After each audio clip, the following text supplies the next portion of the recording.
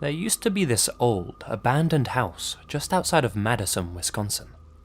A real run-down, 2-story building that had just been left to rot away.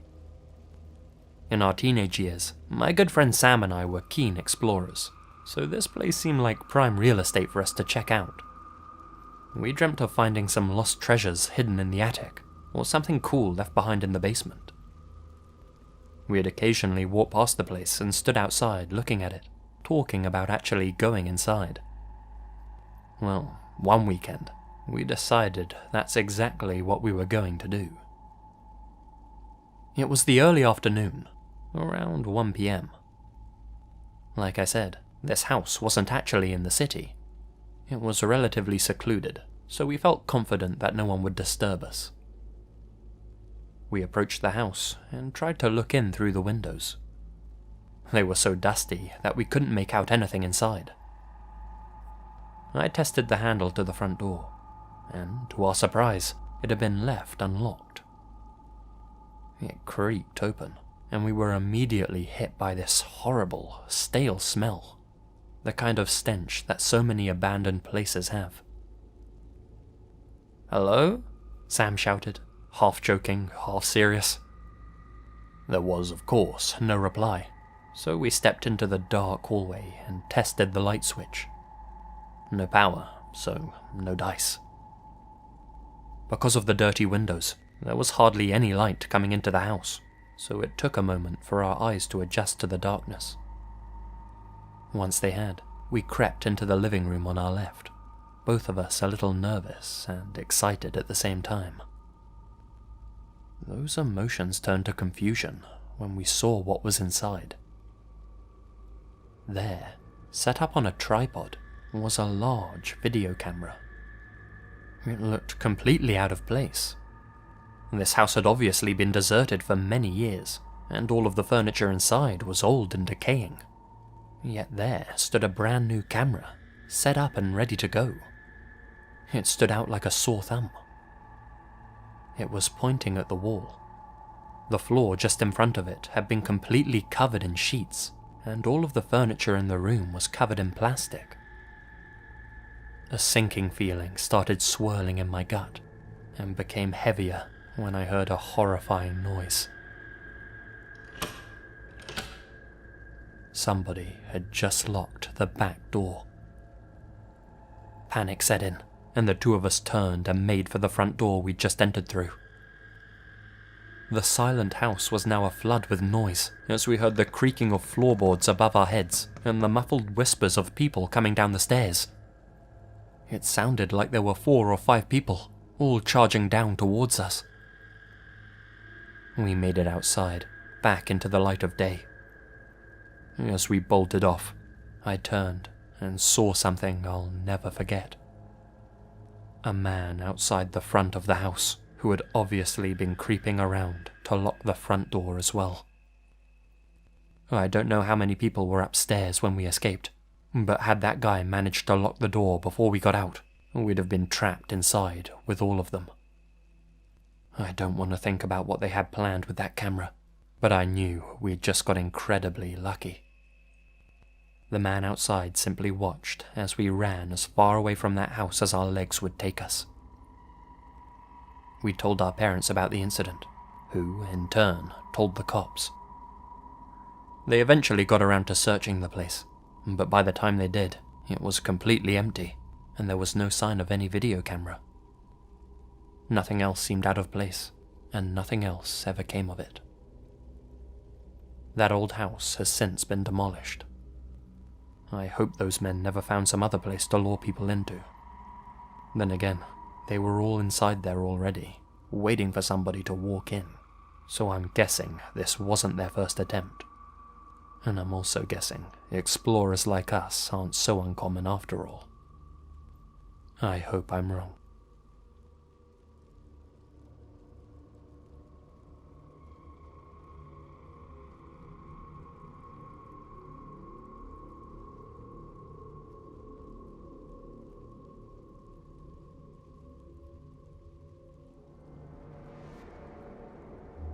Back in the late 70s, early 80s, my aunt used to work at this Let's call it a gentleman's club out in Anchorage.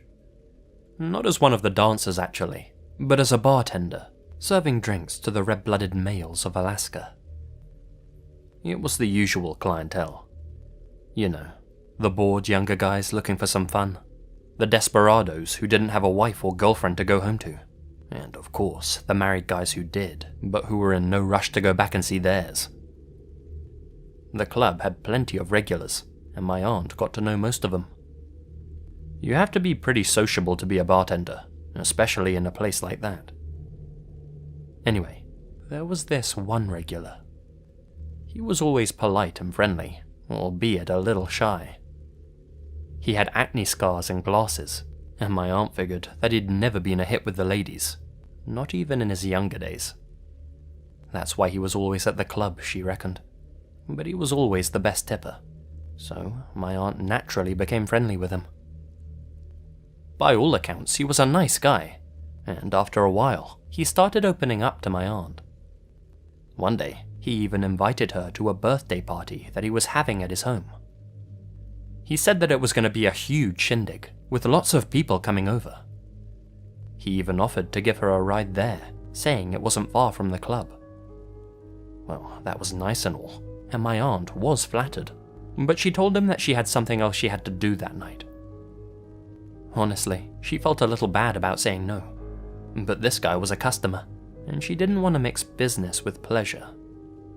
Not to mention, something didn't quite ring true about his story. This guy was the stereotypical nerdy type of guy. It didn't seem likely that he was going to be having a huge party with tons of guests.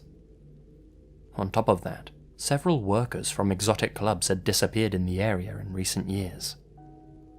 She figured it was smarter to be safe than sorry. My aunt said that the guy seemed quite disappointed. There was no big tip that night. Time went by, and eventually, the guy stopped coming to the club altogether. My aunt completely forgot about him. Then, several years later, she was hit by a blast from the past. There, on the television, was the picture of a man. His name appeared under the picture on the screen. Robert Hansen. He captured at least 17 women, brought them back to his shack in the Matanuska Valley just north of Anchorage, and then hunted them. I mean, literally hunted them for sport. He'd release them into the wilderness, give them a head start, and then hunted them down with a rifle and a knife. Once he had killed them, he'd keep pieces of their jewelry as souvenirs.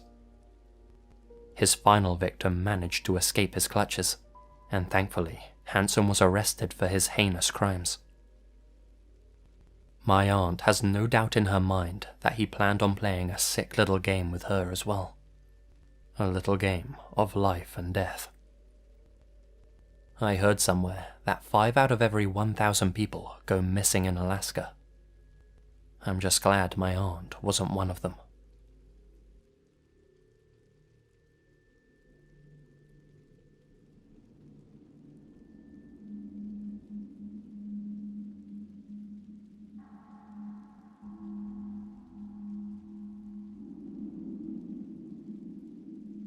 My friend John recently convinced me to share this story that happened to us near McCall, Idaho.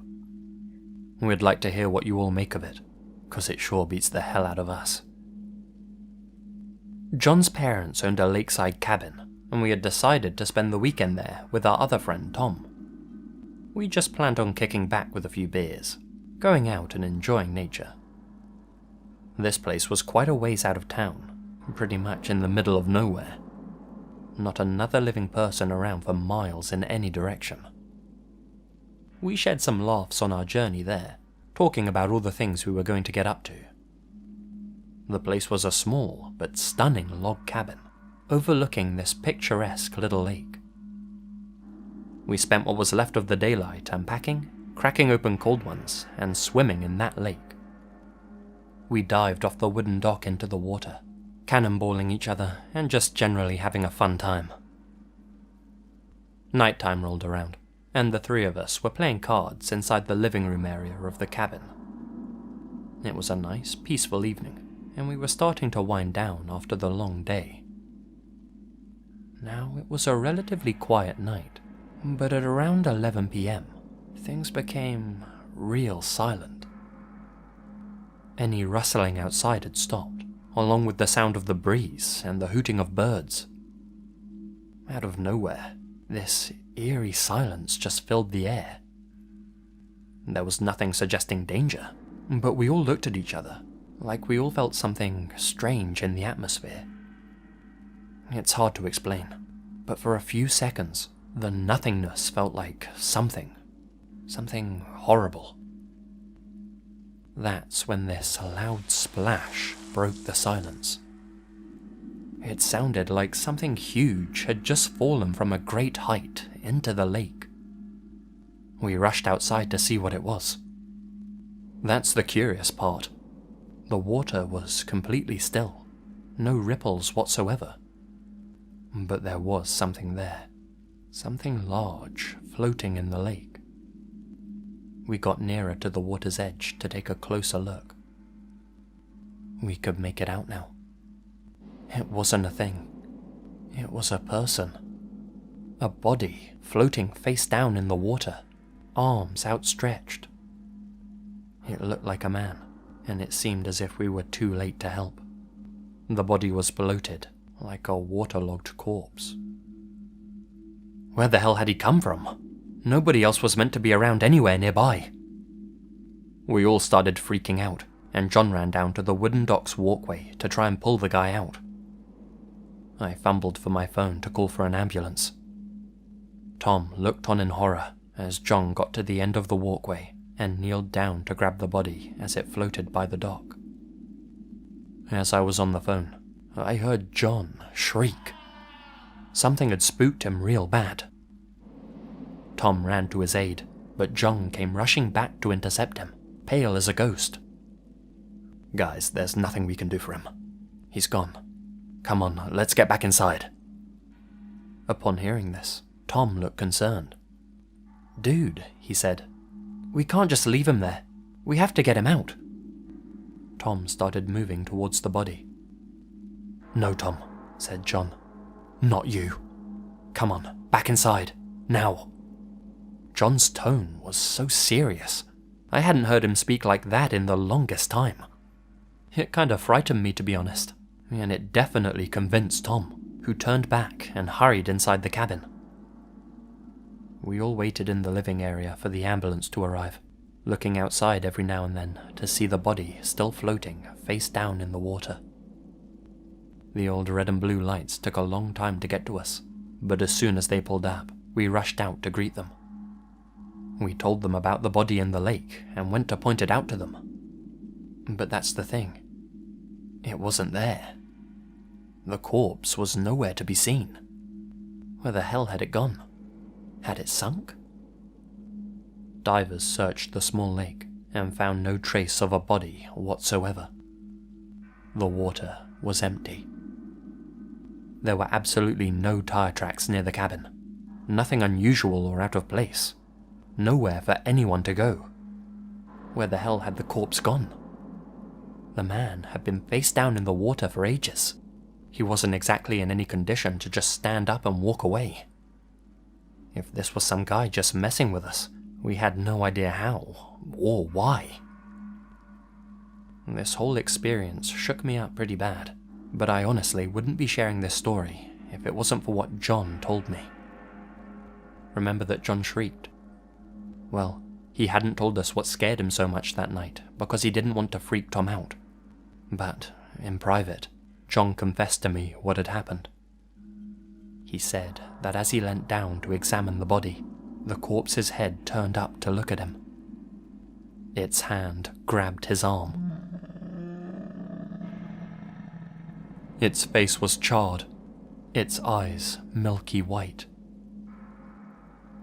It looked at me, bro, said John.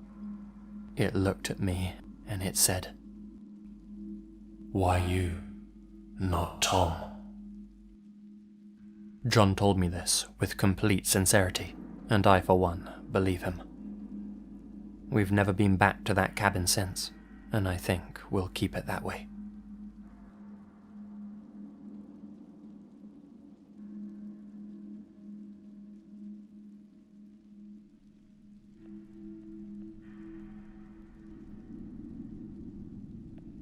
My boyfriend and I were driving through Northern California. This was some time ago now, so I forget which city we were heading to. We were only going to take some pictures.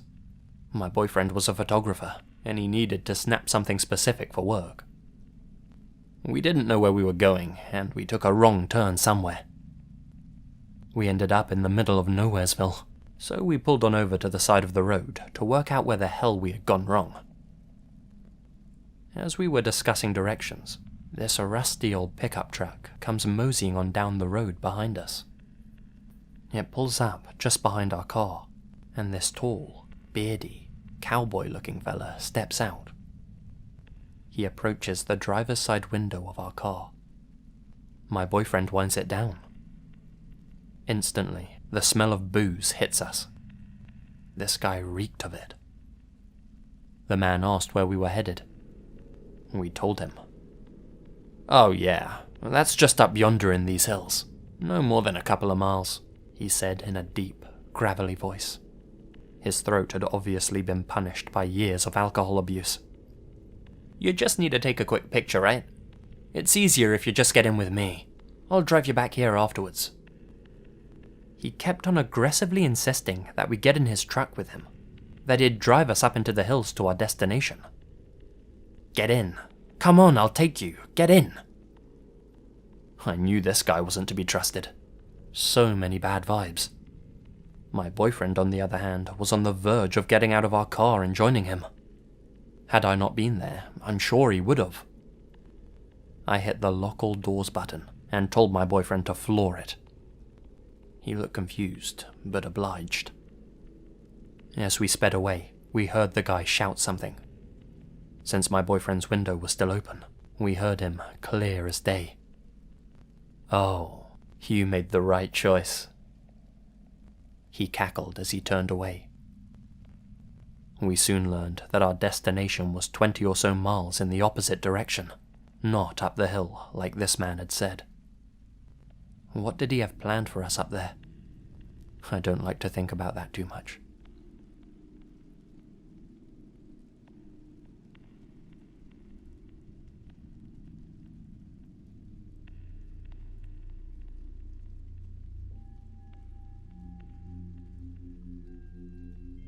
Where I live, semi-rural East Tennessee, we have our very own version of Freddy Krueger. If you're from my neck of the woods, you may have heard of him. He's known as Skinned Tom. In life, Tom was a good-looking guy who liked the ladies. Once he had dated all of the available girls in his area, he started seeing a girl in the next town over, not knowing that she was married. Eventually, her husband got wind of what was going on and vowed revenge on the two of them. He told his wife that he was going out of town for the weekend. Then he hid in the woods behind their house. As he had guessed, that evening Tom showed up to take the lady out. The husband followed them to a nearby lover's lane. Things were getting pretty hot and heavy when all of a sudden the car door was jerked open and Tom came face to face with one very huge, very angry-looking man wielding a hunting knife. "Oh God," screamed the girl.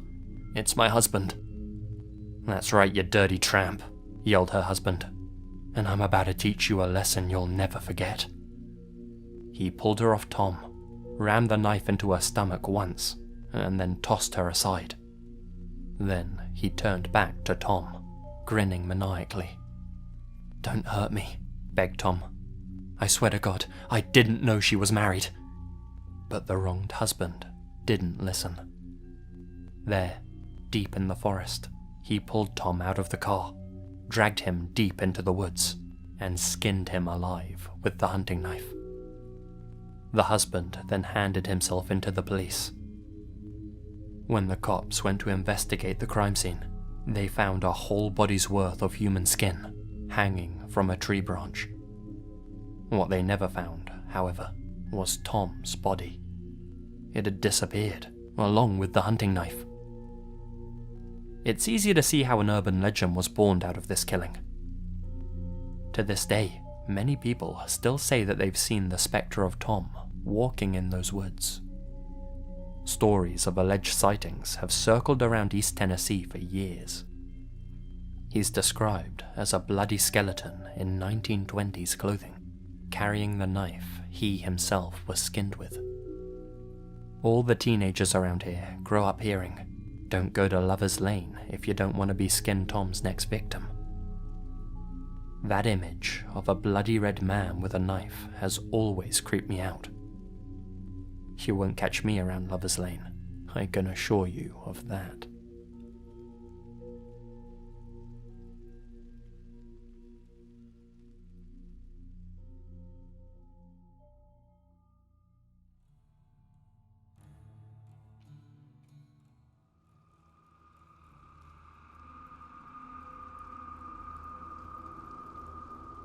I don't claim to be a saint, and some of my decisions in this story might make some of you think I did the wrong thing. But believe me, at the time, self-preservation was my #1 concern. And unless you find yourself in a similar situation, I don't think you can say you wouldn't make the same call as I did.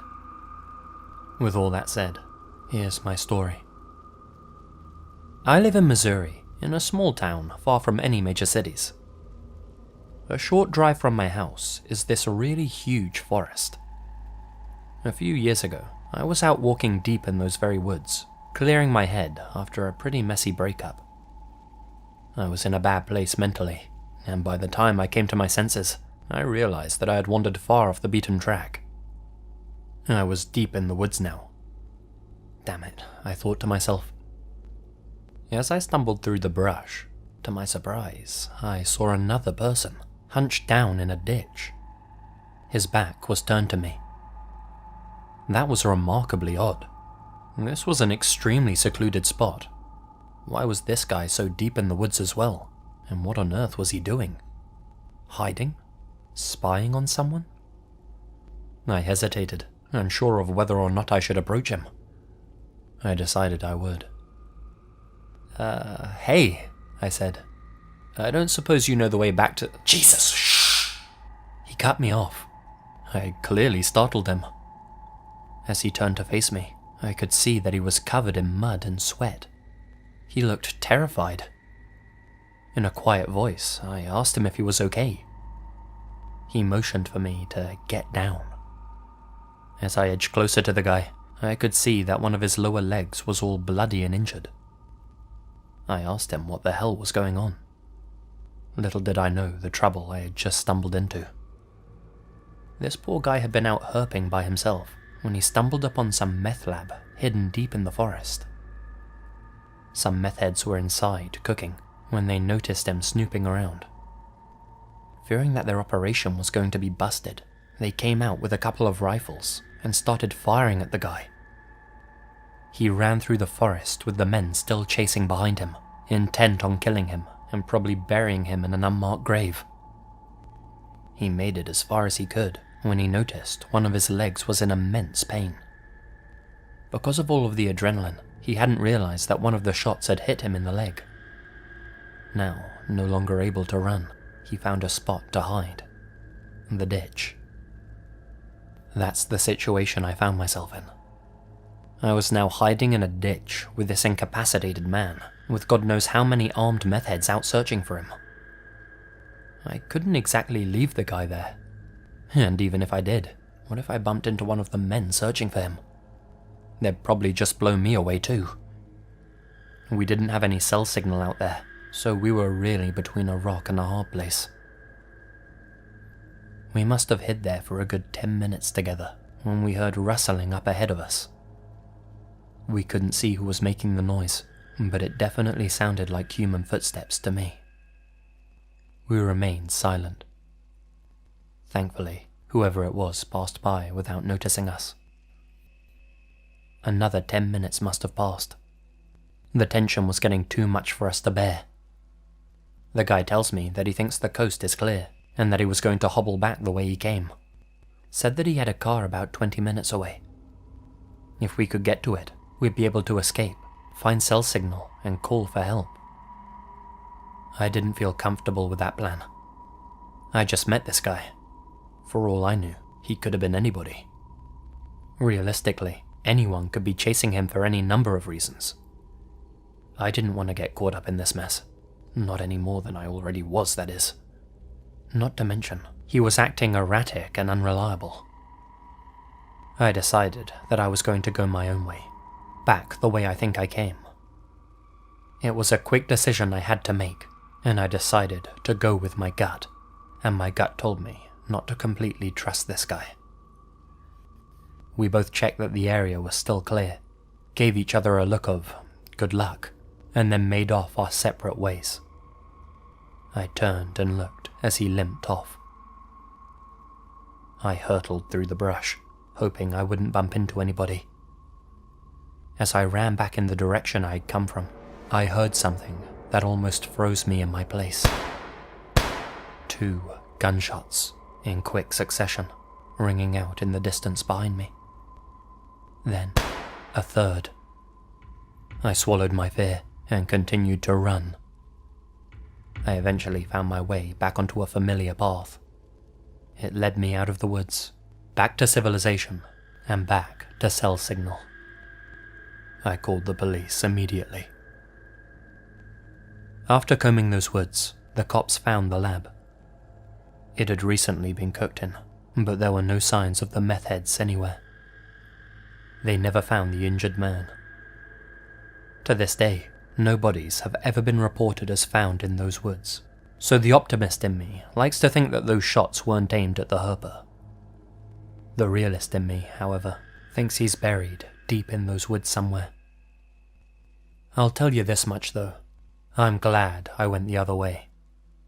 When I heard those shots, I knew I had made the right decision.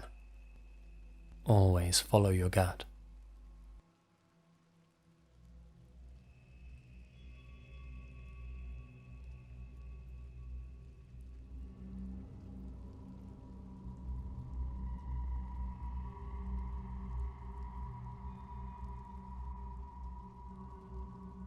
My co-worker and I were driving through northern Arizona on Highway 89 between Flagstaff and Page.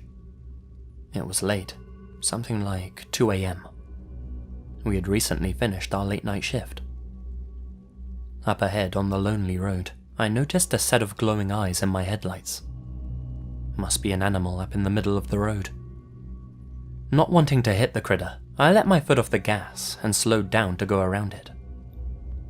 As we came to pass it, I saw that it wasn't one animal at all.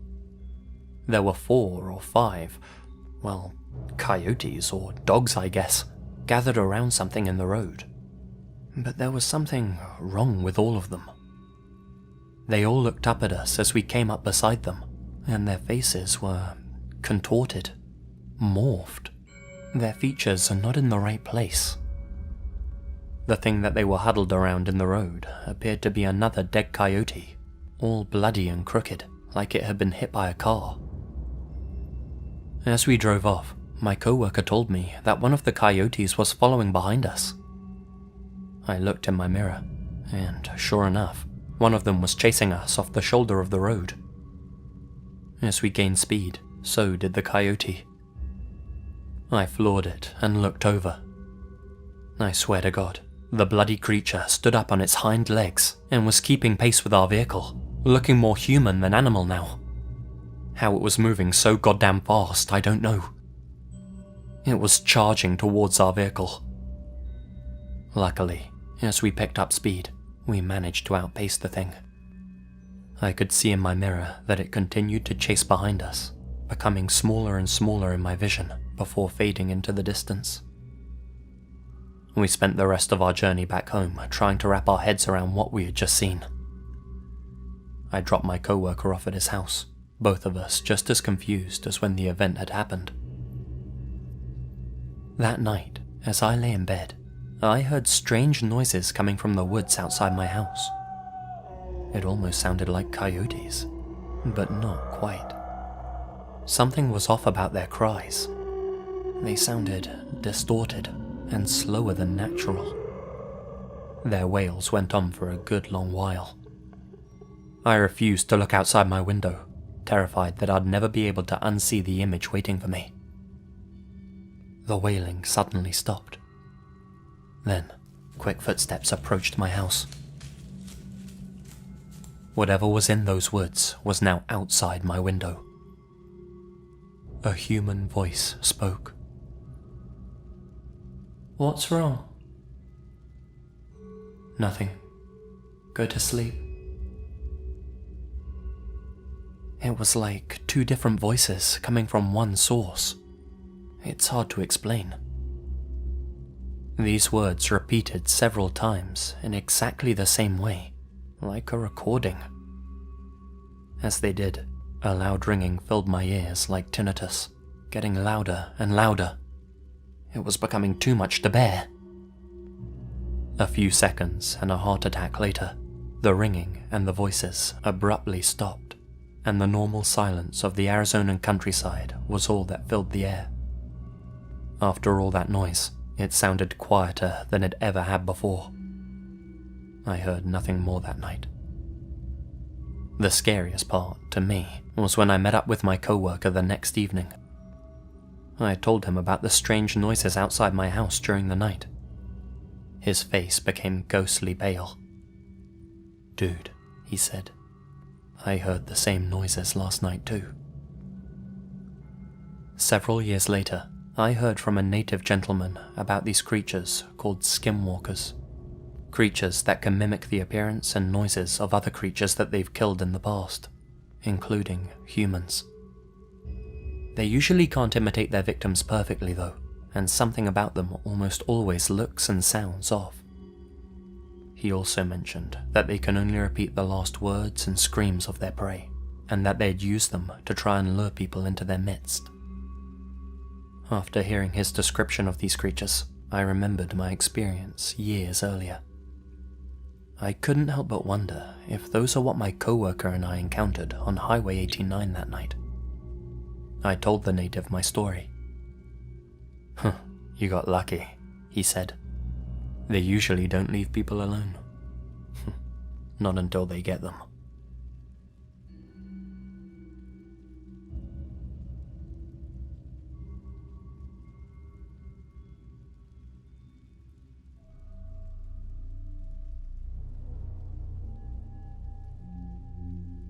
I was brushing my teeth in backwoods Utah.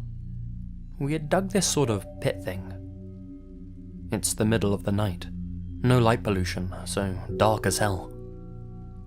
So there I am, brushing my teeth over this big hole in the ground, and I get a very weird feeling, like I'm being watched, like right across from me.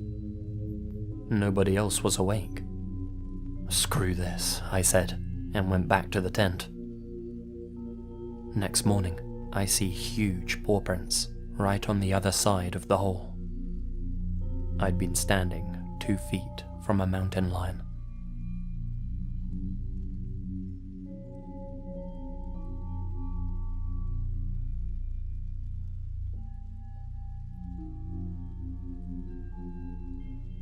If you're from South Dakota, then you may have heard of Walking Sam. He's somewhat of an urban legend in this part of the country, especially amongst the native population. The suicide rate at the Pine Ridge Indian Reservation has been alarmingly high for a long time now. As many as 241 natives attempted to kill themselves on the reservation, and that's just in a 3-month period back in 2015. Many of them succeeded. Most of the attempts have been from local teenagers, who, to this day, continue to make suicide pacts. Adults in the area routinely find nooses hanging from trees, and frequently have to stop the local youngsters from committing group suicide. Many attribute this morbid phenomenon to a tall man's spirit known as Walking Sam. He's described as being 7 feet tall, lean, with no eyes or mouth. He's said to have very long arms, from which, when outstretched, the bodies of Lakota men and women hang. The locals believe he roams the streets at night, convincing young teens to kill themselves.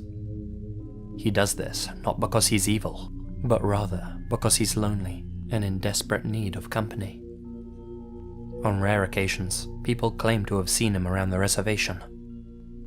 Every sighting has been followed by a slew of suicides. As such, Some people think that Sam is responsible for the alarmingly high suicide rate in the area. Other less superstitious people say that Sam's just an explanation for the suicides. Regardless, the image of a tall, spectral man is enough to send a chill up anyone's spine. Sam is even believed to be the inspiration for Slender Man. The legend of Walking Sam has been around for centuries, and unless the suicide rates in Pine Ridge suddenly shrink, I'm thinking that this folktale is here to stay.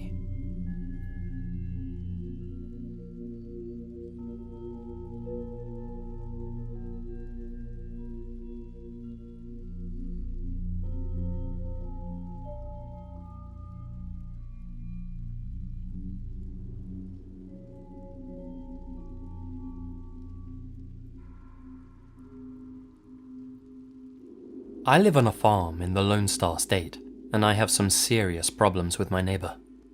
He's a real pain in my behind, to say the least. We have somewhat of a rivalry, seeing how he's a farmer himself. I gotta say though, I'm grateful for that rivalry, and I'll tell you why. I'd been having some trouble with a few of my vehicles a while back. Someone had been slashing their tires. Whoever had done this had also left manure in my mailbox a few weeks earlier, and put broken glass all over my driveway a couple of weeks after that. I was sure that my neighbor was responsible, but when I confronted him about it, he denied any involvement in any of the incidents. I was going to need evidence to prove that it was him. Then I could hit him where it really hurt, namely his wallet. Thus, I installed a few security cameras around my property, small enough as not to be noticeable. My trap was set. Now I just needed to wait for him to strike again. Perhaps a month passed by, and in all that time, there had been no new incidents on my farm. Maybe my neighbor had noticed me installing the cameras. Well, if that was the case, I was just glad it stopped him from coming onto my property, tampering with my vehicles, and pulling all sorts of horrible pranks, if you want to call them that. One afternoon, I found myself driving alone back to my farm. I'd been out of town for the whole weekend visiting family. I was running a little low on fuel, so I stopped at a gas station along the way. I pumped in my gas and went inside the store to pay. Mustn't have been more than 5 minutes. I hopped back in my car and continued on my way, singing to myself and enjoying some alone time on the long journey back. A good 20 minutes passed, and by chance, I recognized someone walking along the road, heading in the direction of my farm. It was one of my farmhands, a young guy who had been working for me for a short while. He was carrying supplies back from town. Why was he walking instead of driving, I wondered. I pulled over and honked at him, motioning for him to get in with me. "Sorry, boss," he said. "I woke up this morning, and you'll never guess what. The tires on the truck have been slashed again. I was gonna call you as soon as I got back to the farm." Oh, my neighbor, I suspected. I've got him this time. In a rage, I sped back to my farm, eager to look over my security footage and catch my neighbor in the act, to put a stop to this nonsense once and for all. We arrived back at the farm, rushed inside to the computer, and loaded up that day's footage. There, on CCTV, was a masked figure sneaking onto my property and slashing my tires. It was my neighbor, for sure. His same build, his same scraggly hair hanging out the back of the mask. I was furious, and immediately called the police. Oh, this was juicy. I had finally caught him red-handed. My farmhand and I checked through the rest of the day's footage, seeing if he'd been up to anything else. Nothing else seemed out of the ordinary. We got to the part where we had just pulled up into the driveway. That's when the footage displayed something that took a while to fully sink in. The footage showed what we expected. In it, you could see my farmhand and I pull into the driveway, get out of the car, and rush into the house. Nothing else happened for a few moments. The car just sat there, parked outside the house. Then, the back door slowly opened. somebody had been hiding in the back seat of my car.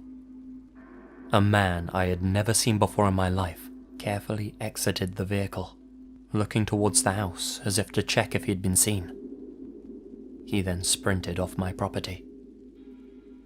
I immediately grabbed a rifle and headed outside. I checked the back seat of my car. Nobody else there, thank God, but there was something that made my gut sink. Stabbed into one of the cloth seats was a hunting knife. The cops reviewed the footage and took the matter seriously. They later let me know that they'd reviewed the footage from the gas station I had stopped at as well. They told me that while I was inside paying for my gas, some wacko snuck inside the back seat of my car. He'd been lying down the whole journey back to the farm, hiding mere inches behind me. Why he targeted me and what he planned on doing, I can't say, but nothing else ever came of it. In a way, I'm glad my neighbour caused me so many problems. If it wasn't for him, I'd never have installed those cameras. Nor would I have passed my farmhand on the way back to the farm. I'm guessing that if my farmhand hadn't been in the car with me, things would have ended very differently.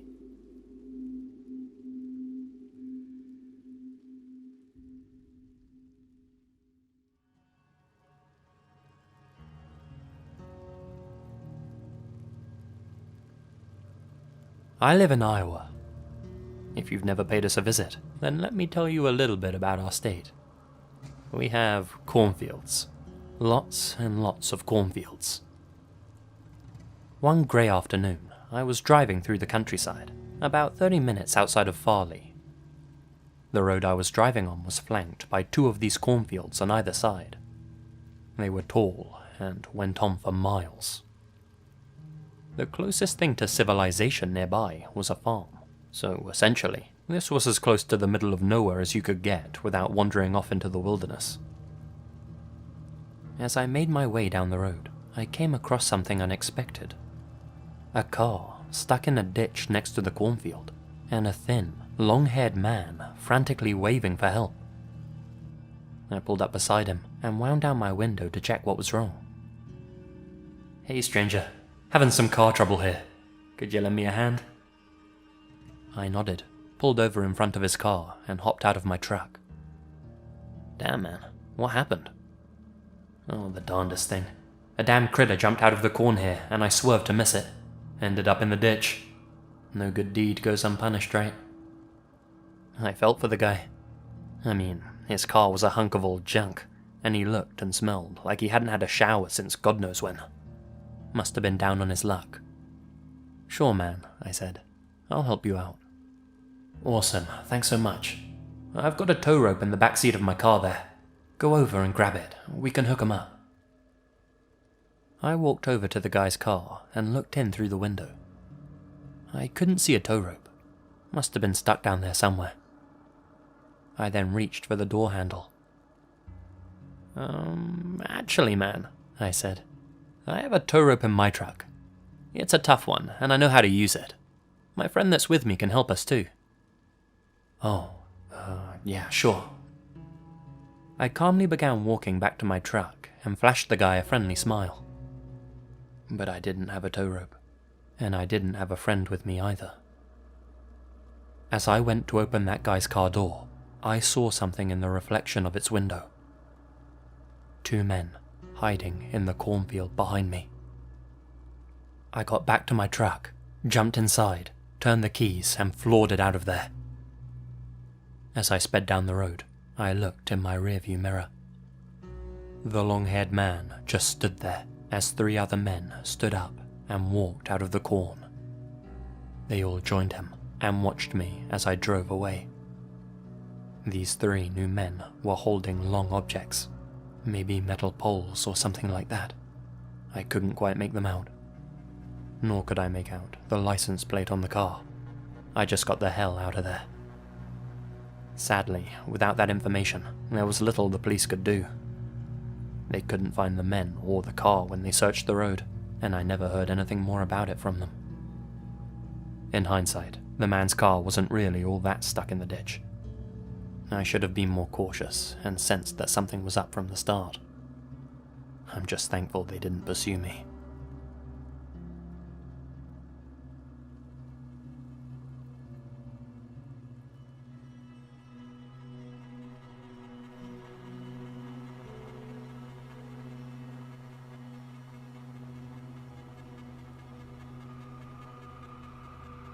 There are a lot of crazy stories from Florida, but I think my experience has to be considered one of the weirdest.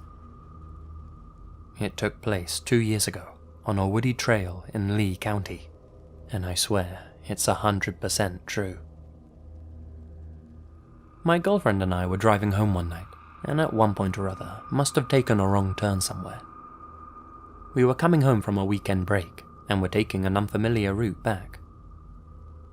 It was dark, and our GPS wasn't working right on the country roads. We were both getting pretty frustrated when, by chance, we saw another car parked up ahead of us in the distance. All the doors of the vehicle opened, and 4 figures stepped out. Perfect, we thought. Maybe they can help us. I rolled down the driver's side window and slowly drove up to where they were. I called out to them, asking for directions. We must have only been about 20 feet away from them, and noticed that they were all standing with their backs to us. They were frozen still, completely motionless. "Hey, are you guys okay?" I asked. No response. I drove up right next to their car, and again, I asked, "Well, are you okay?" In total unison, they all turned their heads to look at me. And when I say their heads, I mean only their heads. Some of them twisted their heads so much they were on backwards.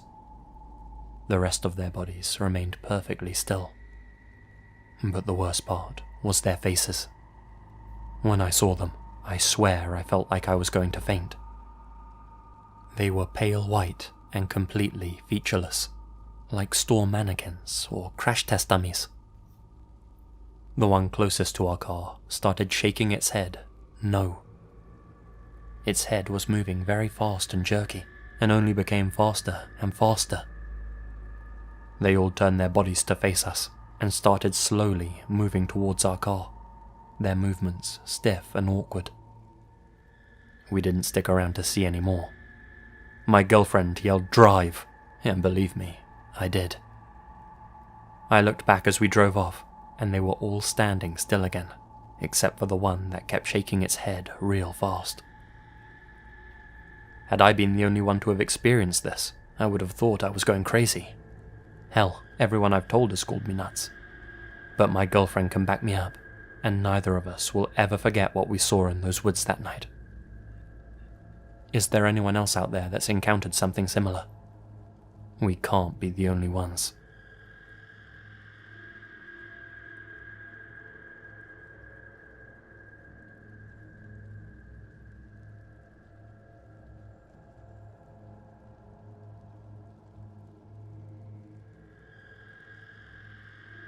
Back in 2008, I was taking a long trip through the USA, hitchhiking most of the way to save on travel expenses. At the time, I was in Connecticut and trying to get from New Haven to Hartford. This was actually near the end of my journey, as I'd started on the West Coast and had only had positive experiences the entire way. Friendly strangers offering me rides, kind locals offering me couches to sleep on, the whole shebang. Connecticut, unfortunately, is where my trip turned a little sour, and I finally came to realize the dangers of hitchhiking. Some guy I had just met offered me a ride up to Hartford. Said he was headed there himself, and wouldn't mind a little company on the journey. Sounded good to me. Nothing about him seemed suspicious or anything. Just a normal-looking dude. He was around 40 years old, muscular, like an outdoorsy type of guy. Had a picture of his family on the dashboard, a crucifix around his neck, and spoke real polite and friendly. We started rolling on down the road, and he gets to talking with me. Conversation was light-hearted and jovial, and we spent a lot of the time sitting back and listening to country music on the radio. I asked him what he had been up to that day before he picked me up. he told me nothing major, just saying goodbye to a few friends he had been visiting in the area. Somewhere between New Haven and Meriden, this guy's demeanor suddenly changed. His face went from smiley to serious. The whole atmosphere in the vehicle became darker. I tried talking to him, but he stopped answering me. After about 10 minutes of the silent treatment, he finally spoke. "You know," he said, "when you asked me what I'd been up to all day, I told you I was saying goodbye to friends." Yeah, I replied, not really sure what he was getting at. "I ain't got no friends in New Haven." "Oh," I said, a little unsure of how to feel. There was a long pause as I waited for him to tell me the punchline to this joke or whatever he was building up to. He didn't say anything. I waited a good 30 seconds before asking, "So, what have you been doing all day then?" He turned off onto some thin, country road with trees lining either side. This definitely didn't feel right. The guy sniffed, and, with a blank expression, simply replied, "Digging a hole." My heart was pounding fast now, and became faster as we drove further down the lonely road, the surrounding trees becoming more dense. In that moment, I questioned whether jumping out of the car would have been an overreaction. I decided it wasn't. I unbuckled my seatbelt as the guy began gaining speed, opened the door, and flung myself out of the vehicle. I didn't know what this guy had planned for me, but I didn't want to be a part of it. I rolled on the ground, scraped but mostly uninjured. The guy's car came to a complete standstill up ahead of me, and the red reverse lights came on. He started flooring it in reverse, coming back to get me. I darted down the road, back the way we came, all the while with this guy catching back up to me. I had no choice now. I ran into the woods on my right side, where his car could no longer pursue me. I rushed through the foliage and heard the guy slam his car door, hollering about how I was a stupid so-and-so and how I wasn't going to get away. From the sounds of it, he was chasing behind me, though I didn't dare to turn back and look. I refused to stop moving. Adrenaline is a hell of a thing, and it carried me far enough and fast enough for that guy to lose track of me. When I finally felt like I had lost him, I found a spot to lay low and remained hidden in those woods for a good hour or so. I eventually made it back to the main road, found help, and called the police. I gave them a full description of the guy and his vehicle, and, being the sweethearts they were, they gave me a ride to the nearest town. My trip across the USA taught me many things, mainly that most people are inherently good, but I have no doubt I encountered evil that day. The way he was able to shift gears so quickly from friendly to stone cold, that's the part that keeps me up at night.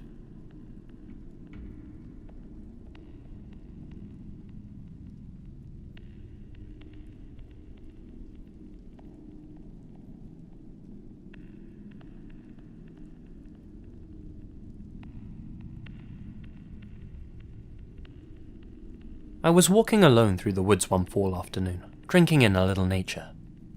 New Hampshire in the autumn is particularly beautiful in my opinion, and I like to get out as much as possible. I was strolling through a lonely part of the trail I was on. Nobody else was around, and there were no sounds except for the birdsong and the crunching of leaves under my boots. Out of the blue, I'm hit by this uncomfortable feeling. You know how in the movies, when someone says they feel like they're being watched? Well, this uncomfortableness was how I imagine that feels. Then, right up close to my ear, I hear a deep, raspy voice. "Hey, you want to see something?" It felt so close that I swear I could feel the breath of the speaker on my face. Up ahead, on a high, thick branch of an old, tall tree, I see the figure of a man standing with a noose around his neck.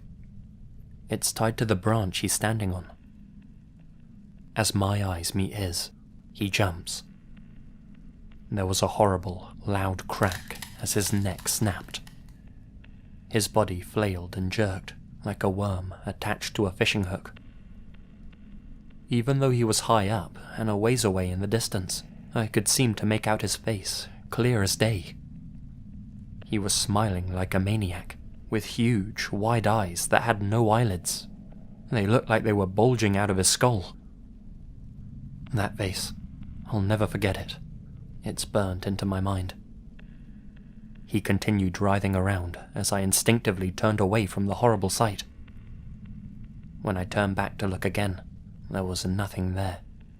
No man hanging from the tree, and nothing to suggest there had ever been anyone there in the first place. Everything was as it had been just a few moments before. Needless to say, I took the quickest route back out of those woods, paranoid that something was out there to get me. To this day, I haven't been able to wrap my head around what I saw. Maybe this was just a weird brain glitch. Or hell, maybe the mushrooms I had at lunch weren't shiitake after all. But my gut tells me this was something unnatural and otherworldly. I don't know, it just looked, sounded and felt all too real.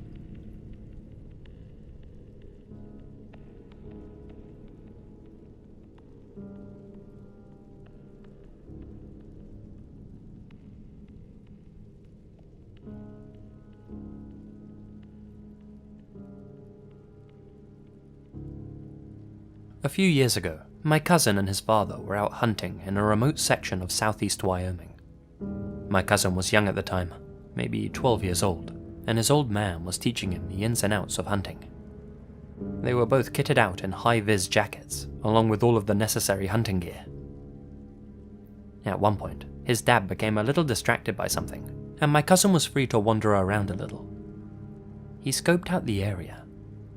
It's then that he noticed a furry little creature atop an incline ahead of him. It was standing completely still, and made for an easy target. My cousin raised his rifle and steadied his aim, placing his sights firmly on the creature up ahead. The shot was pretty much guaranteed. He began to apply pressure to the trigger. Just before firing, his father came bounding over, and, with a scream of "Wait!" grabbed the barrel of the rifle and managed to push it off target.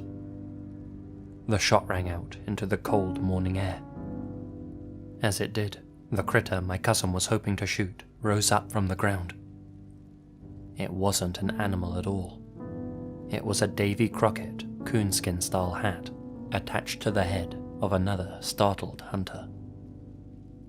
Had my cousin taken his shot, had his father been just a fraction of a second slower to realize what was about to happen, that man's death would have been on my cousin's conscience for the rest of his life. Not something you want to carry with you from such a young age, that's for sure. My cousin learned a valuable lesson that day. Hunting's no game, and guns aren't toys. You always have to identify your prey and know with 100% certainty what you're pointing your weapon at. I'm sure the other hunter learned something important too. Don't go dressing up in animal furs out in the damn woods.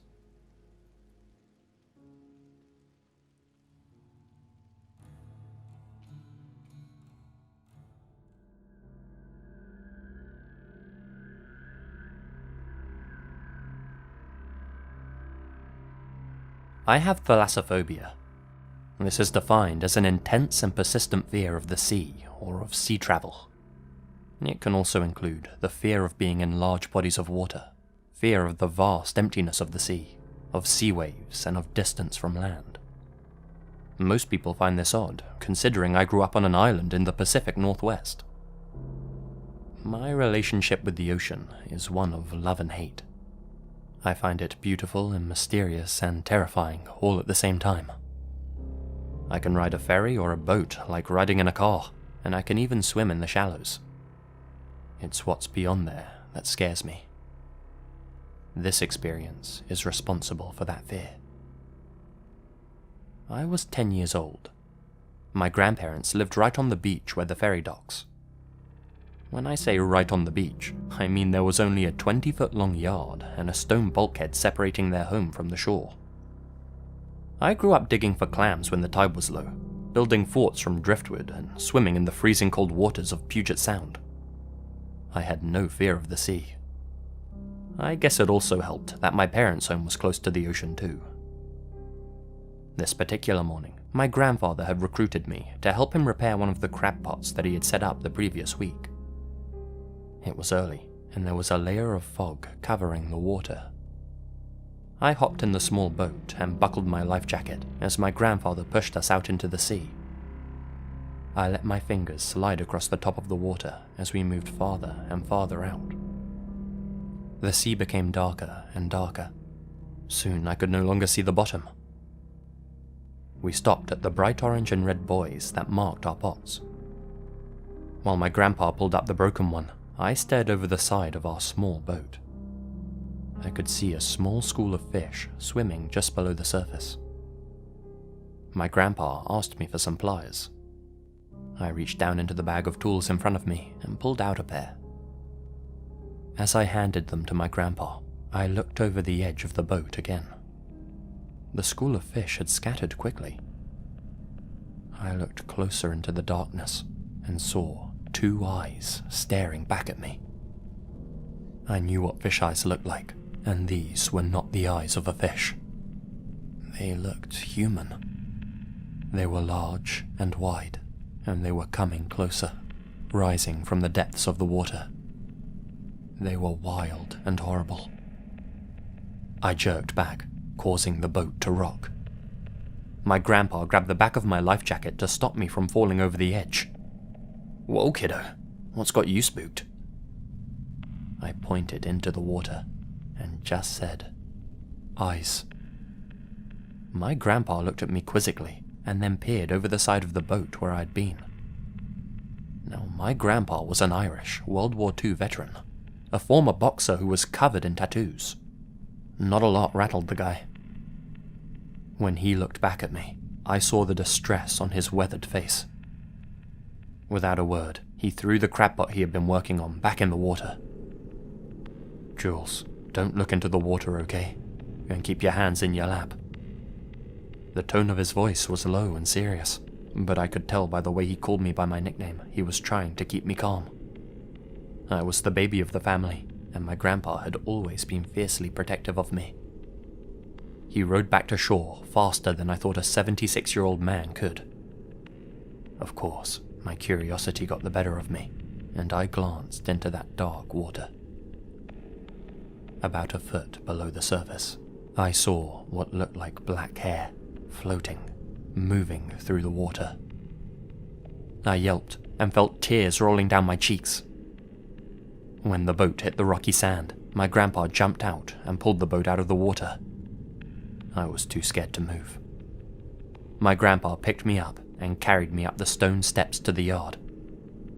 He didn't set me down until we walked through the front door. My grandma was standing in the living room with a concerned look on her face. "Sweet Jesus, Richard, what's wrong? You're as white as a sheet." He set me down and knelt down next to me. "Go in your grandma's room and watch TV, okay?" he said to me, ruffling my hair and wiping a tear from my cheek. I ran into her bedroom and jumped on her big bed where their black cat, Dynamite, was sleeping. I cuddled up next to him as he purred. I strained my ears to listen to my grandparents going back and forth in the living room. "Barbara, they were human eyes, like some goddamn banshee rising up from the depths of hell. Scared the kid half to death." My grandmother didn't say anything. "I'm not taking the kids out on that boat. Not anymore." I tried to focus on the TV. I tried not to think about those eyes, what that thing could have possibly been. I had nightmares for weeks after that. As I got older, the memory seemed to fade. It still lurked in the back of my mind, but not as strongly as it did before. I often wondered if I had really seen it at all, if, in my adolescence, I had let my imagination get away from me. When I was a junior in high school, my grandfather passed away. Before he did, I remember sitting in the living room with him. He rocked back and forth in his old chair as he carved the hunk of wood in his hand. "Hey, "Do you remember that time that we went out to fix the crab pot, and we saw that thing in the water?" I asked him. I half expected him to look at me like I was crazy. But he didn't. He stopped rocking. He didn't look up from his carving, but I could see his facial expression change. "Yeah, but there was something I didn't tell you at the time. You were too young, and I didn't want to spook you any more than you already were. When I was pulling the boat in, I saw a head poking out the water. Just the top. It was covered in black hair, and those eyes were staring right at me. That's why I picked you up out of the boat and carried you. I didn't want to chance that thing snatching you." I sat there in disbelief. Even at 83, and having survived 2 heart attacks and a stroke, this still shook him to the core. Not too long after this conversation, my grandfather passed away. As I said in the beginning of the story, I have a love-hate relationship with the ocean. It's beautiful and mysterious, but I'm sure that in its depths harbor dark things we cannot even begin to fathom.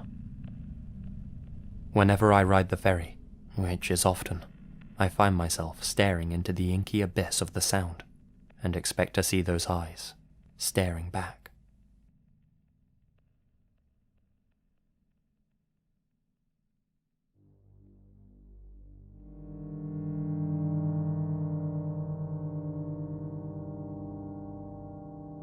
I was just a kid when this happened, growing up near Salem, Massachusetts. A spooky part of the world, to be sure, but this story doesn't have anything to do with the supernatural or anything like that. This is one of those experiences that goes to show real life is far darker. I was young at the time, only 6 or 7 years old, and was out with my parents at a funfair. Everything's a bit hazy, what with that blurriness of childhood memories. But somehow, I must have become separated from my parents while playing with the other kids. Next thing I know, I'm holding onto my mother's hand and being quickly dragged away. Her grip was extremely tight. Initially, I'm focused on trying not to trip over, my little legs struggling to keep up with her fast pace. When I regained my balance, I looked up at my mum to see what the hurry was all about. That's when I see it wasn't my mum holding my hand. It was some woman I had never seen in my life, with big, round sunglasses on, despite the fact it was a grey, cloudy day outside. A big summer hat sat atop her head. A man walked fastly alongside her, also wearing sunglasses and a baseball cap. Neither of them said a word, not to me or each other. For whatever reason, be it because I was scared or confused, I didn't cry out for help. Next thing I know, we're walking in the parking lot, approaching their vehicle. The man goes to unlock the door, and something finally clicks in my head that I need to get away right now. While the woman holding onto me was focused on opening the back door, I quickly snatched my hand free and ran back in the direction of the funfair, finally screaming and making a whole lot of noise. In floods of tears, I remember running up to a member of staff outside the gate. He was quickly able to reunite me with my parents. They had reported me missing to the workers, who were all on the lookout for me. The look of relief on my mother's face, I'll never forget it. My parents thanked the staff, and after I told them what happened, the authorities were called. I told them everything I could remember about the couple. Then we headed home and stopped for ice cream on the way. When I got older, my parents filled me in on a few more details I never knew as a child. Apparently, the cops checked out the CCTV footage of the parking lot. It showed my would-be captors walking with me to their vehicle. When they realized I had escaped, the male contemplated chasing after me, but the female pulled him back, and the pair jumped in their car and hightailed it out of there. The license plates were fakes. The cops called a couple of weeks later, letting us know that they had found their car. It was left burnt out and abandoned in a secluded, woody area. As far as we know, the suspects were never found, or at least not linked to my case. What their intentions were for me, I'll thankfully never know. I'm just happy 7-year-old me knew better than to hang around and find out. I suspect that if I didn't make a run for it, you'd probably all know my face from the covers of newspapers.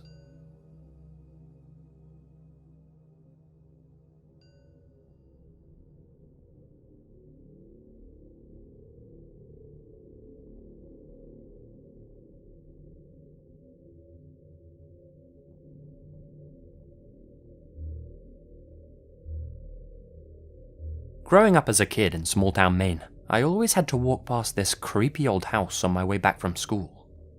It used to give me the willies. It looked half dilapidated, and the windows were always so dusty you could never see inside. The lights were always off, and I never got the impression that anyone actually lived there. It was like the quintessential haunted house that you see in a cheesy horror movie. Twice a day, 5 times a week, I speed walked past that old house. It just had this horrible aura about it. Bad mojo, no bueno. It was summer at the time this happened. I forget how old I was, maybe 12 or 13. School had just finished, and I was walking back to my place by myself. I inevitably get to the old house, and for the first time ever, I saw somebody exiting the property. A man who looked to be in his mid-70s, dressed completely in black, like he was heading to a funeral or something. He had slicked back, medium-length white hair, wrinkles as deep as the Grand Canyon all over his face. He was in the process of walking out the front gate when he stopped me. Afternoon, young man. Good afternoon, sir. Out for a stroll by yourself, huh? Just heading home, sir. Heading back to your house, is that right? Your parents are expecting you, I suppose. An awkward pause followed as he just stared at me. Your house doesn't look anything like that, does it? He motioned to the old, rotten house behind him. Oh, no, sir. Not as, old. Do you live here?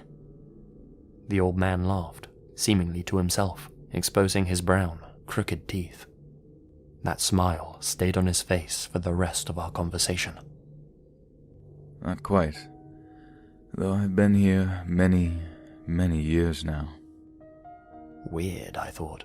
What kind of answer was that? So what? You're like the gardener or something?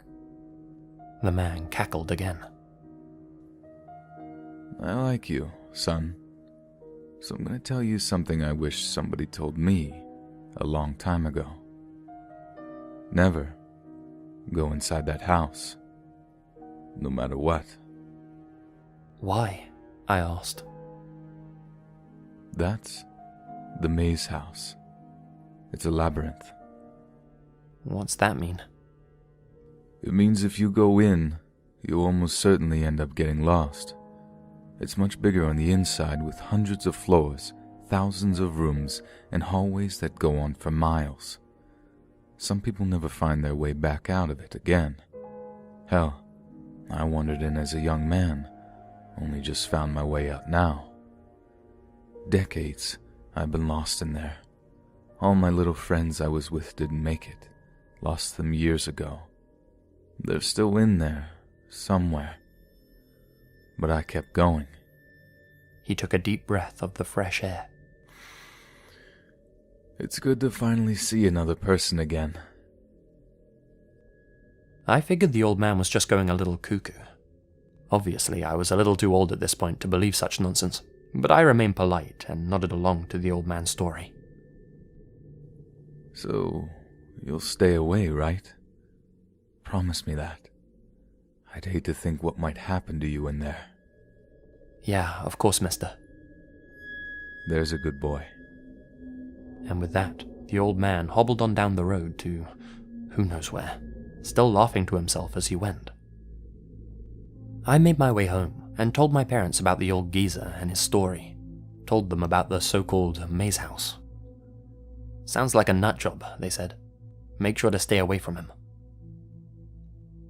The years rolled by, and in time, I forgot about the old man and his wild tale. It wasn't until they started demolishing that house that I remembered the encounter and remembered what he had told me. It gave me a good laugh. A good laugh, that is, until the news came out. While taking down the old house, one of the demolition men found something in amongst the ruins. The top of a human skull, nestled in the debris. Phone calls were made, and the authorities came to check the discovery. Unfortunately, that wasn't all they found.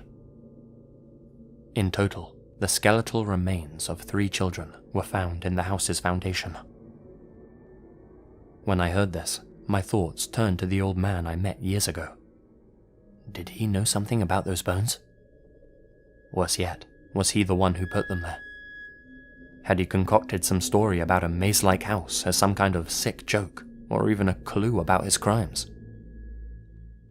I asked my parents if they remembered me telling them about the old man, if they remembered who he was. They were completely confused, and didn't recall me telling them any such story.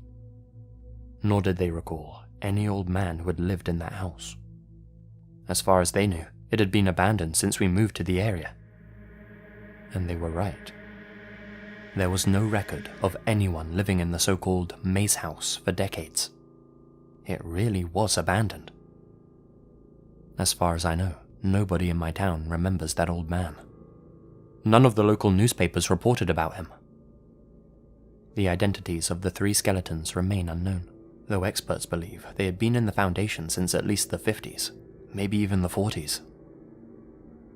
Nothing more has ever come of the case. No leads at all. Nothing. In fact, it's hardly been reported on at all, seeing as everyone assumes these bodies have been there for years and years and years. This has perplexed me for the longest time. Why can't anyone track him down? Why does nobody else remember seeing him around town? Had he somehow been living in that house without anyone ever realizing it? Hell, did I make the whole encounter up in my head? Or maybe, was there really something paranormal about that house? Whatever the case, I'm just glad he told me to stay away and didn't invite me in.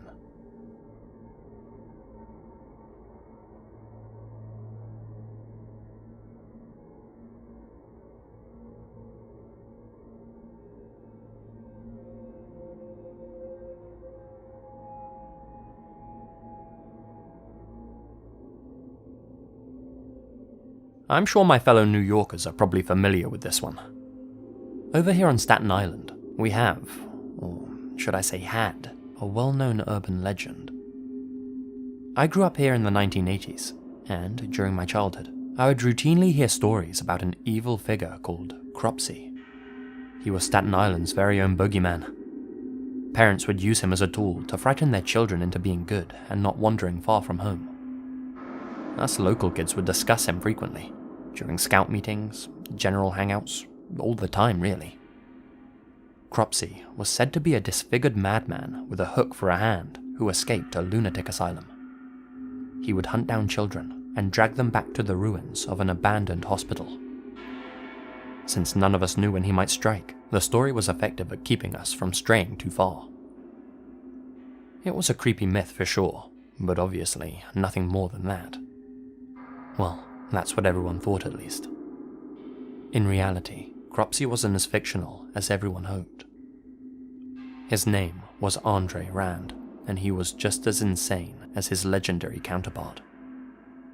He was a janitor who worked at the Willowbrook State School, a place with its own sordid history. The school was for children with intellectual disabilities, and the poor students that attended the school were routinely tormented in various, horrible ways. For instance, the school was the setting of one of the United States' most inhumane medical experiments. Healthy children were injected with hepatitis by medical staff so that they could be used as human guinea pigs. As you can imagine, many became extremely sick. Since most of the kids at the school had been abandoned by their parents and by the foster care system, the general public was none the wiser about these experiments. Anyway, Rand was homeless at the time, and living near the abandoned hospital from the Cropsey legend. He had an extensive criminal record. When children from Staten Island started disappearing, Rand was, of course, a prime suspect. When they found the body of Jennifer Schweiger in a shallow grave near his makeshift home, their worst fears were confirmed. Witnesses had apparently seen her walking with Rand prior to her vanishing. To make a long story short, Rand was the real-life Cropsey. He was found to be responsible for the murder of not only Jennifer, but also 4 other people who disappeared from the community. Alice Pereira, aged 5, Holly Ann Hughes, 7, Tia Jackson, 11, and Hank Gaforio, 22. Their remains have never been found. As it stands, Andre Rand won't be eligible for parole until 2037. He'll be 93 years old. This isn't the only urban legend I know that turned out not to be fictitious. It makes you wonder about all the others.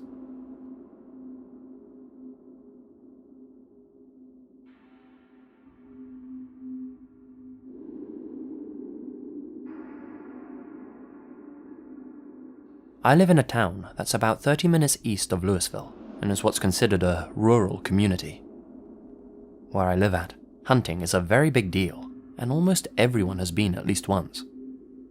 I myself am an avid deer hunter, and have been since I was 10. My first time out was about 8 years ago. I was with my dad on our farm, and lo and behold, within 30 minutes of opening morning, I had killed my first deer. That afternoon, I accompanied my dad into the woods as he was hunting for his deer for the season. Being 10, I had no choice, because he didn't want me left alone at our house. For those of you who have never been deer hunting, you're always supposed to wear a bright orange vest so that you can be seen by other hunters. While I was sitting with my dad in the woods, he fell asleep next to me with his rifle at his side. Being an antsy 10-year-old, I was really bored and had nobody to talk to, so I just started looking around. I looked ahead and noticed a man walking along. He wasn't wearing orange like he was supposed to be, and wore clothing that looked really out of date, like old farmer's clothing. He had black hair and a long black beard. He kept walking and never noticed me or my dad, and so I just kind of put that memory into the back of my mind. That is, until about 3 months ago. I was deer hunting by myself on that part of the farm again. I was walking with my rifle to where I had seen that man so many years before, when I tripped and fell forwards. I got up and looked at what I had tripped on, and noticed a low headstone on the ground. It was very old and faded, but the only thing written on it was, "Unknown, deceased, 1899. I then spun around to keep walking, but saw something that has scarred me to this day. 10 feet in front of me was the same man I saw all those years ago, hanging from a tree by a noose. Same clothes, same hair, same beard, his head slumped to the side, lifeless. I screamed and ran for it, absolutely terrified. I told my dad, and he went to check it out. He came back half an hour later and said there was no dead body, but he did see a headstone. That was impossible. I knew what I'd saw. I was creeped the hell out and too scared to sleep that night. The next day, I went to my local library and did a lot of research on the area. Eventually, I came across an article in an old newspaper, dated July 7th, 1899. The article talked about an unidentified man who hung himself on a family farm, and no one had come forward to claim the body. It said they buried him next to the tree where he killed himself. Next to the article was a picture of that same man's body in a coffin. Old farmer clothes, black hair, long beard. Since then, I haven't been back in those woods.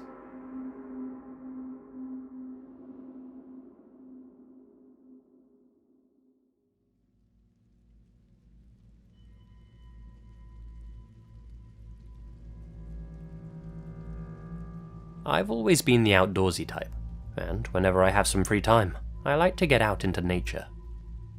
This particular day, I was hiking in Malheur National Forest in Oregon, a beautiful part of the country. It was a weekday, so I was out there by myself. Not that that bothered me. I was used to solo hiking. Plus, it was broad daylight outside. That, paired with the beautiful scenery, didn't exactly fill me with a deep sense of dread. It took me about an hour to drive from my home to the spot I planned to hike in, a secluded part of the forest where I figured I'd be alone.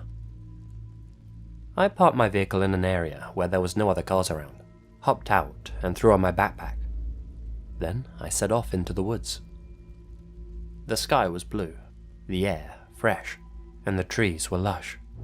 A perfect day for a walk in the woods. No more than 2 minutes in, however, I stumbled upon something I wish I hadn't. It started with the strange noises. A guttural chanting. Sounded like 5 or 6 human voices, all speaking gibberish in a melodic fashion. I could only hear it faintly in the distance, but curiosity got the better of me. I made my way through the brush, intent on seeing who else was out in this secluded part of the forest. That's when I saw them. It was like a scene straight out of a David Lynch movie. 6 people, standing in a wide circle, all their faces covered in poor quality papier-mâché masks. One was what looked like a pig, one a hare.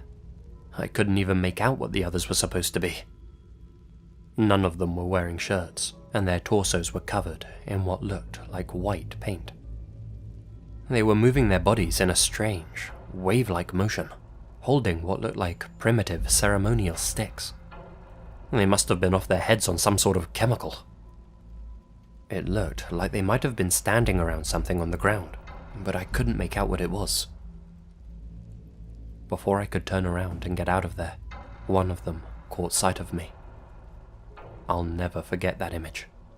It was so bizarre and terrifying all at the same time. A man in a bootleg white rabbit mask pointing in my direction.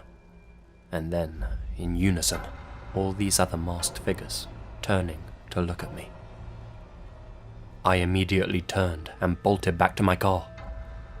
Behind me, I could hear the breaking of twigs, the rustling of foliage, and multiple sets of footsteps. The worst part was the screaming. Wild screaming. The masked figures were in hot pursuit, chasing close behind me. What the hell did they want? From the sound of their wails, I could hear that they were gaining on me.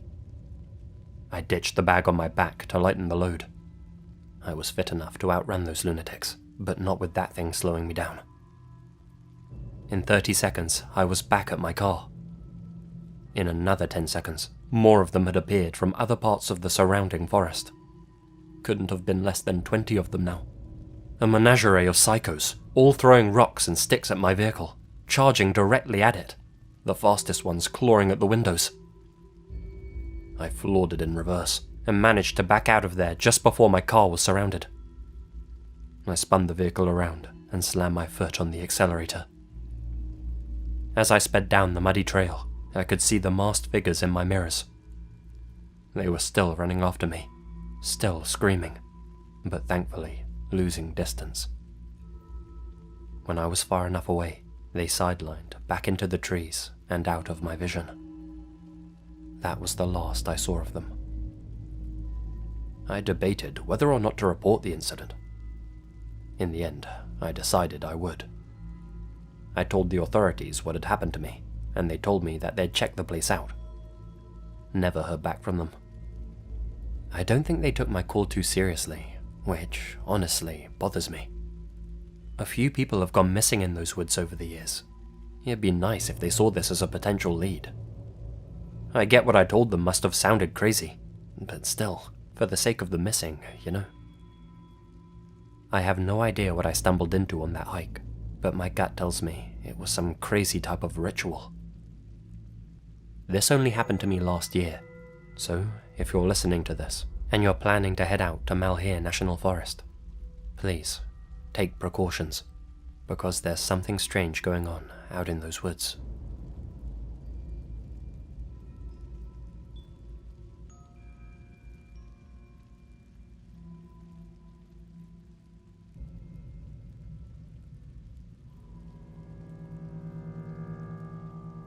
It's no secret in my family that my grandpa used to be part of the mob. Back when the casino started booming, he was working out in Las Vegas, protecting his mafia family's interests. What his exact role was, I can't say for sure, but he was sort of a mid-level guy. Not a kingpin, not a grunt. Now, in telling this story, I don't expect you to feel any sympathy for the guy. He did some bad things in his youth, that's for sure, but he did make amends later in life.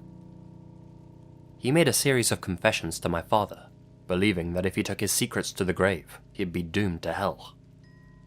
He was never proud of his past, and he wanted to repent a little, I suppose. My father then passed those tales on to me. There are several stories I could share with you here, but I'll just tell one from his time out in Nevada. One which, if true, I find particularly disturbing. A few other gangsters in my grandpa's crew had been caught stealing from their boss, shaving a little extra off the side and pocketing it for themselves. This wasn't their first offense, and the boss wanted to make an example of them. The poor guys weren't the smartest, and didn't even realize they'd been rumbled until it was too late. The three of them were rounded up, bound and gagged, and tossed into car trunks. About 14 other guys drove them out into the middle of the desert. My grandpa was there with them, riding in the same car as the boss. Far from civilization, they popped the trunks and dragged the three men out. My grandpa's boss gave some speech about how they had wronged him and how they were now going to pay the price. He untied their hands and feet and tossed each of them a shovel, told them to start digging 3 deep holes. Since all of the boss's henchmen were armed, they didn't exactly have a choice in the matter. The men tried to plead with the boss, but nobody could understand what they were saying through the gags in their mouths. My grandpa didn't want to be a part of this. He knew these guys after all. Still, there was nothing he could really do. If he spoke out against the boss, or tried to leave, then there'd likely be a 4th hole out in that desert. The men finished digging their pits, which, as instructed by the boss, were much deeper than they were wide. Then, at gunpoint, he had them get inside their makeshift tombs. The other henchmen began to fill in the holes with earth and sand, compressing it all tightly together, leaving only their 3 heads poking out of the ground. They couldn't move, they couldn't talk. All they could do was pray. According to my grandpa, the boss then placed a bottle of water about 10 feet in front of them, with the top off. "This is the only thing out here that'll keep you alive," he said, "and you're gonna watch as it evaporates in front of you. That is, if the buzzards don't peck your eyes out first." Then they all hopped back in their cars and left the 3 men there, buried in the scorching heat. On the way back to Vegas, the boss sat silently, looking out the car window. He turned to my grandpa. "The water," he said. "What about it, boss?" "I'm just thinking, if one of them manages to shake himself free, I wonder if he'll share it." It didn't really matter, my grandpa thought. Those men were so far out in that desert that they'd never make it back alive anyway. It was just a question of how long they lasted. My grandpa managed to escape his life of crime a few years later. His wife, my grandma, had just given birth to my father, and even though he was still a young man, he figured it was time for a fresh start. He never spoke out against his former colleagues, I guess for obvious reasons, and somehow he managed to escape without being whacked. Must have made some kind of deal. For his future family's sake, I'm glad he did.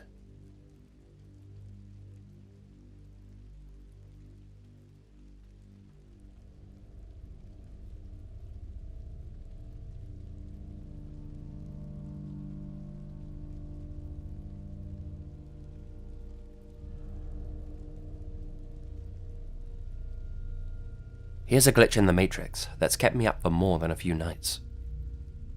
For as long as I can remember, I've had a memory that apparently never even happened to me. It's extremely vivid, almost like I can feel what's happening in the memory itself whenever I think about it. The memory stayed the same since I was a kid. It starts with this horrible, pale man looking in at me through a window. His skin is so thin, it's almost translucent. His eyes are a sickly yellow, and they're sunken deep in his skull. His whole face is emaciated and bony, and his mouth is contorted into a menacing smile. In a flash, he's in the same room as me. I don't know where we are, some sort of dark, featureless place, but it's just the two of us, and I have no idea why I'm there. The pale man slowly approaches me with his arms outstretched, and I'm overcome with this feeling of pure fear, then pure pain. Next thing I know, I'm in a hospital on a stretcher, being wheeled into the emergency room. I can't really feel the lower half of my body, and everything's a little blurry. The doctors have concerned looks on their faces, and one of them keeps repeating, "Stay with me, Tom. Stay with me, Tom." The strange thing is, my name's not Tom. It's Jason. I look up at the doctor talking to me. I still remember his face like it was yesterday. Paper-thin lips, a brown moustache, piercing blue eyes, a big mole over his eyebrow. The scene goes on like that until I lose consciousness. Then, everything goes black. That's where the memory ends. As a child, I brought the memory up to my parents. They assured me I had never been rushed to the hospital, let alone to the emergency room. Throughout the years, I'd periodically bring it back up whenever it popped into my head. Still, they'd always tell me I was just remembering some weird nightmare or something. For the longest time, I put it down to me watching some kind of scary movie before bed, and my young, impressionable mind confusing a dream with reality. When I was 18, my family and I moved to Chicago. I had a minor medical problem that needed monitoring, and I needed to make a trip to the local hospital. I was sitting in the waiting room, surrounded by a handful of other people. An old lady, a mother and a child, and a man with his head burrowed in a newspaper. Eventually, the doctor came out and called my name. I looked up at him, and I couldn't believe my eyes. It was the doctor from my false memory. The same thin lips, piercing blue eyes, even the same distinctive mole over his eyebrow. He looked older, sure. His moustache was more grey than brown now, and there were a few deep wrinkles on his skin, but there was no mistaking it. If that memory really never happened to me, then how was that even possible? My heart began to race as I stood up and moved towards him. With a reassuring smile, he ushered me into the examination room. Now, in private and up close, I was able to get an even better look at the guy. It was him, all right. He wasn't just a character from a dream at all. But if that experience from my memory had never really happened, how could I have known this man's face?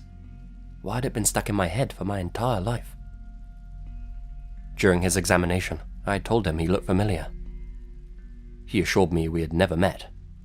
I grew up in Texas, and he'd never even been there.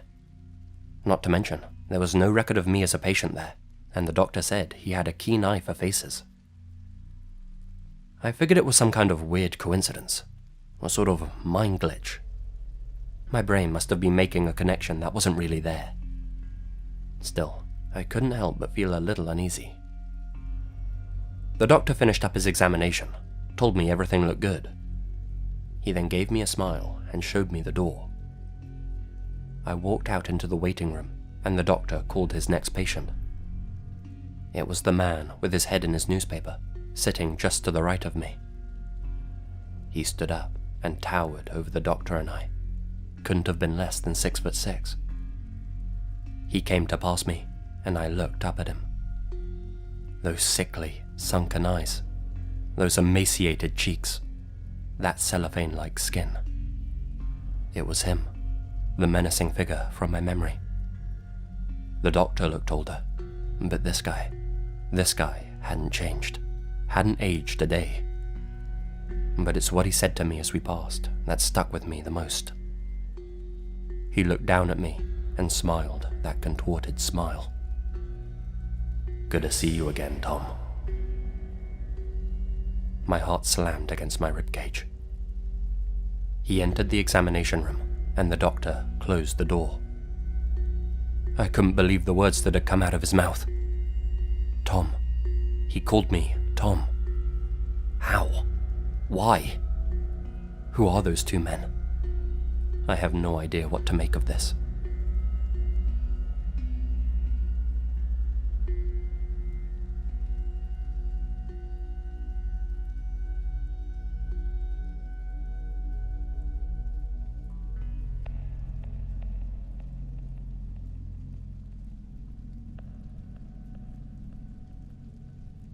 I live in a rural part of Colorado, on a farm close to the infamous Riverdale Road. A lot of strange goings on along that road, let me tell you. People have claimed to have seen all kinds of apparitions while traveling down it. One part of the road even leads off to a mansion that was once the headquarters of a satanic cult. Some folks say that the gates to hell are located there by the chicken coop, but that doesn't really have anything to do with this story. At least, I hope it doesn't. I must have been 14 years old at the time, doing some schoolwork at home, when, all of a sudden, my brother came running in, hollering, said that a mangy dog had wandered onto our property. My dad and I went out to take a look with him. Lo and behold, there was a humongous Doberman standing about 20 yards from our house, completely motionless. It didn't look healthy at all. Dobermans are almost always black, with patches of brown.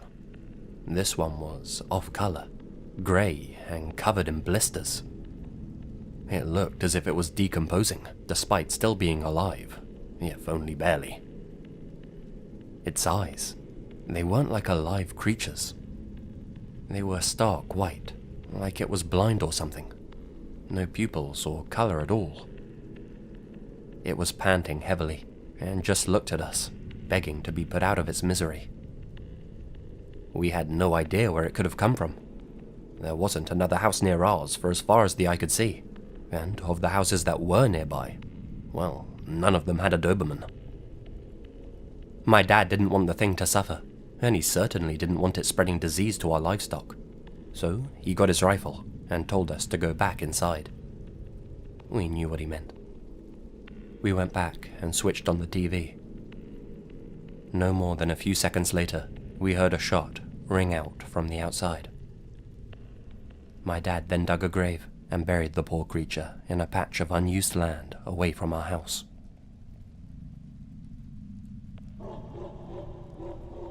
That night, we all woke up to the sound of aggressive barking from outside. That was odd. We got up to check what it was. Outside our house was another Doberman, looking identical to the one that had wandered onto our property in the day. This one, too, was diseased looking, missing half its fur and covered in lumps. Where were these dogs coming from? Like the one before, this one was just standing motionless, waiting in the exact same place. What were different this time, though, were the eyes. They were still stark white, but they weren't like before. They were shiny, the color of the moon, like they were glowing. They stood out against the darkness of the night. "Where are you poor creatures coming from?" my dad asked it, rhetorically. "Look away, boys," he said. We ignored his command. After staring at the beast for a few moments, my dad raised his rifle again and fired at the animal's head. It collapsed to the ground. "Get back to bed," he told us. We did as he said this time, but couldn't get much sleep. Dad went to dig another grave beside the one that he had made earlier. But that's the thing. The grave he'd dug for the other dog was empty. It had been dug out from the inside. The dog he'd just shot, it was the same dog as before.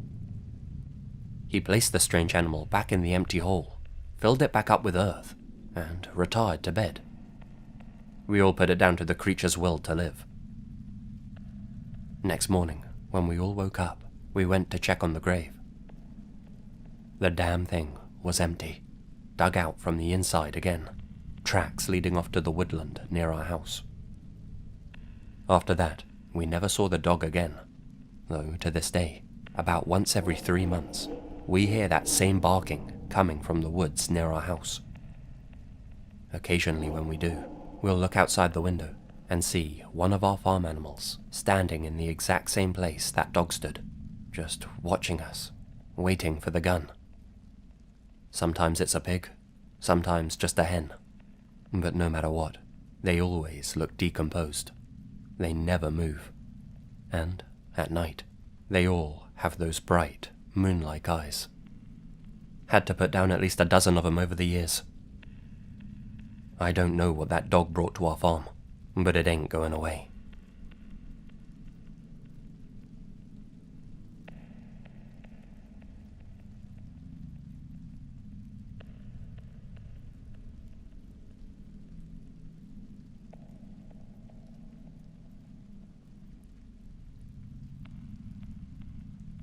I was a trucker at the time, and was driving alone down the I-70 in Maryland, heading west.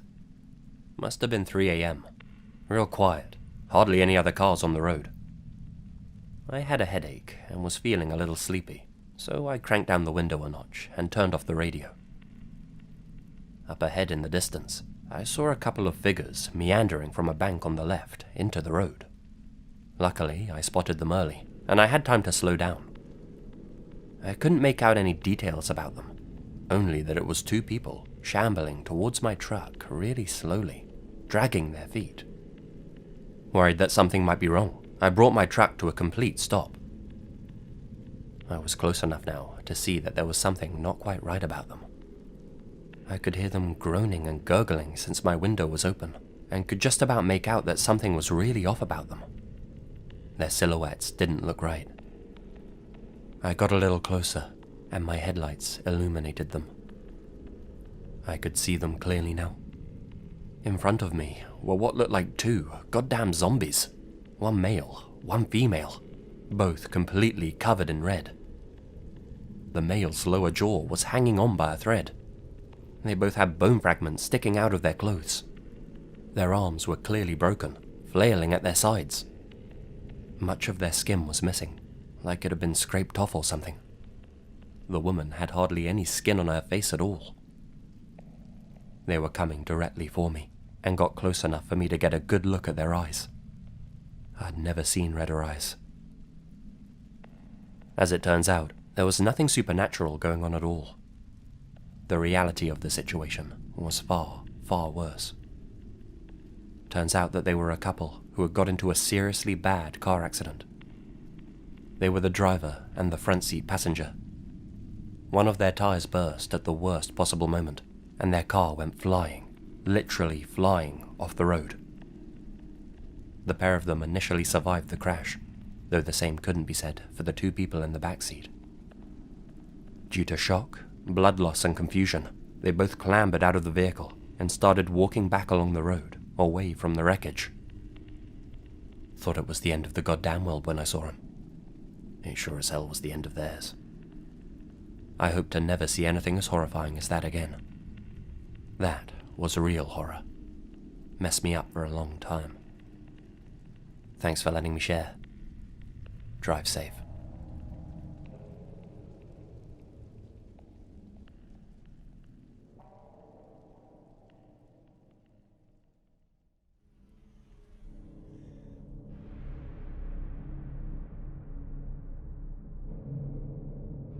I grew up in a small community in Pennsylvania.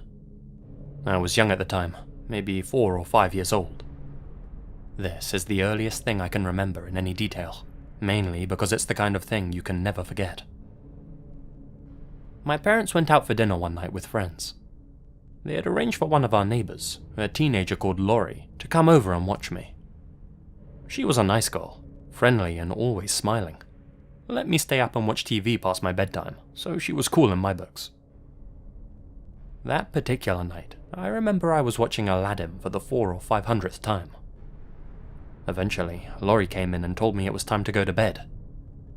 She led me upstairs into my room, tucked me in, and made sure I was okay. Then she flicked off the light and wished me a good night. Not long after, I awoke to the sound of a car pulling up outside our house. My parents must be home, I figured. I was wrong. Within seconds of hearing the car outside, Lori came rushing up the stairs. Sam, sweetie, get up. She came charging into my bedroom, desperately trying to hide the obvious look of fear on her face. What had rattled her so much? Before I had a chance to ask what was wrong, she lifted me out of bed. "Sam, sweetie, don't be scared, okay?" she said in a hushed tone. She quickly pulled open my closet door with her free hand. Then she sat me inside it. "Whatever happens, just stay in here, okay? Don't make a sound, just like in hide and seek. You have to stay real quiet. Got it?" My little heart was beating fast, but I didn't know what to say, what to ask. Were we playing a game? Was something bad happening? I remained silent and confused. "You promise you can stay quiet?" she asked me. I nodded my head, yes. Laurie flashed me a smile. Even as a kid, I knew it was forced. Then she lifted her finger up to her lips. "Shh." And with that, she closed the closet door. I sat inside that dark closet, hunched up in a ball, listening intently to what was going on. I heard Laurie speedily make her way down the stairs. Then I heard the sound of the front door opening. She was talking with someone. I don't know who. A man with a deep voice by the sounds of it. Then another male voice chimed in. I don't know what was being said, but within 30 seconds, things had escalated. There was shouting, followed by a whole lot of screaming. Laurie's screaming. To this day, I've never heard anything like it. High-pitched cries of pure terror, as if from an animal that knew it was about to be slaughtered. I could hear scuffles, and the men were shouting. Soon, Laurie's voice began to fade, as if she was being dragged outside by the men. Then I heard her screams no more. Everything below me went quiet. Whoever was down there had now left the building, taking Laurie with them. I kept to my word and stayed hidden in the closet. From the outside, I could just about hear a single set of footsteps entering the house again. Whoever it was walking around the entirety of the lower floor. I could trace their movements from the sound of their boots pounding on the floorboards. They moved from the hallway, into the living room, through the dining area and into the kitchen, then back to the hallway once more.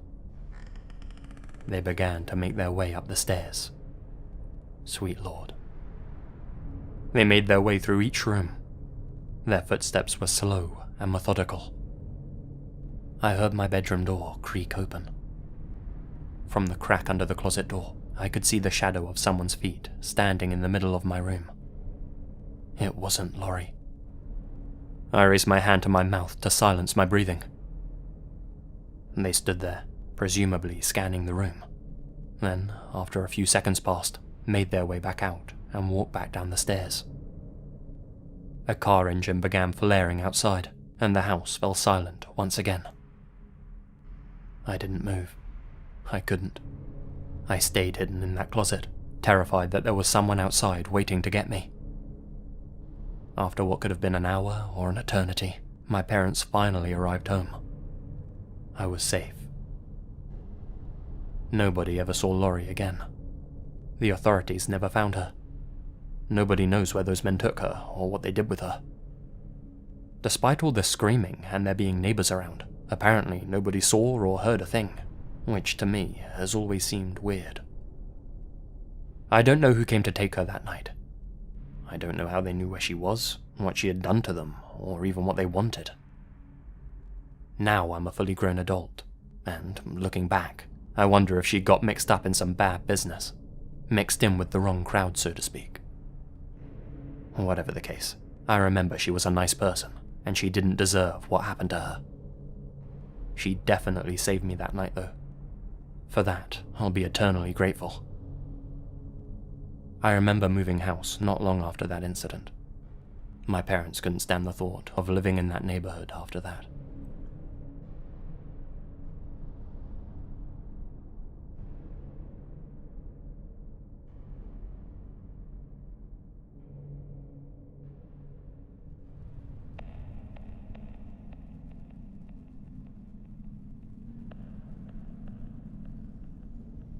I live alone in Woonsocket, Rhode Island.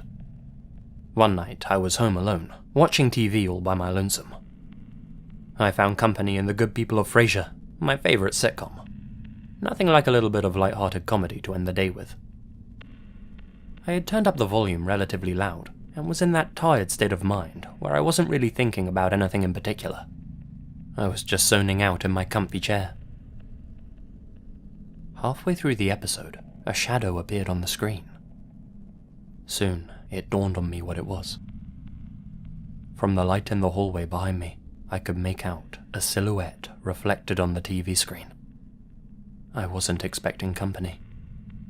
I turned around to see a man I had never seen before in my life standing behind me in my living room. He must have been 6'2", was wearing all black, and was holding a sharp blade. I hadn't heard anybody come in, nor any footsteps. He'd been creeping up on me, his movements masked by the sound of the canned laughter. We stared at each other for a good 10 seconds, neither of us moving or even blinking. Just 10 seconds of solid, expressionless eye contact. Wrong house, he said, before turning and walking out into the hallway. I watched as he slipped on the shoes he had taken off and then casually strolled out the front door. I jumped up to bolt the front door, only to find that the lock had been tampered with. I wasn't going crazy. I had locked it when I got home. First thing I did the next morning was go and get a new, stronger lock. Strange to think how one moment you can be relaxing without a care in the world, and in the next, everything could be taken away from you without warning.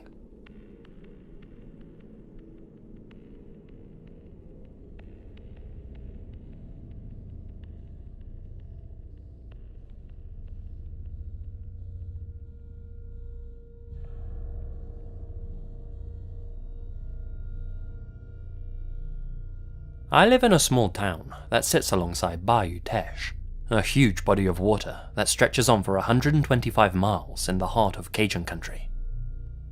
Where we're from, there's a little-known urban legend. Only folks who live around the bayou seem to know about it, and even then, only in certain circles. I only came to learn about it after I had an encounter with this thing myself. I'll get straight to it. I was out walking with a couple of friends of mine a few years back. One of those boring summer afternoons where you don't have anything to do but wander around aimlessly. Out of nowhere, all the sounds around me stopped. All I could hear was an eerie, loud breathing filling the air. It wasn't my breathing, nor the breathing of my friends. It was coming from elsewhere, but it was loud, and it was prominent. And it was literally the only thing I could hear. "Do you guys hear that?" I asked my friends. Well, I think I asked. I could feel the words escape my mouth, come out of my throat, but I couldn't hear them. I couldn't hear what my friends were saying back to me either. Their lips were moving, but all I could hear was that damn breathing. No birds, or rustling, or footsteps, or any other natural sounds at all. It was surreal. "Hold up," I said, and tried to say, and motioned for my friends to wait for me. I then moved towards where I thought the breathing was coming from, behind a few trees next to the bayou. As I got closer, the sound of the breathing became louder and louder. I knew what curiosity did to the cat, but nonetheless, I followed that damn breathing to its source. It's hard to explain why. I just felt compelled to. It was like a magnet, drawing me in. The weird part was the different sound of each breath. They were more like gasps, if that makes sense, like the person was struggling to breathe. They were all different from each other too, as if every breath was coming from a different set of lungs. I continued on to where I thought it was coming from. I came to a break in the foliage. There, 30 feet ahead of me, sitting on the edge of the bayou, was a man. He was wearing a Western-style hat and a brown leather jacket. That's about all I could make out, seeing how his back was turned to me as he looked out across the muddy water. He was completely motionless, like he was really focused on something, but there was no doubt in my mind that the breathing was coming from him. despite the weirdness of the situation, he didn't seem scary to me. I felt calm and serene. For whatever reason, I thought about approaching him. I managed to shake that thought out of my head, and instead called out a soundless, "Hey!" Only the man's head moved. It slowly turned around to face me. His skin was the same shade as the leather of his jacket, and he looked to be half decayed. He had no lips, no eyes, just exposed teeth and 2 huge black holes. After staring at me for a few seconds, the man began to stand up. All sounds came back to me in that instant. As I looked into those dark pits in his face, my sense of calm disappeared. Now all I was filled with was dread. I bolted and ran back to my friends, told them we needed to leave immediately, and explained everything on the way. Most of them told me I was crazy, but one of them told me to come and talk with his grandparents. You see, the folks whose family have lived around Bayou Teche for generations, they know about the man. I've heard several names floating around for him. Swamp Man, the Cajun Devil, but most just call him the Bayou Man. They say he's like a siren, that he travels around the circumference of Bayou Teche on a continuous loop and draws people away from their friends and families, brings them out to him. Then he lures them to the water's edge and holds them under the muddy water until they expire, leaves them at the bottom of the bayou for the gators. His weird breathing, they say it's made up of the final gasps of each of the people he's ended. You can sleep tight now, they all tell me. The Bayou Man will only try to get you one time. You got lucky. I guess I did. I'm glad I didn't fall for his trick.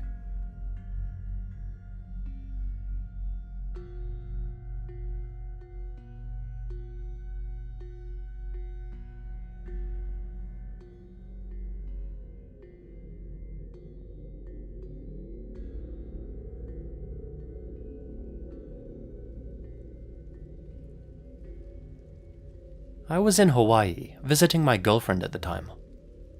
I had rented an Airbnb apartment to stay in, which was a little different to say the least. To get into the building, you needed to be buzzed in via the intercom system. Then, once you'd made your way through the front door, there was a small stairwell that led up to a sort of second front door. From there, you could walk into the apartment. 2 layers of defense, so to speak. As such, when night fell, I only really bothered to lock the first front door. I wasn't expecting any visitors while I was there. Well, other than my girlfriend, of course, but we spent pretty much all of our time together, so I'd never needed to buzz her in. As a result, I never bothered to work out how the intercom system actually worked. There were 3 unmarked buttons on it, all of which did God knows what. It was my 6th or 7th night there, and my girlfriend needed to spend the night at her parents' place. I was going to be staying in Hawaii for a few weeks, and she couldn't exactly spend every night with me, obviously. We'd spent the day on the beach together, and she left right before dinner time. As I recall, it was around midnight. I was still awake, lying in my bed, watching something online. That's when the intercom sounded. Strange. Like I said, I wasn't expecting any visitors, so I figured someone must have got the wrong house. It buzzed again, so I got up and walked over to the intercom. Not sure which button I was supposed to press, I held down the one on the left. "Hello?" I said. "Can I help you?" I could hear someone on the other end of the intercom.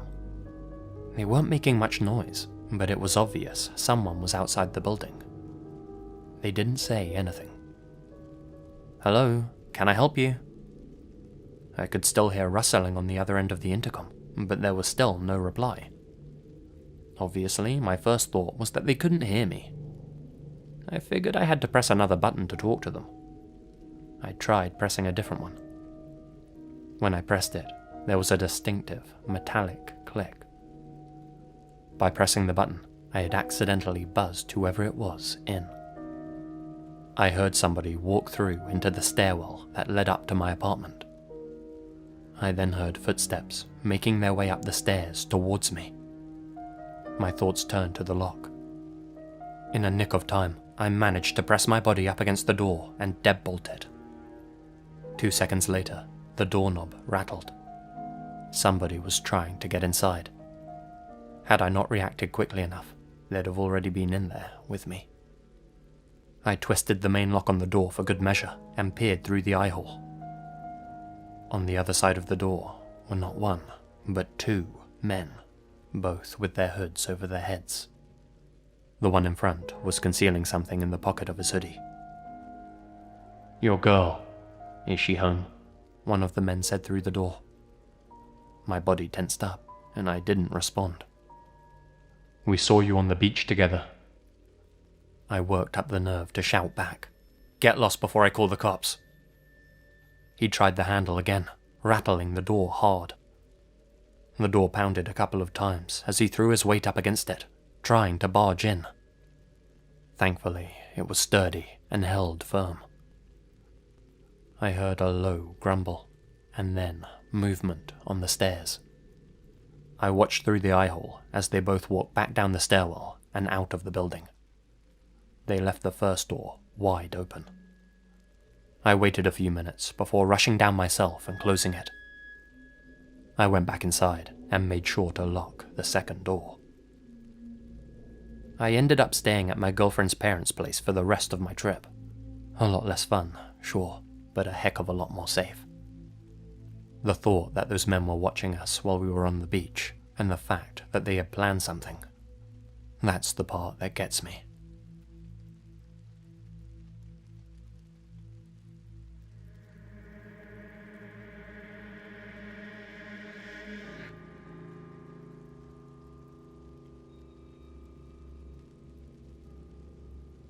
In my late teens, I used to take part in competitive snowboarding. One of my competitions brought me to Snowshoe Mountain in West Virginia. While I was there, I couldn't shake this weird feeling. I chalked it up merely to pre-competition excitement, to the constant grey skies, and the fact that I had to cross 2 state lines to get here with my mum driving me. I made friends with some of the other competitors, one guy in particular. He and I both practiced the course together from time to time. It soon became quite apparent that not all of these courses were as well maintained as they ought to be. "Watch out for that one kicker," I was told. "It's dangerous." For reference, a kicker is a type of jump in a sense. While normal jumps are wedge-shaped and shoot the snowboarder upward, a kicker is more curved and launches you forward. They can be dangerous, because if you hit them wrong, you're basically throwing yourself headlong in any direction but the way you want to go, and there's little you can do to recover at that point when you're speeding down the slope at roughly 25 miles an hour. None of us wanted to hit that kicker very hard. There were too many trees around for our liking. The thing is, with this competition guaranteeing the winners a spot in the Nationals, many of us were itching for as many points as we could get. The day of the competition came. It was a weird day. Grey clouds. Everything felt heavy and off. I took my run among the first. I made it down the mountain, making decent time. On the way back up, I saw it. Those iconic red jackets and a long stretcher covered up. Instantly, I knew. My buddy had gone hard on that kicker, after all. The officials tried to play it calm, but there's no coming back from a broken neck. A dark mood hung over us all. It was getting late, and my mum was ready to go home. Frankly, so was I. As soon as I got my awards, my mum hurried me into the car, and I managed to slip into the driver's seat, still in my gear. The drive back home was going to be a long one. It led us down winding, ill-lit back roads, all the way through the mountains. The clouds from that morning never went away, covering the stars. Nor did that weird feeling. I was tired, sore, and the thought of my new buddy, now deceased, hung in the back of my mind. I just wanted to get away from there. After driving for a while, I started to bake inside my heavy snowboarding gear.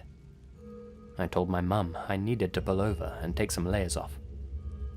It was very dark, and the only traffic on this road, other than us, were a few semi-trucks. Thick wooded slopes and mountain rock faces lined the highway. No off-ramps till we got down from the mountain. Up ahead, I saw a small, curved dirt turnoff, barely the length of 3 cars. I quickly pulled in towards it. As the car eased to a stop, I noticed something in the dim reach of my headlights. A large, painted boulder, with something sitting on it. Reaching for the car door, I strained my eyes to see what it was. It looked like a large, weird-shaped, upright log with thick branches. What is that? I wondered. Suddenly, my mum started to hit my arm. "Get us out of here!" she ordered frantically. "What? What is it?" I demanded, still trying to make out the shape. "Drive!" she shouted. I could feel the weight of her hand hitting me through all my thick layers. Then my tired eyes focused, and I could make out what was on the rock. It wasn't a log. It was a severed deer's head. It was perched upright on the rock, its cloudy eyes shining in the headlights, its tongue hanging out, red oozing down the side of the boulder, staining it a dark color. My heart started pounding in my chest. I looked around and noticed there were no other cars or trucks in the small pocket. There was room, really, for only 1 or 2 cars. "Drive," my mum shouted again. I had to wait for a large semi to pass by first, before pulling back out onto the main road. All the while, that thing was staring at me. It was only a few minutes, but it felt like an eternity. I could barely think between my mum shouting and the flood of panic squeezing my chest.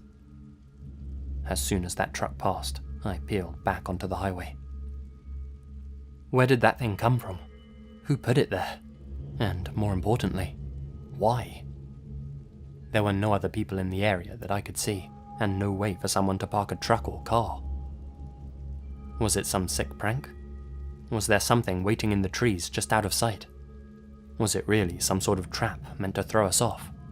Or was it just some sort of omen related to my now gone buddy? I have no idea, and I really don't want to know. But yeah, that's my story. Just be careful if you find yourself driving through the mountains of West Virginia. Always be aware, and don't take chances unless you have to. We made it down the mountain okay, and I've been back to Snowshoe since then. Thankfully, I've never come across anything like that again. It was just a weird day, I guess. A very dark, weird day.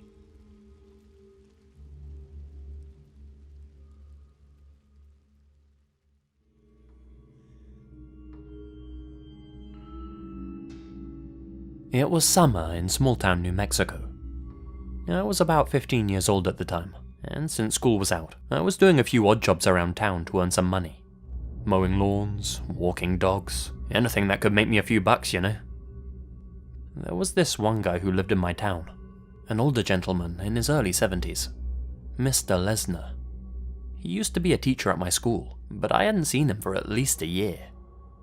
He was bald, with a big white beard. Put a red suit on the guy and he could have passed as a mall Santa.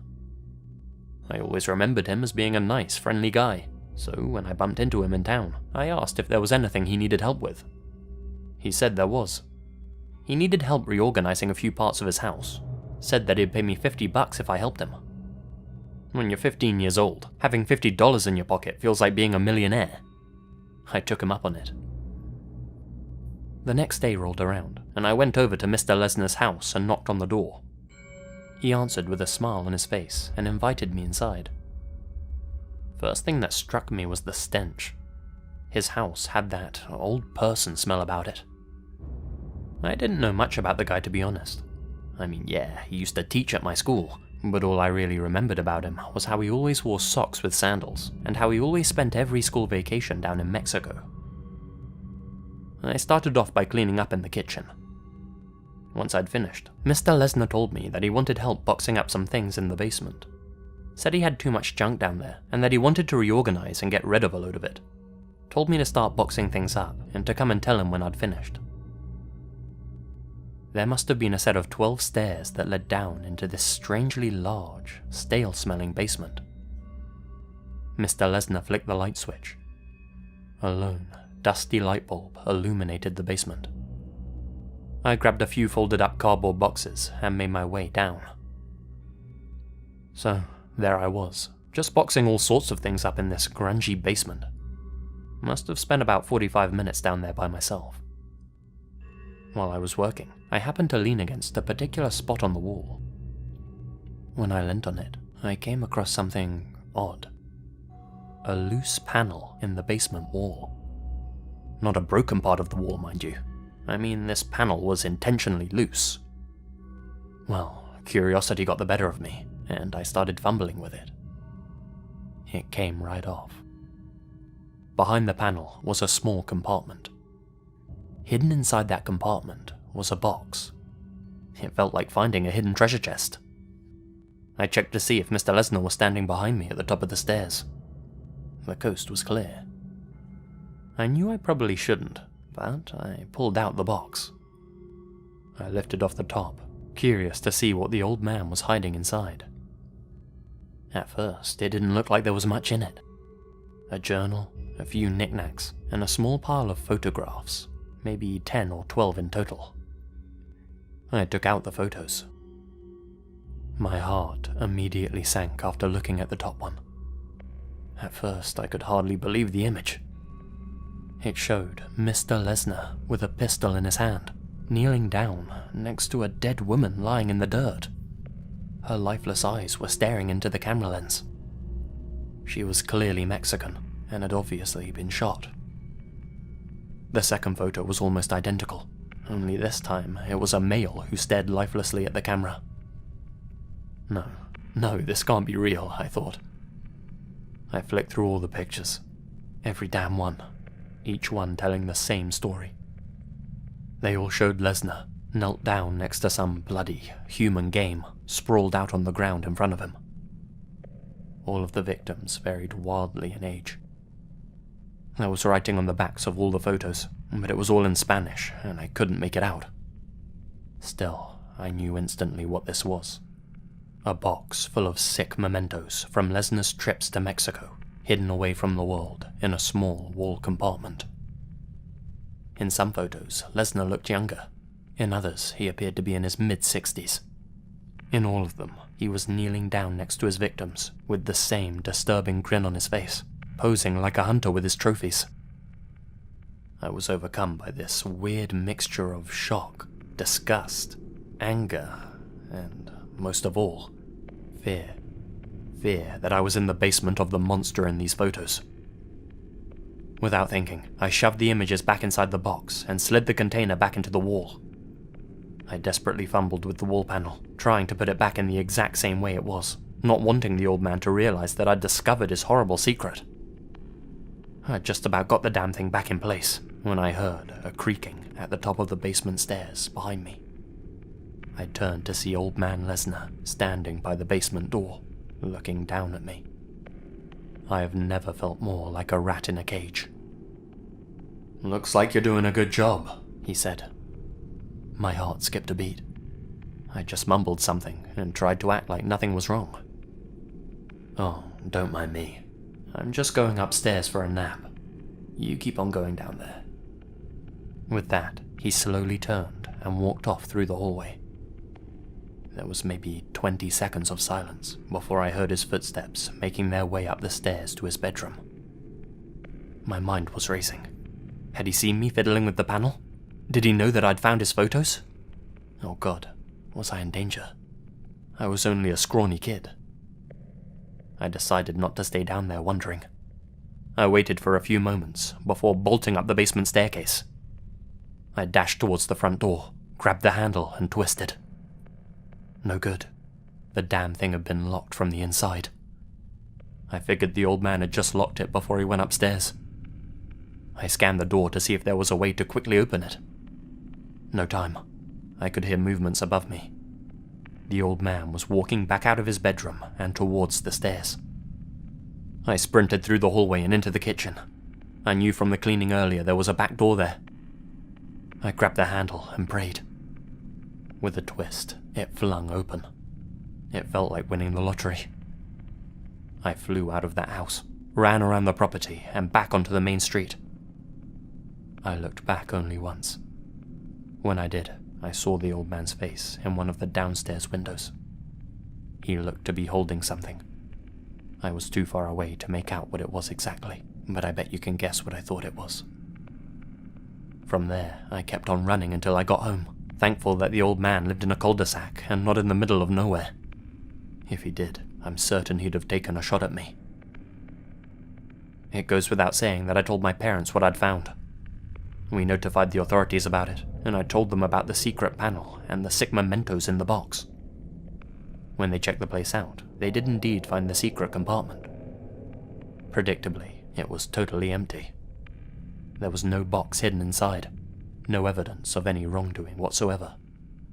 They figured I was just messing with the old guy or something, and decided not to look into him any further. I don't know what Lesnar did with the pictures, whether he destroyed them or hid them elsewhere, but he got away with it all regardless. Old man Lesnar lived another 8 years after that. In that time, I graduated high school, went off to college, and moved out of town. My parents always lived in that same place, however. For all the time I lived there after that incident, and whenever I'd go back to visit my parents, I'd always be looking over my shoulder. I knew that Mr. Lesnar wanted to take his secret to the grave, and I always worried that he'd try and silence me to do so. It's hard to believe there are people like this, who, to the outside world, are leading seemingly ordinary lives. I'm glad I didn't become his last trophy.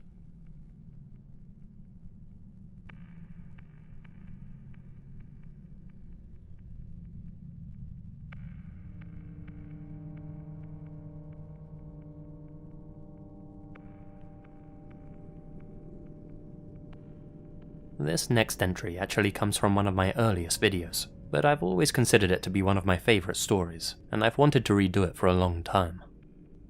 Here it goes. During the midsummer, usually around the middle of July, me and a few of my good friends, Ryan, Kevin and Tommy, always made time to go up to Kev's family cabin, located on Vermillion Lake, way up north in the forests of Minnesota. Throughout all of our young years, we would always be accompanied by Kevin's dad, and sometimes a few of our dads as well. Once we were juniors in high school, however, we felt mature enough to go to the cabin on our own, finally without Kevin's dad or any other adult supervision. My friend's cabin was very remote and very little, based upon a large island.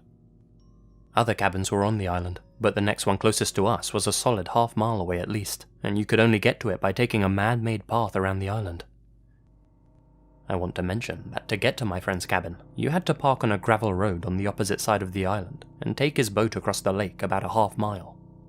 Vermillion Lake is huge. My mind always had a tendency to run around while I was sleeping there.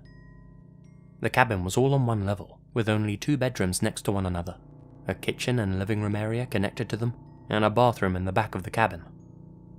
There was always one window in each of the rooms with no curtains to them at all, so it was very easy to see outside to the woods and lake. And this is where my mind would run, as I always thought about someone peering in. They never were, of course. I had been to the cabin about a dozen times during my lifespan, and nothing bad ever happened there, so the older I got, the easier it was to sleep. Now for the event. On this particular trip, we planned to stay around 5 nights. On the 3rd night during the trip, when we were finally on our own, we had set up a campfire and had been drinking beers all night. I don't condone underage drinking, but being the rebels we were, we just so happened to sneak some. We went out to the dock to stare up at the magnificent stars and enjoy our buzz, when all of a sudden, we heard something out on the water that sounded like a fish jumping out to catch a bug. We quickly looked over at the lake, wondering where the splash came from, our fishing poles at the ready. Thankfully, the moon was out that night, which lit up the lake.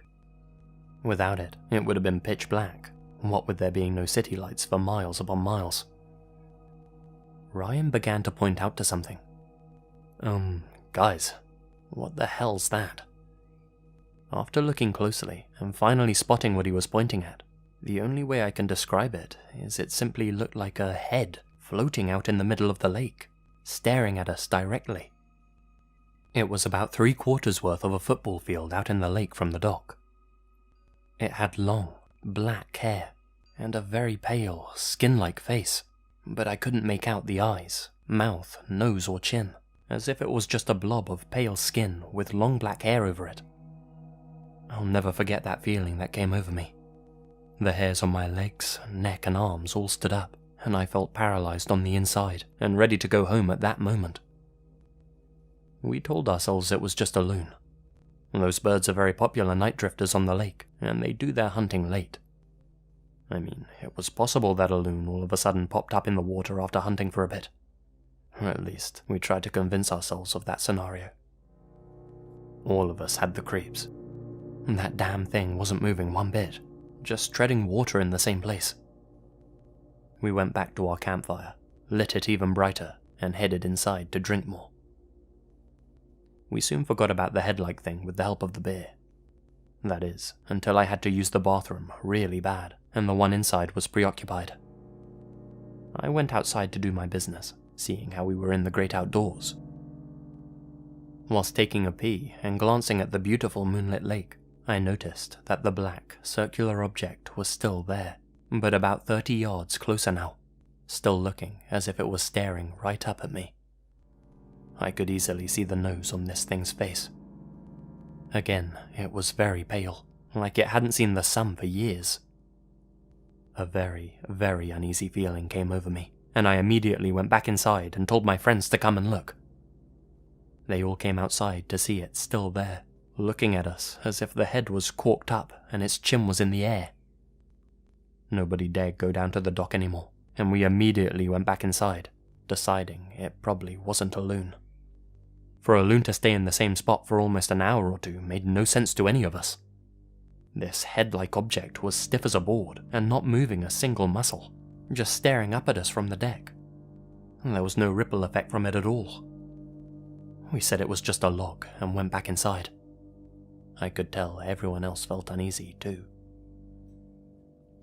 A few hours passed.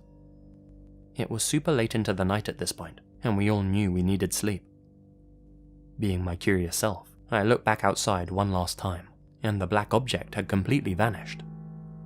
I couldn't help but feel a sense of relief, thinking the log must have floated off or just hit shore somewhere else. There was no AC in the cabin, and we had to open the windows, or else we'd fry in the middle of summer.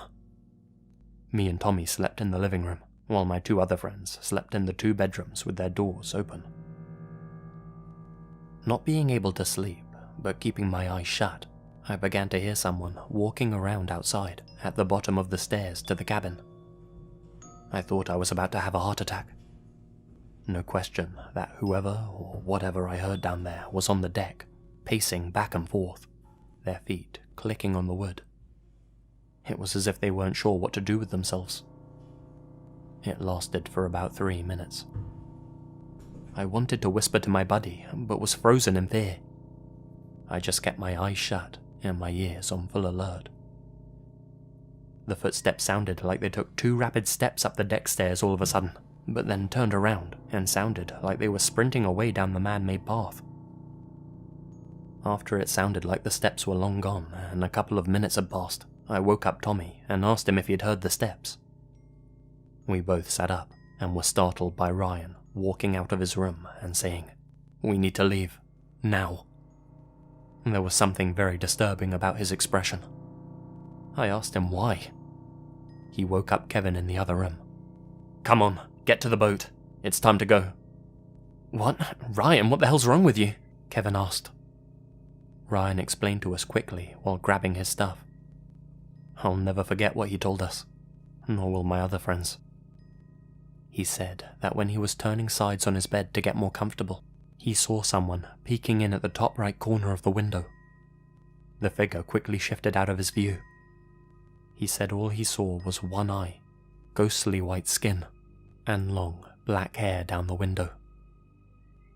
When looking back at what he experienced, It chills us to the bone to realize that since this face was in the top right corner of the window in my friend's room, it was either damn near 8 foot tall, standing on something like bricks trying to peek in, or was floating. Tommy and I told the others what we'd heard outside the cabin, absolutely disturbed the hell out of our minds and feeling like we were going to be sick. We all packed up our stuff and booked it, not cleaning the cabin or anything. We locked up, and as we headed down the stairs, we saw bare footprints in the dirt, heading off along the path and all around the cabin.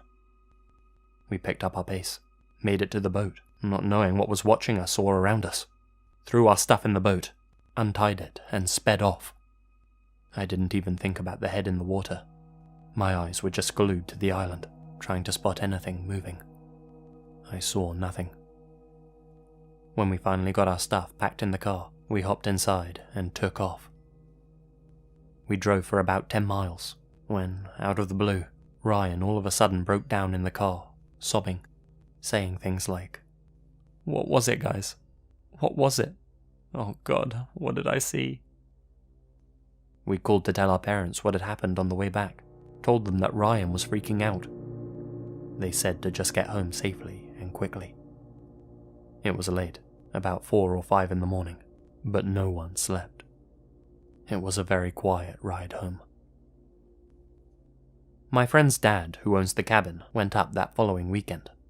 Said he didn't experience anything weird while there, but did mention that the bare footprints were still lingering about. That bugged him badly. What Ryan saw in the window really hit him hard. After his breakdown, he had trouble sleeping for multiple nights, and ended up having to seek help for a couple of weeks and hop on some sleeping medicine. As time went on, he ended up being fine, but isn't too comfortable sleeping next to a window without a curtain. To this day, I can't explain what happened, nor why it seemed to happen to us. Nothing has ever happened at that cabin since that night, so we're told by Kevin's dad at least. I personally have never gone back to the cabin, which really makes me sad, because I have some great childhood memories from there. Tommy and Kevin have both been back and been fine, but Ryan refuses to ever set foot there again, and I'm with him. A lot of people have cabins on that island, so it could have been a prank in the making, and Ryan busted it when he saw the person in the window. It could also have been a person wanting to do something worse to us. I'll never be able to explain what was floating in the lake, but the fact that that incident, along with the footprints and someone looking in at Ryan, all happened in the same night, seems like more than a coincidence to me.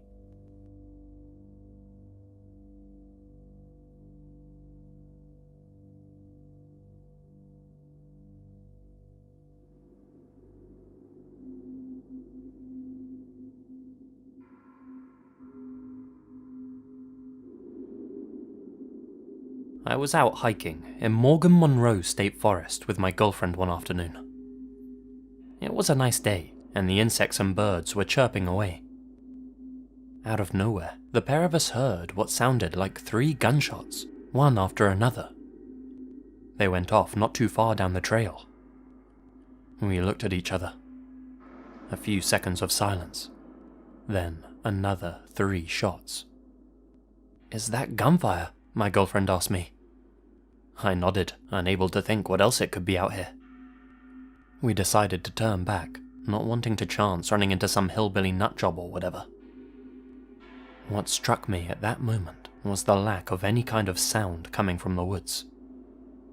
After the shots rang out, there wasn't any kind of nature sound at all. I mean, I get that the birds might have been scared away, but even the insects had fallen silent. We were both getting some weird vibes. The situation just felt unnatural. In amongst all the surreal silence, we heard one thing just behind us. Footsteps snapping on twigs. We turned to see who was following us. I half expected to see a hunter with a rifle. I was wrong. Moving down the trail towards us was this thing. A humanoid figure that obviously wasn't human. It was like looking at a living silhouette. Even in the light, it looked like it was hiding in the darkness. The thing just looked like a shadow. That's the best way I can describe it. The sunlight just wasn't hitting it for some reason. From its outline, it looked to just be skin and bones. And it was tall. Real tall. At least a foot larger than me, and I'm not a small dude. I'd scarcely believe I'd even seen the thing had my girlfriend not been there as well. It was walking in long strides, gaining a lot of distance with each step. Needless to say, we bolted back the way we came. I've no idea if that thing pursued us or not. We were both too terrified to turn back and look. We made it back to our vehicle and hightailed it home, not stopping for anything. We've never been back to Morgan-Monroe since. Unless the both of us momentarily lost our minds at the exact same time, then there's something out in those woods, and neither of us plan on going back to find out what it is.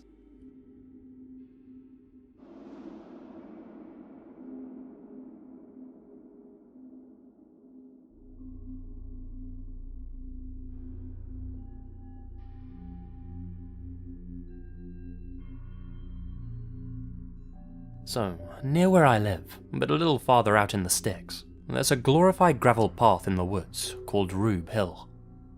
It runs maybe 3 miles long, and only half a mile of it's paved.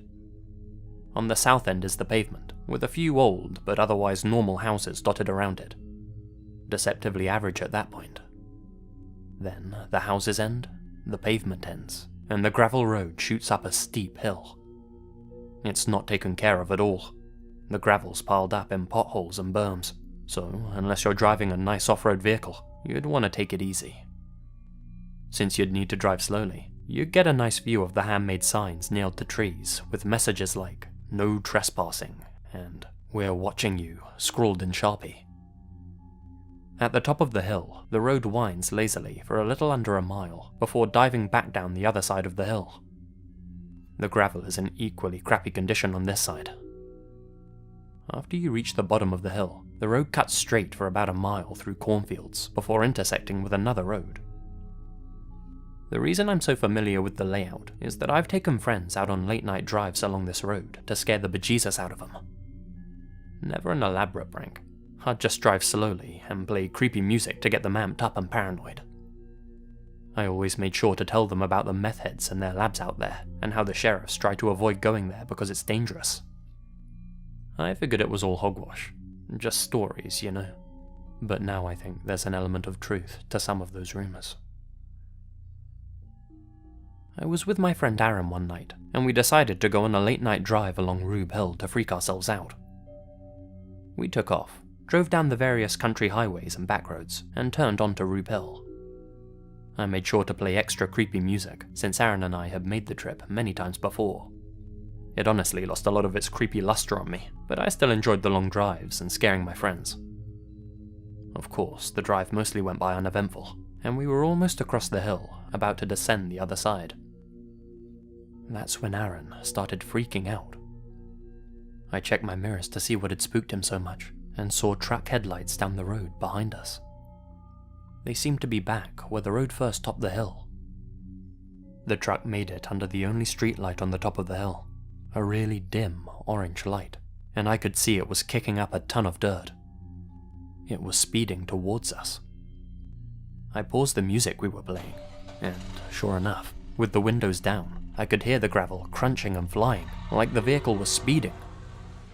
Keep in mind that I've driven this road dozens of times, both during the day and at night, and not once have I ever encountered another vehicle. So, having a truck speeding to seemingly catch up to us at midnight on a road supposedly filled with rumored junkheads was pretty jarring. Usually, I don't relinquish my brakes driving down that hill. This time, I didn't even touch them. Thankfully, we got home safe and sound. The next day, I'm hanging out with one of my other friends, Chris. Chris and I are lounging around, playing video games, talking about quantum physics, Chris's favorite thing, and Chipotle, my favorite thing. I, of course, told him about Aaron and I being chased, and I kind of hammed it up, made it come across more harrowing than it really was. Now Chris wanted to go to the road, so we waited until late at night, about 2 a.m, and drove out to Rube Hill. This time I wasn't playing any music. I wanted to be alert. It was all going quite normally, just like usual, when I slammed on my brakes. I threw the car in park and turned to Chris. "Oh, dude, you can see that too, right?" Chris was just as confused as me. He looked at me and nodded. My headlights were clearly illuminating a thick metal cable stretched across the road in front of us. On the right, it was wrapped around a tree at roughly head height for an adult, and it was pulled taut across the road, anchored to a fence post on the left at roughly chest height. We were both sitting there, wondering what to make of it, when we heard gravel being thrown by tires behind us. I checked my mirrors, and sure enough, truck headlights were tearing arse down the road. I started freaking out. My breathing and heart rate were out of control, and I began sweating. Chris just swore quietly under his breath. I threw it into drive, pulled as far to the right as I could, and my low-sitting car slid under the cable with a loud metal-on-metal scraping noise. I cringed as I heard the scrape, but I wasn't about to sit there and get deliveranced. So again, I flew down the hill, and this is the creepy cherry on the sundae for me personally, because Chris didn't see it. As we left the tree line and entered the cornfields, I glanced to my right, past Chris, and briefly caught a glimpse of somebody standing about 3 or 4 feet back in the corn. I just felt my stomach scrunch up, and I floored the accelerator. I glanced in my rearview mirror and could see a man standing in the road behind us, illuminated by the moon and my taillights. He had a long object slung over his shoulder. I couldn't tell if it was a cane or maybe a rifle, but I didn't stay to find out. Before I could even tell Chris about it, we were around a bend and out of sight. That car had a scrape mark on the roof the rest of the time I owned it. It was a good reminder of why I never went out to that road again.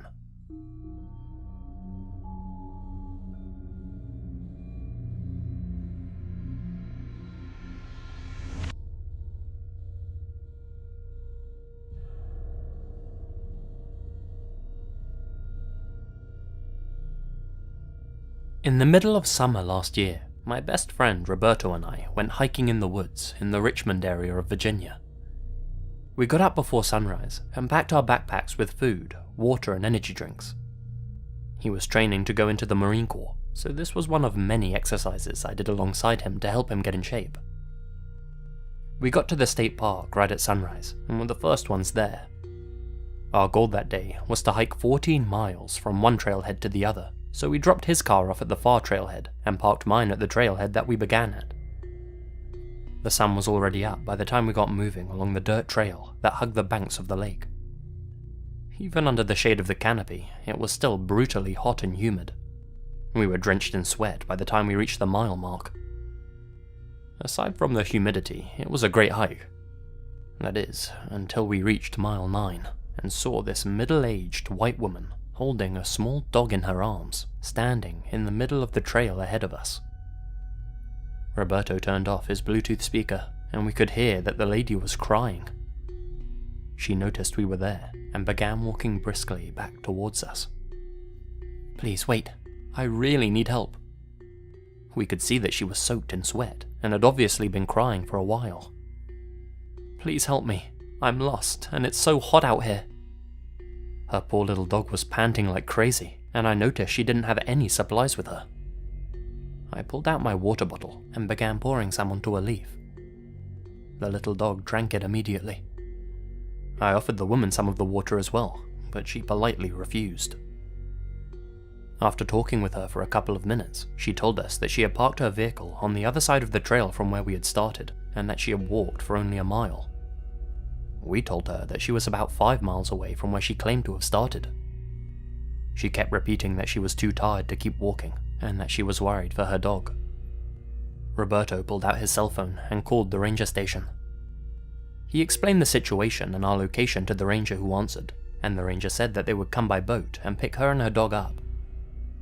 We walked towards the bank of the lake to wait for them. This is where things started getting weird. The lady's exhausted demeanor vanished, and she became very animated. She was saying that she was so thankful for our help and that she wanted to repay us. We told her that was unnecessary and were just glad that we could help her out.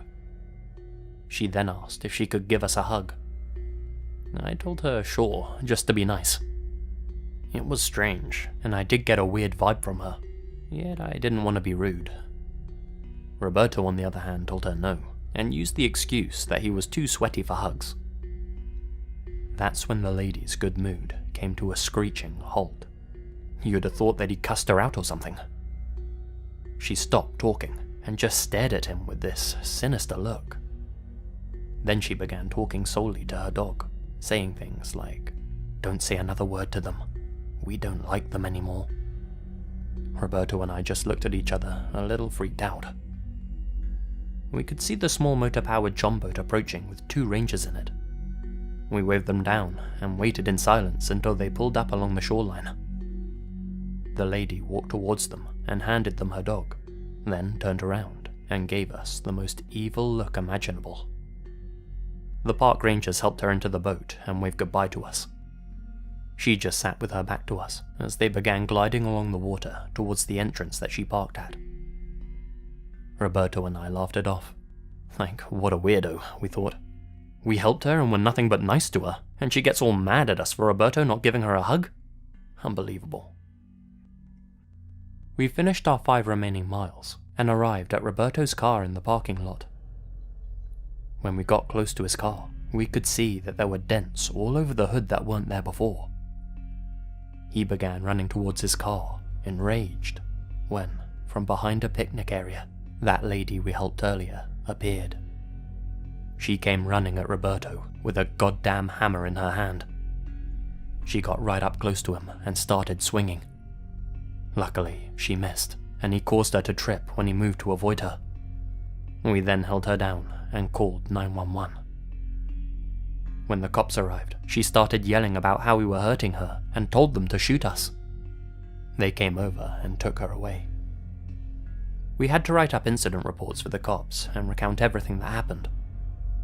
As it turns out, this woman had broken into her ex-husband's new family's apartment and stolen their dog the night before. The crazy part is, one of the cops responding to the situation said it was his cousin, and that she had just posted a video of us on Facebook Live while we were walking back to Roberto's truck. In the live video, she was whispering repeatedly, "I'm gonna kill them." Her ex-husband saw the Facebook Live video and called the cops on her that very moment. The cop said she used to be a normal lady who worked in the school system until she snapped and became this demon-like person.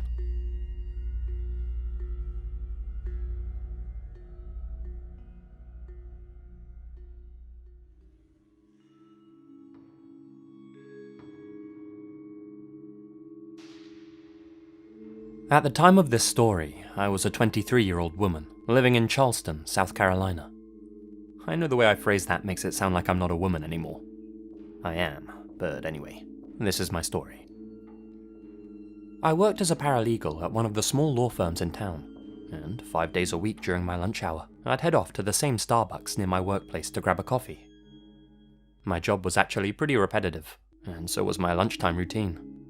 Most people's are, I suppose. That's why I'd always see the same faces in the coffee shop, day in and day out. It was like a little microcosm. The same baristas were always there too. There was this one guy who worked there every weekday. According to his tag, his name was Randall. He was about 6 foot tall, average build, had very short, ginger hair, a crew cut I guess you'd call it. No Prince Charming, but not entirely unattractive either. Just a guy who kinda blended in.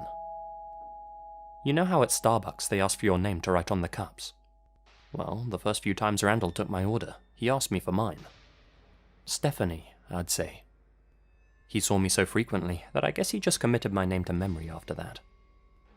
Every day I'd approach the counter, and every day Randall would take my order. No name required. He'd just jot it down on the cup without asking. After a couple of weeks of this, however, Randall started flirting with me, I suppose. Not verbally, but through his writing on the cup. He started drawing little hearts over the I in my name, and sometimes even drew some after my name as well. Bear in mind, I'd never actually spoken to this guy. Well, other than giving him my order. No friendly chit-chat or anything. I mean, I was flattered and all, but I wasn't interested. The strange part is every time I went in there, he had never tried to talk to me more than just taking my order, and never addressed the fact that he was adding these flirty touches to his writing. In fact, he never showed any kind of emotion on his face whatsoever. No smiles, no eyebrow movement, kind of a robotic guy. You'd have thought this was his build-up to asking me out or something, but nope. He just acted professional at the counter, and never said anything apart from, "What would you like?" and "That'll be $X.50. Despite that, he kept on adding the little hearts every time he wrote my name down, and over time, he even started adding little kisses after my name. It made things a little uncomfortable for me, but maybe he was just a little odd in the head, and did this to regular customers too. I just accepted it and ignored it. That is, until the day he added his phone number to the cup, along with a little winky face drawn next to it, with a speech bubble saying, "Call me." I immediately went back to Randall at the counter, and quietly and politely turned him down, letting him know that I was flattered, but that now wasn't really a good time for me. Just a little white lie. Like always, his face remained neutral, no emotional response at all. He simply said, "Okay," and averted his eyes. It was very awkward. I usually take my coffee to go, but that particular day, I really speed-walked out of there. From then on, I considered going somewhere else for my coffee, but to be honest, I really liked what I got from Starbucks, and the only other one nearby was an extra 10-minute walk away. I figured we were both adults, and the situation didn't need to be awkward, so I kept going back there. Randall remained stony-faced as always. Luckily, the love hearts on the coffee cup stopped after that, and things went back to being normal. Time passed, and one weekend, I agreed to go on a lunch date with another guy I met. We both had super busy schedules, but worked near each other, and had the same time slots for lunch, so it made sense for us to have a mini 1-hour coffee and conversation. We agreed that the Starbucks would be a nice, casual spot. I forgot to consider the whole Randall situation entirely. I got there, and the guy I'm meeting's already found a table. I go over and give him a hug. He asks me what I'd like to drink, and like a gentleman, goes up to the counter to order. I sit, waiting at the table. When he comes back with the coffees, my date says to me, "Damn, the guy who took my order has a real attitude problem." I turn to see who he's talking about. Standing by the register, glaring at the both of us, was Randall. He had a look of intense anger on his face, like a person who's just been betrayed. This was the only time I'd ever seen any kind of emotion from the guy at all. Yeah, he didn't even ask me what I wanted, just stared at me angrily and snatched the money right out of my hand.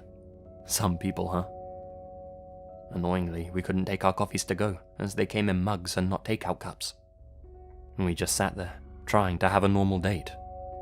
All the while, Randall continued to glare at us from the counter, only looking away briefly when someone came up to order.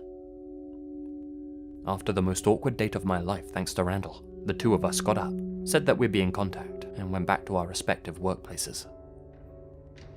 I'd like to say that Randall was just an awkward and harmless guy. I'd like to say that this is where the story ends. But on both counts, I'd be lying. That same night, I was sat alone in my apartment watching TV, thinking about work, my awkward date, the bills I had to pay, and life in general. All of a sudden, there's a frantic knocking on my front door. I got up and peered through the peephole. On the other side was Randall. "Is he in there with you?" What the hell? What was he doing here? Better question, how did he know where I lived? "I know you're in there. I know he's there too. Well, answer me." I was terrified and confused. Randall, what on earth are you talking about? Go away! The door handle rattled as he tested it from the other side. Luckily, I'd locked the thing when I got home. Then, slam, he threw the full weight of his body against my door. The damn psycho was trying to break in. Another slam, and then another. My door bounced with every thud against it. From there, autopilot took over me.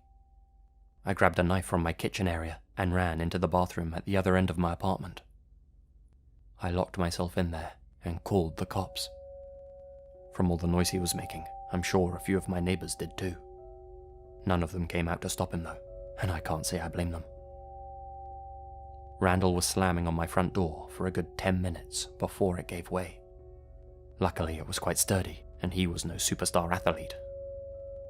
I could hear him in my apartment though, and I tried to muffle my fear as I hid in my locked bathroom.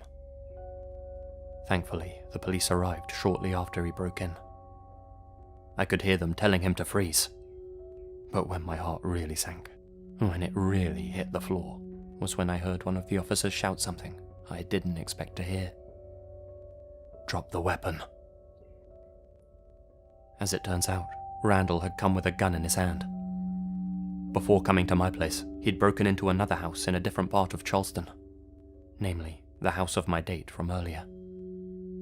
He'd smashed a window, crawled inside, and trashed the place. Didn't take anything, but he didn't go there to steal. Luckily, my date wasn't home that night. He was out with his buddies. Randall then came to my place, thinking that was where my date was. He figured we were an item. Turns out Randall had been stalking me for months, always keeping his distance, watching from the shadows. He'd become obsessed. Because I lived such a routine existence and I was so predictable, it was easy for him to track me. He followed me on his time off, and, by his own admission, would stand outside my apartment complex at night, looking up at my window, thinking about coming up to surprise me. Before that night, he decided that would be too creepy. At least he had some sense, I guess. Randall got time. 5 years for his threatening behavior. Not long enough in my book, but at least I won't be seeing him at Starbucks anymore. I also got a restraining order for when he gets out, and switched firms and apartments to keep him from finding me. Still, what if my date had been home that night? What if the police didn't arrive as quickly as they did? I'm not sure I want to know the answers to those questions. He never actually hurt anyone, and the prosecutors couldn't prove that he had evil intent, so I can kind of understand why the judge gave him such a short sentence. But I know in my heart that he came to kill. Now all I want is to never see Randall again.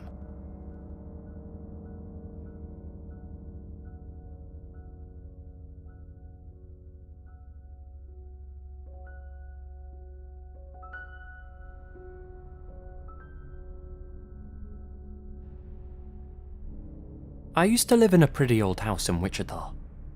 A lot of strange happenings went on there, and I'm not sure if they're related to this incident or not. Sometimes, especially at night, we'd hear what sounded like static voices whispering down the hallway, creaking footsteps in the rooms above us, and see brief shadowy outlines of people moving in the corners of our eyes.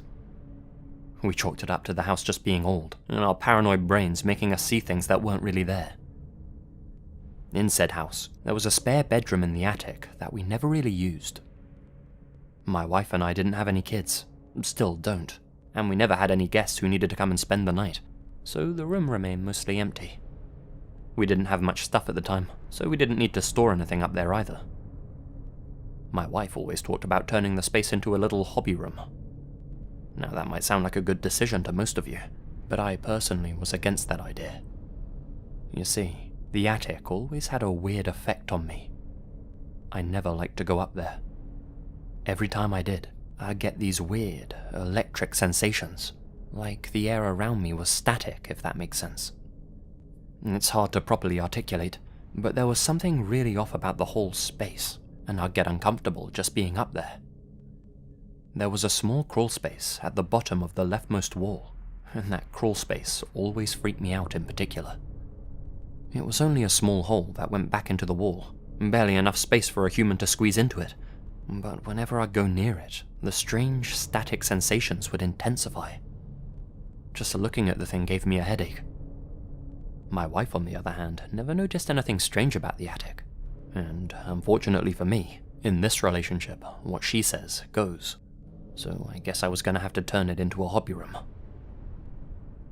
One night, I went up into the attic alone to start clearing some things out of it, get it ready for the transformation, so to speak. The air up there felt static and unsettling as always, It was past sundown by that point, so the one small roof window wasn't letting in any light. I flicked the light switch, and, for a brief moment, the room illuminated. It stayed light just long enough for me to get fully up into the room. Then, the light bulb started to dim. I mean, the brightness of the light just became lesser and lesser, to the point where I couldn't see anything at all. After a few seconds, the bulb went completely out. Ah, damn. Gonna have to replace that, I thought. That could wait. I clambered back down the ladder, back down from the darkness of the attic, rummaged through a drawer in my bedroom and pulled out a flashlight. I climbed back up into the blackness and switched the device on. Bright light came shining out of it. Then, the strangest thing happened. After maybe 2 or 3 seconds of being on full beam, the flashlight too began to fade. Its light became dimmer and dimmer, and within a matter of seconds, the batteries had completely run out of juice. That was a strange coincidence, but nothing more than that, I thought. Back down the ladder I scampered. I rummaged through my drawers again and pulled out 4 fresh batteries. I reloaded the flashlight with 2 of them and stuck the other 2 in my pocket. I climbed back up into the attic. Flick, I switched on the flashlight again, and again it lit up the room in front of me in a cone of light. After maybe 2 or 3 seconds, that light started to get weaker. After 10 seconds, the flashlight was dead again, leaving me in total darkness. Now, up in the attic all by myself, completely blind, I became more aware of that oppressive, electrical quality. I quickly fumbled with the bottom of the flashlight, unscrewing it until it finally came loose. The 2 batteries inside fell out onto my hand. Goddamn, they were boiling hot, to the point where they actually felt like small blocks of fire on my palm. I dropped them instantly and began stuffing in the other 2 batteries I brought along. I managed to get them in without too much hassle and flipped the switch on the device once again. Out poured the light, and I did a quick 360 to check my surroundings. I soon calmed myself down, seeing that everything was as it should be, and shone my flashlight at the ground where the 2 hot batteries had fallen.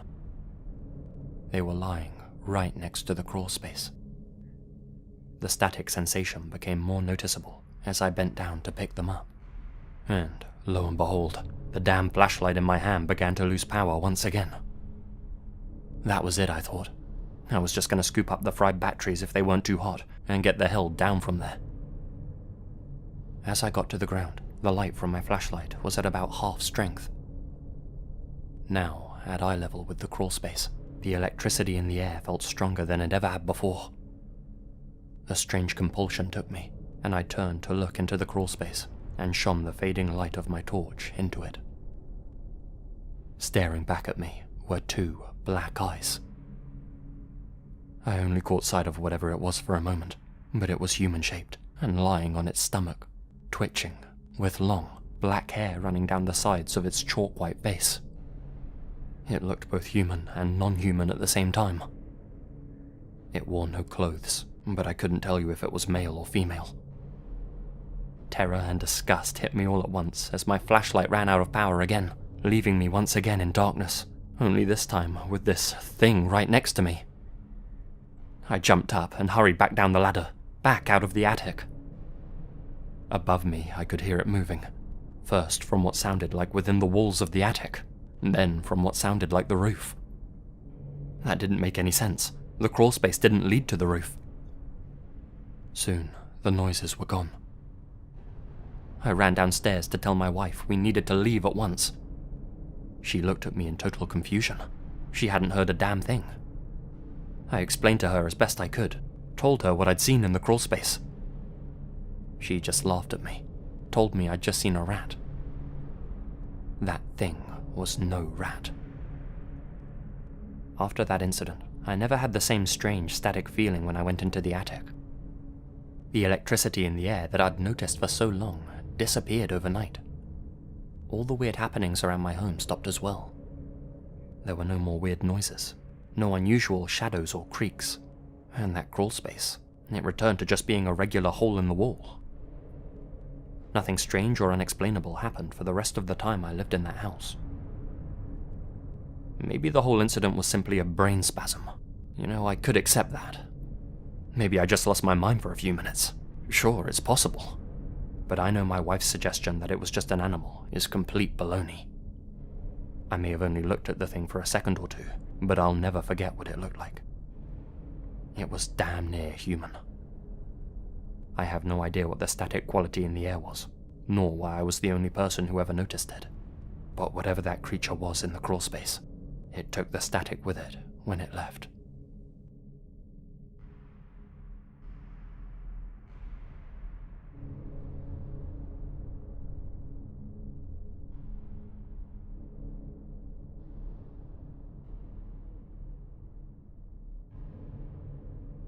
Before I start this story, I think it's important to note that I'm a female. I had just finished up university in my home country and decided to go to the USA for a bit of soul-searching. I was making my way around the country, doing my best to spend a little time in every state.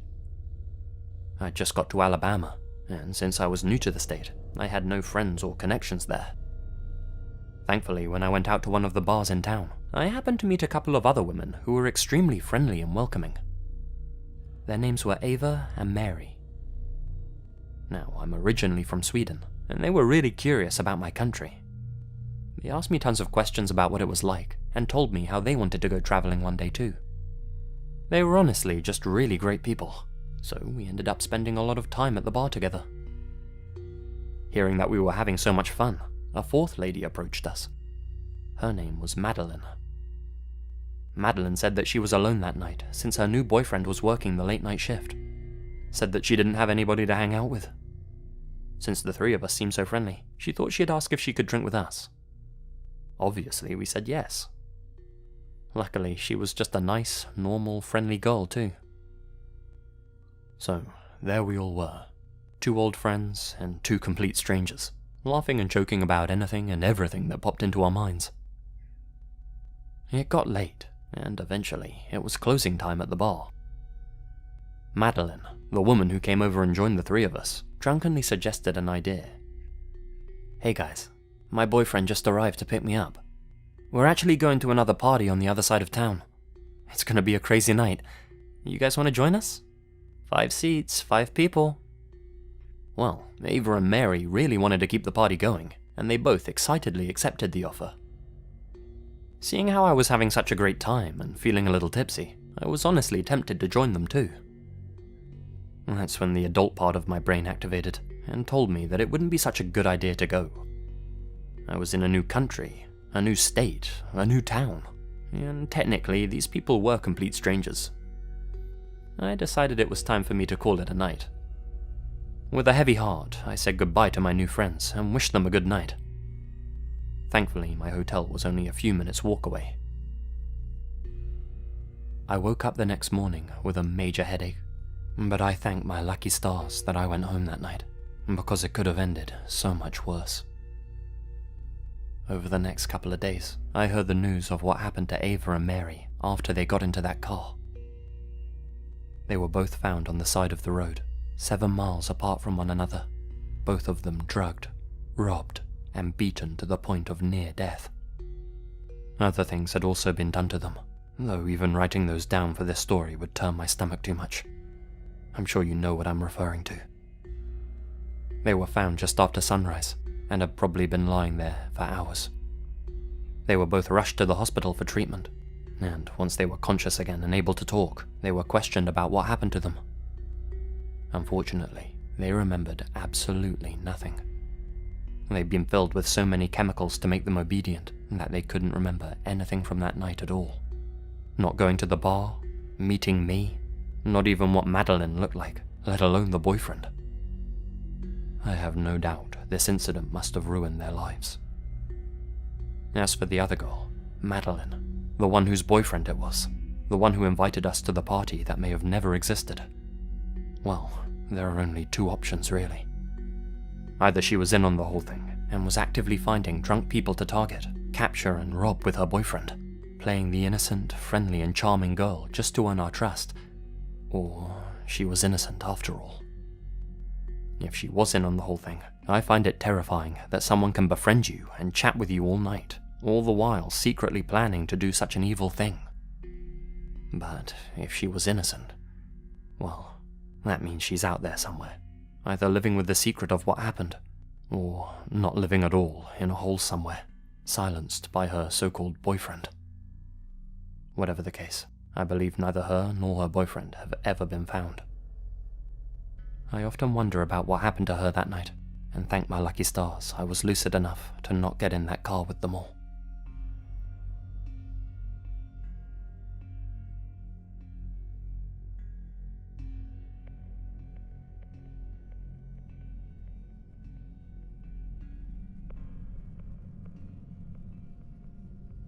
I was 18 or 19 years old when this happened, still living with my parents in Billings, Montana. We were hosting a foreign exchange student, Faye, a girl from China who was the same age as me. Her English was pretty good, so we became friends. Now, I'm a guy, but there was nothing going on between us. She was more like a little sister figure to me, seeing how she lived at my house and all. Anyway, the two of us snuck out one night to go to this party. We got home late, around 1 a.m. I think, and we both quietly walked up the stairs and tried not to wake my parents. Faye silently crept into her bedroom down the hallway, and I went inside mine and hopped into bed. I was so tired that I drifted off to sleep within minutes. I don't know what time it was, but I was awoken in the middle of the night by the sound of creaking in my bedroom. I woke up groggy, with my eyes tired from sleep, and scanned the room around me. The sound was coming from my closet door, which was slowly creeping open. There, emerging from my closet, was the dark outline of a human with a weird-shaped head. Now, I suffer from sleep paralysis from time to time, which means I often wake up with audio-visual hallucinations in the middle of the night. I quickly rationalized that the figure in my room wasn't real, and that the closet hadn't really opened. I was just in that place that's neither dream or reality. Even though I've had these experiences a lot of times in the past, it was still creepy to see the dark silhouette of a person looming out of my closet. I kept my eyes on the spectre as it slowly tiptoed to the end of my bed. It stopped, facing towards me, and began swaying from side to side. I closed my eyes, desperate to fall back to sleep and get rid of this nightmare creature at the foot of my bed. As I did, I heard its fake footsteps slowly backing out of my room towards the hall. Good. It would disappear soon, I thought. Then, I heard the sound of my bedroom door carefully being closed. What the? Something wasn't right about this hallucination. It wasn't like all the others. Every time, the figure would just dissolve and fade away as reality took over, but this one legitimately just exited my room. Now, sure that I was fully awake, I decided to get up out of bed. I walked towards my closed bedroom door and quietly opened it. There, standing in the hallway, opening the door to Faye's room, was the same dark figure. It wasn't a hallucination after all. It was a man, a stranger in our house, creeping into my friend's bedroom. I let out a loud, "Hey!" which of course startled the guy. He dropped something on the floor. In the dark, I couldn't make out what it was. I hit the hallway light switch on my left. The hall lit up. I could see him clearly now. His head wasn't weirdly shaped at all. He was wearing a mask, holding some sort of small club in his hand. On the floor by his feet was a small length of rope. From inside her room, I heard Faye let out a terrified scream. She must have woken up during the commotion. The masked man darted down our staircase.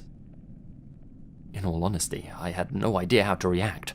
I just stood there like a rabbit in headlights, totally shocked that this wasn't sleep paralysis after all. My father came storming out of my parents' bedroom at the far end of the hall. I screamed that a man was just in my room and that he was about to go into Faye's. He rushed back into his bedroom, came out with his firearm, and made his way down the stairs after the guy. We heard the roar of a car engine outside. The intruder had parked his ride somewhere near our house. I heard no shots, no shouting. My dad didn't make it outside fast enough to catch the guy or spot his plates. To this day, we still have no idea who he was, if he lived near to us, why he targeted us, nothing. The only time the house was empty that day was around 2 p.m, meaning this guy either snuck inside while we were at the party and my parents were sleeping, or he'd been hiding inside our house for around 12 hours, biding his time. From what the cops think, he came to get Faye, to knock her out with the club and tie her up, take her out to his car and drive off. Thing is, when he broke in, he hid in a closet in the wrong room. He stood at the end of my bed, trying to work out if I was Faye in the dark, probably thinking if he should bludgeon me or not. I have no idea what motivated the guy. Infatuation? Hatred? Who knows?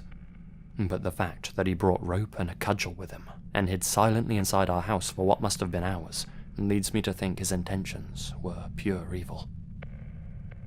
Faye moved back to China soon after that. I miss her, but I can't say that I blame her for leaving. I mean, wouldn't you?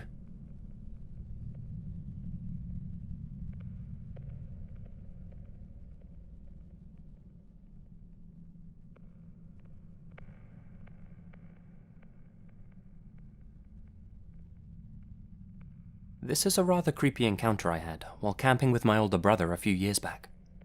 He's 2 years older than I am, and this happened when we were in college. I was 20, he was 22. When I was a kid, both me and my older brother were in the Boy Scouts. We dropped out due to our time being taken up by sports and other activities. Nevertheless, we both enjoyed camping a lot, and as we got older, we'd plan weekend camping trips together. We lived in New Jersey, and we were always exploring the Pine Barrens, a 1 million plus acre pine forest that covers a large area in the south of NJ. Much of it's deserted, with a lot of unmarked dirt roads that crisscross the state. During the summer, people usually go off-roading, mudding, or dirt biking in the backwoods area, which both my brother and I did quite often. There are a number of state parks and campgrounds in the area, plus a few other more shady campgrounds where people squat for the night and make a home for a while. We tried to avoid the non-legit campsites, as there were usually some shady people around there. There are also quite a few abandoned ghost towns and sites here as well. Early 1800s settlements, iron and paper mills. Anyway, I was on this particular camping trip with my brother, and we decided to make a short drive and make a trip out to a few of our favourite ghost towns. And this was during our Easter break from college, so we had a long weekend to go and explore. It had been raining the day before, so we didn't really want to venture too deep into the woods. Some of the dirt roads flood easily, and we didn't want to get stranded. We visited 2 of the towns before the weather started to look like it was going to turn bad again. We decided to find a place to pick up some food, and headed off to a spot called Friendship, one of the old ghost towns. Now it's just open cellar holes where some buildings used to be. This ghost town is about 3 or 4 miles off the paved road, down a long, narrow dirt road we call Washboard Avenue. We call it that because the ruts in the road make it feel like you're driving over a washboard or rumble strips. The old town is located at an intersection where you can only turn left or right. If you turn right, you cross an old wooden bridge that takes you to the monument, and then back to the main road. If you turn left, you pass the front of the ghost town and go further into the woods. When we arrived at the town, we parked the truck off the side of the road and quickly set up our tents as the rain was starting to come down. After about a half hour, we finally settled into our tent and ate dinner. We were sharing stories and catching up on old times for a while. We turned in for the night around 9:30 and both fell asleep very quickly. A few hours later, I heard my brother stirring and I woke up. I had to take a leak, so I got up out of my sleeping bag, unzipped the tent flap, and stood up. When I turned to walk across the trail, I looked to my left across the dirt road. There was an opening in the woods, and it looked like there was a figure of a person standing there. It looked like a rather large man. Not fat, but tall and big. It looked like he was wearing a black trench coat, black pants, and a black hat. I didn't want to think too much into it since it was dark out there, and I was still half asleep. It could have just been a tree that had fallen, or just something that looked like a person. I stood there, kinda creeped out, finished my business, and went back inside the tent. I took one more look at the figure before I zipped up the tent flap. The figure was still there, and it looked like it was now much further into the road. It was just creepy. As I got back into my sleeping bag, my brother asked me what I was looking at. I told him I saw something across the road that looked strange. What was it? He asked me in a whisper. I don't know. I think it was just a tree stump, but it looks like a person, I whispered back. Jesus, he said. I think I saw that too when I got up to take a leak. I was creeped the hell out. Yeah, me too. It was just standing there, right across the street. Very creepy. It's probably nothing, just our imaginations, he said. We both fell back asleep. Some more time went by, and I was awoken suddenly by the sound of the tent flapping. I thought it was just the wind at first, but as I gained my senses, it seemed too odd of a noise rubbing on the side of the tent. It was as if someone, maybe even two people, were trying to find the zipper to the tent, rubbing their hands up and down the side of it frantically. It creeped the hell out of me. I finally grabbed the flashlight, shined it in the direction of the noise, and saw a pair of hands pressed into the side of the tent from the outside. I let out a loud yell and threw the flashlight, which landed on my brother. He woke up and quickly sat up to see what was going on. As he did, I swear I heard footsteps walking, thudding, but not running away from the tent. What the hell? What's going on? My brother asked me angrily. People. There are people out there. What people? He asked me, still in a daze. There was someone, maybe two people out there. One of them was trying to get into the tent. Okay, just calm down, he told me. Stay here. I'm gonna take a look outside and see what's there. Don't move. I want to see too, I told him as I sat up. He could see that I was shaken, and I usually don't make jokes like this. He started unzipping the front flap of the tent, and we both poked our heads out. We looked to the left where the truck was parked. Didn't see anything. Looked ahead to the clearing where the mysterious figure was standing before. Nothing. On the right, also nothing. At least, nothing we could see in the dark. Grab the flashlight, I whispered to him. I want to see what that thing was earlier when I took a leak. My brother went back into the tent, grabbed the flashlight, and turned it on. Where did you see it? He asked. Over there, right in front of us. He flashes the light around the opening in the woods, but there was nothing there, just a few tall trees and a few cinder blocks. Are you sure it was across the street? My brother asked. Yeah, straight out across the road from us. I don't see anything, he says, flashing the light some more. You mean on the other side of the street, near the bridge, right? No, right across from us, I said, pointing in the direction. Huh? Really? The figure I saw was on the other side, right next to the bridge, he said. Needless to say, we didn't see anything. After the initial shock wore off, we decided to get out of our tent and look around one last time before going back to sleep. We both got out and slowly walked around the tent, using our flashlights to look for anything out of place. We walked across the road to the opening, then down to the bridge, and finally back to the ghost town, looking into all of the open pits. Didn't see anything. We were both very creeped out at this point. We both got back into our tent and decided to try and sleep, agreeing to leave first thing in the morning. I couldn't sleep. 45 minutes passed, just lying awake, hearing more rain coming down, hitting the tent, while my brother snored. After 20 minutes passed, the rain slowed down to just a light drizzle. I was just dozing off when I heard the heavy footsteps again. This time, it sounded like they were running. I was freaked out, but trying to play it off like it was just a deer running through the site. But those footsteps, they were way too heavy. It had to be something larger. I listened for a while. I heard steps, then nothing, then more steps, and nothing, as if people were walking past our tent. Then it got louder. This time, it almost sounded like tap shoes crossing the old wooden bridge nearby. I wasn't taking any chances. I shook my brother awake so he could listen too.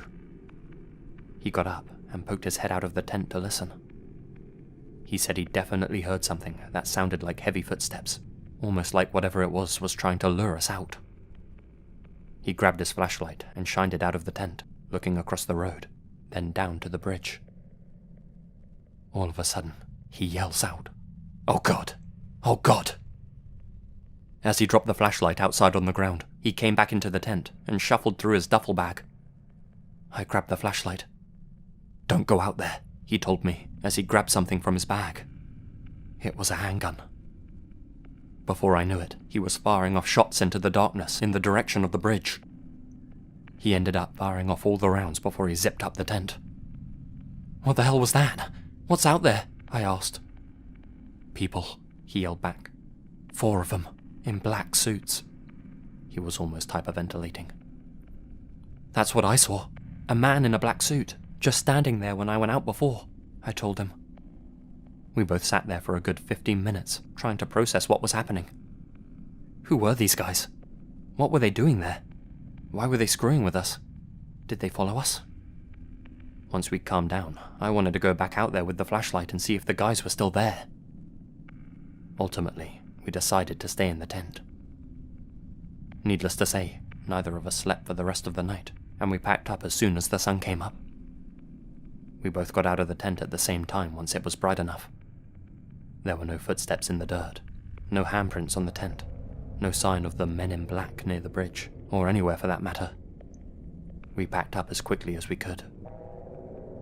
As my brother closed the back of his truck, I looked into the clearing and saw something black on a stack of old cinder blocks. It could have been a hat or one of the trench coats, one that those men were wearing. I didn't know, and I didn't want to know. We got into the truck and sped off. We didn't say much the whole ride home. I was too freaked out to even ask where he got the handgun, or why he brought it with him in the first place. Both of us haven't spoken about this event since, not to each other and not to anyone else. That is, until now.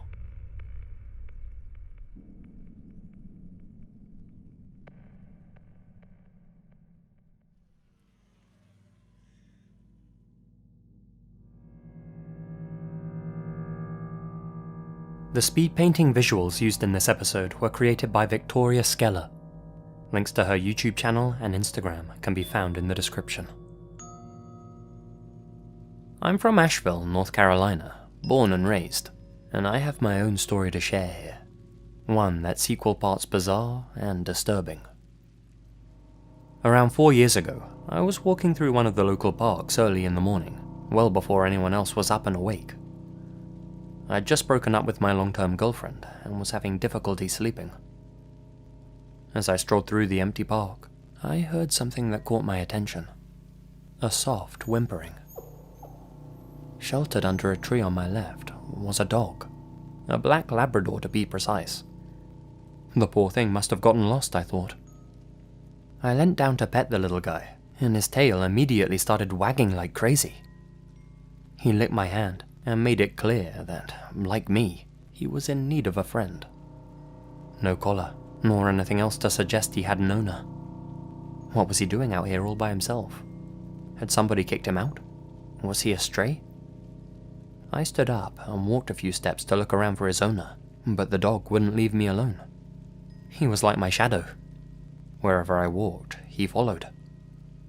Together, we walked the length and breadth of that park. Occasionally, I called out, "Hello? Hello? I have your dog here." But there was nobody around at all. No one was looking for the poor fella. I looked down at him and stared into his big brown eyes, a pair that said, "Please, take me with you." It seemed like the universe had thrown the two of us together. This dog was the answer to my newfound loneliness, and I was the answer to his. I took him home with me. For a long time, I did my best to track down his owner. I reported the dog as missing and put up flyers around town, but nobody ever got in contact with me. It looked like I'd found myself a new canine housemaid. I named him Scooby. Creative, I know. Every morning, I'd take Scooby for a long walk. The first week I had him, we walked the exact same route around town. Thing is, every time we came to pass this one particular house, Scooby would stop and start crying, I'd try and pull him away, try to get him to keep going, but he'd just stare at the house and whine like crazy. Each time we came to pass that house, it'd take me a good 10 minutes to get him to continue on with me, tugging on his leash the entire time. After the 6th or 7th time we passed that house, it became clear to me that he was going to do this every time. So, in the end, I just decided to switch up our walking route. I had no idea what got into him, or why that house seemed to bother him so much. It wasn't like he was crying to go inside. He never tugged on his leash to get closer. It was more like he was afraid of something in there, but couldn't bring himself to leave, like a human who can't look away from a deadly accident.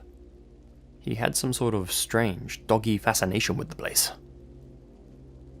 Anyway, for the next 6 months I owned Scooby, I took him on several different walking routes, making sure that we never passed that damn house that freaked him out so much. One day though, I had an early morning errand to run, which took me past that house. I decided to take Scooby along with me, get his daily walk out of the way, completely forgetting about how he acted 6 months earlier. Well, Scooby hadn't forgotten about that house. Not by a long shot.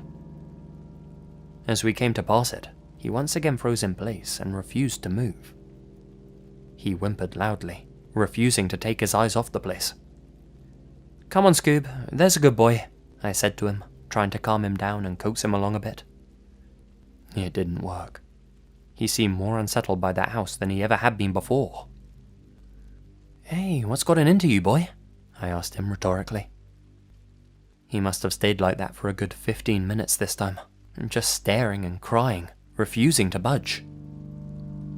Then, without warning, he bolted towards the house, pulling his leash right out of my hands. "Scooby!" I shouted. "Get back here!" It was no use. Whatever fear had consumed him before, he had conquered it. He rushed to that house, ran around the corner and into the backyard. God damn it, Scooby, I thought. The owners must have a cat or something. That's why he always acts crazy around here. I chased Scooby into the house's backyard, completely embarrassed, praying that I could get him out of there before the owners woke up and started cussing me out. I got back there and found Scooby frantically digging a hole in the grass. I'd never seen him acting like this before. He never dug holes in my backyard. I tried to pull him away, but he just shook me off and kept digging, his little paws throwing up earth left, right, and center. I was furious with him. But, you see, Scooby knew something I didn't. Knew a secret that nobody else knew. He knew what was buried in that yard. His former owner. Scooby's digging unearthed the largely decomposed corpse of a 32-year-old man, shallowly buried in the garden of your average suburban house in North Carolina. The man had been down there for as long as I'd had Scooby. The authorities were alerted, and an investigation began. Turns out the house was a rental. The dead man had been living there with his girlfriend and their dog. All their neighbors and their friends in the area knew them as Jim and Charlotte. These turned out to be fake identities. Everything people thought they knew about their lives and their pasts were a lie. The inside of their house remained untouched. Nothing appeared to have been taken. As of right now, the police still haven't been able to track down the so-called Charlotte. She remains the prime suspect for his killing, though nobody's really sure if she was behind it all and went on the run, or if she herself was a victim too, buried somewhere else by somebody else. If she was responsible, then she left in a damn hurry, as pretty much all her personal possessions were still inside the house. Her wallet, her fake ID, everything but her cell phone. Whatever the case, no one has ever come forward to reveal either Jim or Charlotte's real identities. No friends, no family, no one. As such, Jim was reburied here in Nashville and given an unnamed headstone. The strangest part in my eyes is that the house's rent was still being paid when the body was found, despite the fact it had been empty for 6 months. The landlord had always been paid in cash, which arrived in an envelope through the mail. It was always addressed from Jim, even after his demise. So, the question is, who was still paying the rent? Charlotte, the girlfriend? Someone else who didn't want the new tenants to be digging around in the garden? That all remains unclear. I'm sure there are details the cops haven't revealed to the public, but still, it's a little weird. Scooby is still around to this day. He still cries whenever we go past that house, but he doesn't stop and stare anymore. In his own way, I like to think he found a little closure. I don't know how his last owner treated him or what he was like, but Scooby didn't want to leave him down there in the ground. He's a good boy. I'll update you all if they ever find the woman.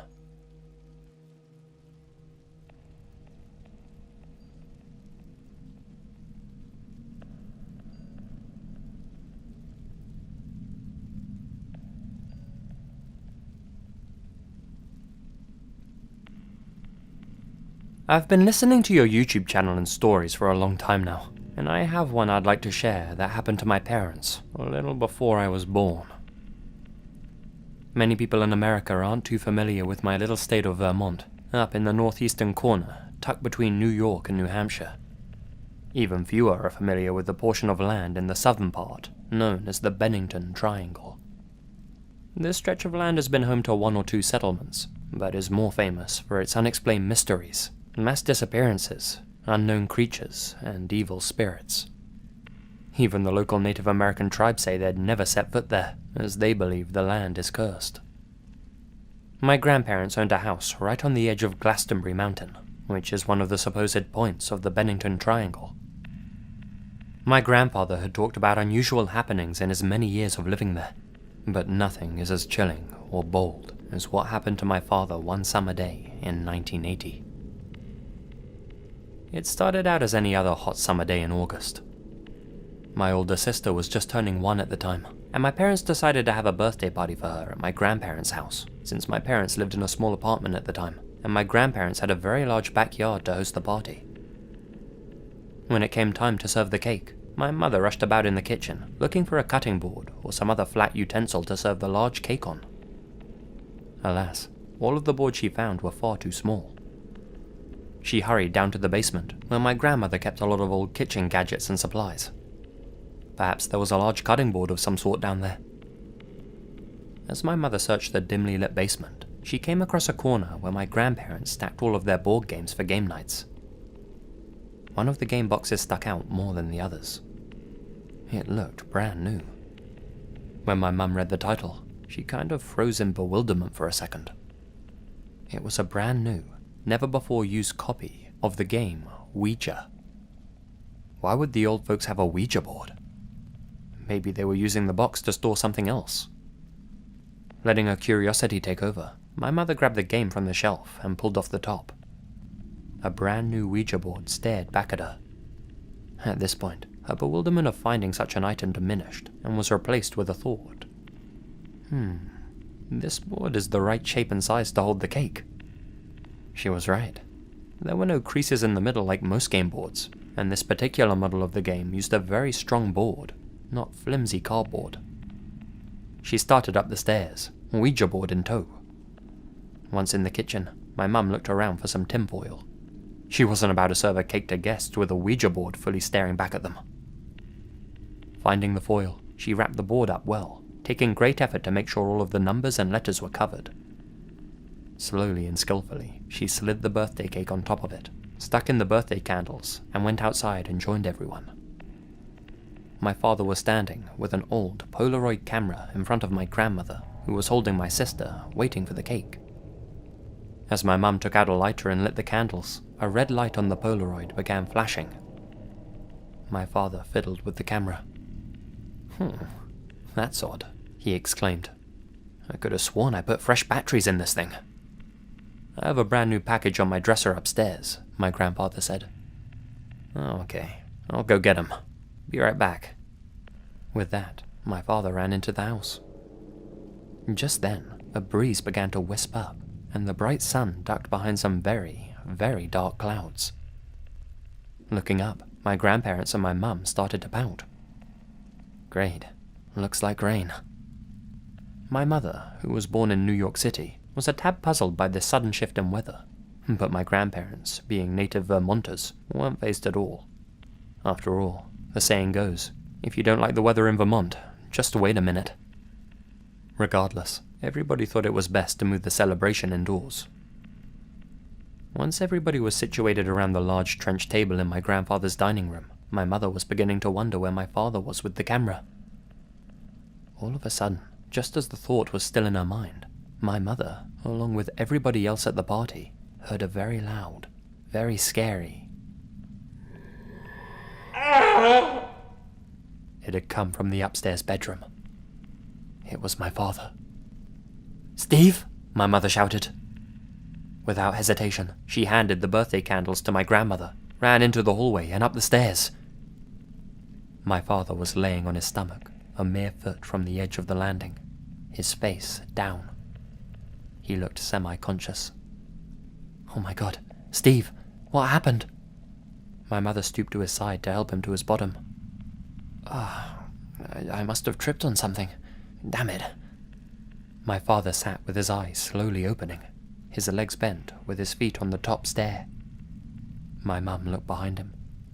There was nothing anywhere to trip on. The floor was completely immaculate, just the way my grandmother always had it. "You all right?" My mum began to help him to his feet. Yeah, I'm fine." My father was a 6'2" former Marine, 5 years fresh out of Vietnam. He fought and survived the siege of Khe Sanh and was a machine gunner on the front lines. He wasn't about to let a stumble dethrone his dignity. He finished standing on his own, shying from all my mother's aid, when, suddenly, he began contorting, twisting his shoulder blades back in an almost inhuman posture. "Oh, God! It burns! It burns!" My father started clawing at his t-shirt. His fingers gnarled and contorted in agony. Thinking he may have tweaked something in his fall, my mother, now horrified, helped him remove his shirt. What she saw terrified her to the bone. Between my father's painful convulsions, right in the middle of his shoulder blades, was a large, red boot print. Her rational mind tried to tell her that this was a reaction to a spider bite, but her eyes were showing her a more chilling picture. It looked like a man size 12 or 14, and there were tread marks, like actual tread marks. What kind of spider bite leaves tread marks? Someone, or something, tried to kick her husband down the stairs, narrowly missing the top of the landing by about 6 inches. Now, fully on his feet, the burning subsided, and as quickly as it came, the mark on his back disappeared. Both my parents took a minute to gather their thoughts before descending down to the party below. They kept their cool and played it off like nothing had happened. Immediately upon taking the picture of my 1-year-old sister with her cake, my mother slid the cake onto the table, cut it, served it, and then chucked the Ouija board, still wrapped in icing foil, out the back door and deep into the woods. After that, no other strange happenings ever occurred in that bedroom, and nobody said anything to my grandparents right up until the day that they both passed away. It wasn't until years later, when my sister was 10 and I was 8, that we were looking through the photo albums with my mother, and we came upon the Polaroid she snapped at the table that day. Behind my grandmother and 1-year-old sister was the faded silhouette of what appeared to be a tall man, standing over the two of them with his hands outstretched, as if about to grab them both. My mother removed the photo from its place in the book. How had she never seen that before? After we went to bed that night, she burned that picture outside in the trash barrel.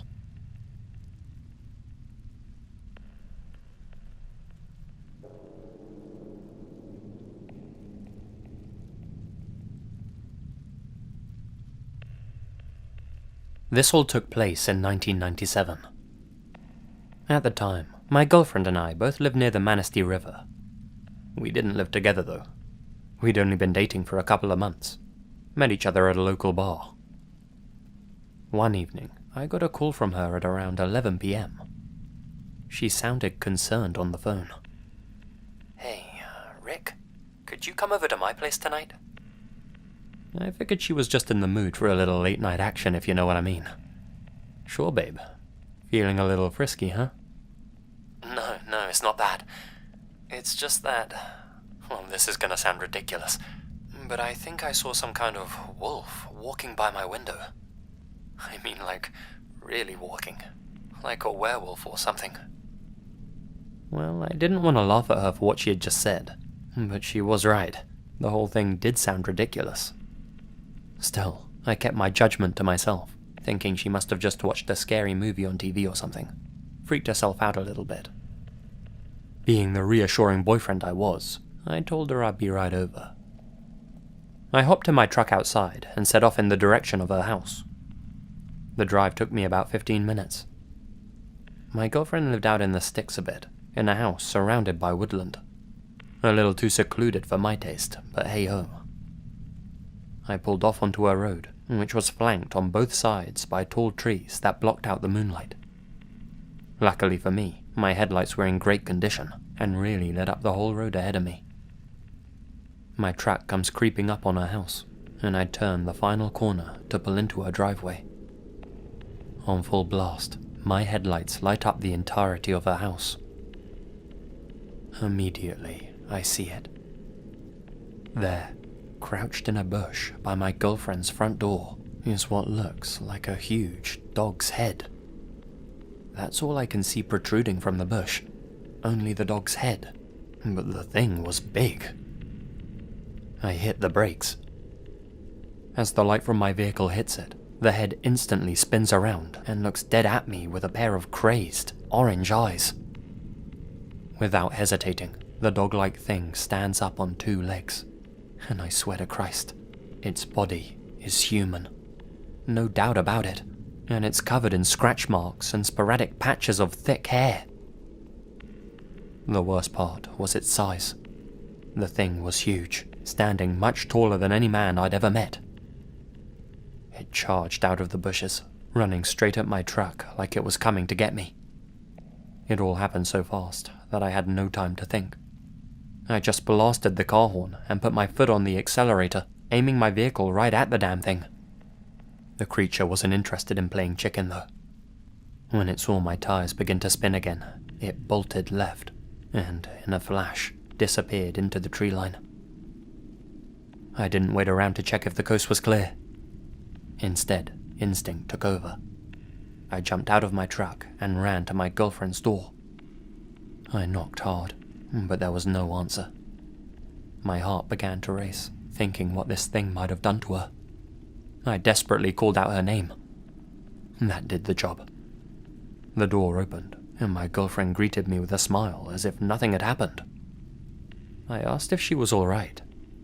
She told me of course she was, that she was just a little spooked by what she saw earlier, the wolf man walking past her window, but that she was sure it was just her mind playing tricks on her.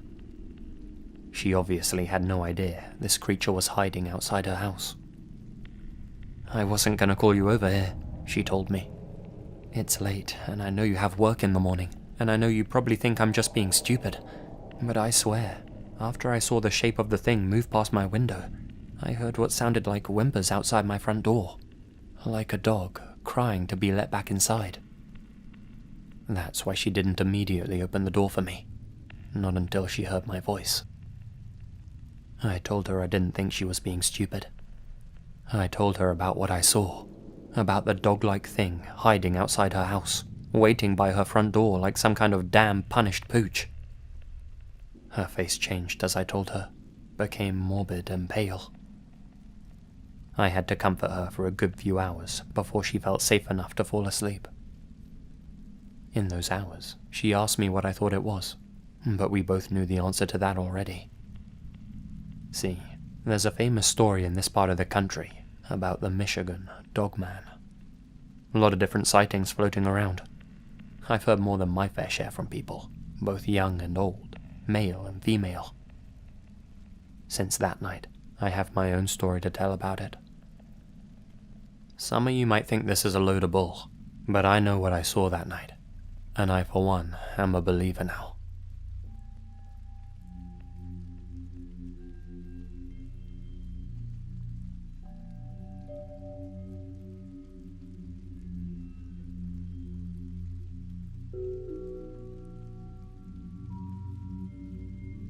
When we were much younger, 16 or 17 I believe, my best friend James and I went out hiking in DeSoto Forest, Mississippi. It was 1985. School was on break, and the two of us decided it'd be fun to go on a camping trip out in those woods. We'd stocked up on supplies, got the best tent we could afford between us, and since James had a car, drove off one weekday afternoon. He parked up on the outskirts. We ventured deep into the forest, wanting to get as immersed into nature as possible. The two of us weren't exactly the most outdoorsy people in the world, so we wanted to make the most of the experience and really embrace the great outdoors. Learn from it, you know? As we were making our way along one of the trails, we heard people coming up around the corner ahead of us. We were real far into the woods now, and hadn't crossed paths with anyone for a good long while. It was still daylight out though, so we weren't too bothered. When the people up ahead finally came into view and got close to us, however, that all changed. It was like something out of the movie Wrong Turn. 4 real, hillbilly-looking boys, far bigger than us. You could tell from the noise they were making, the way they were dressed, and the way they carried themselves, that they were trouble. Mullets, wife-beaters, soulless eyes. A real bunch of lowlife mouth-breathers. Must have only had 10 teeth between all 4 of them. They stopped as they came to pass us, obviously looking for trouble. They started insulting us, calling us all kinds of derogatory terms. We kept on walking without saying a word, scared they'd do something. One of them snorted up a loogie and spat at James. They all laughed as we speed-walked out of their sights and around the corner.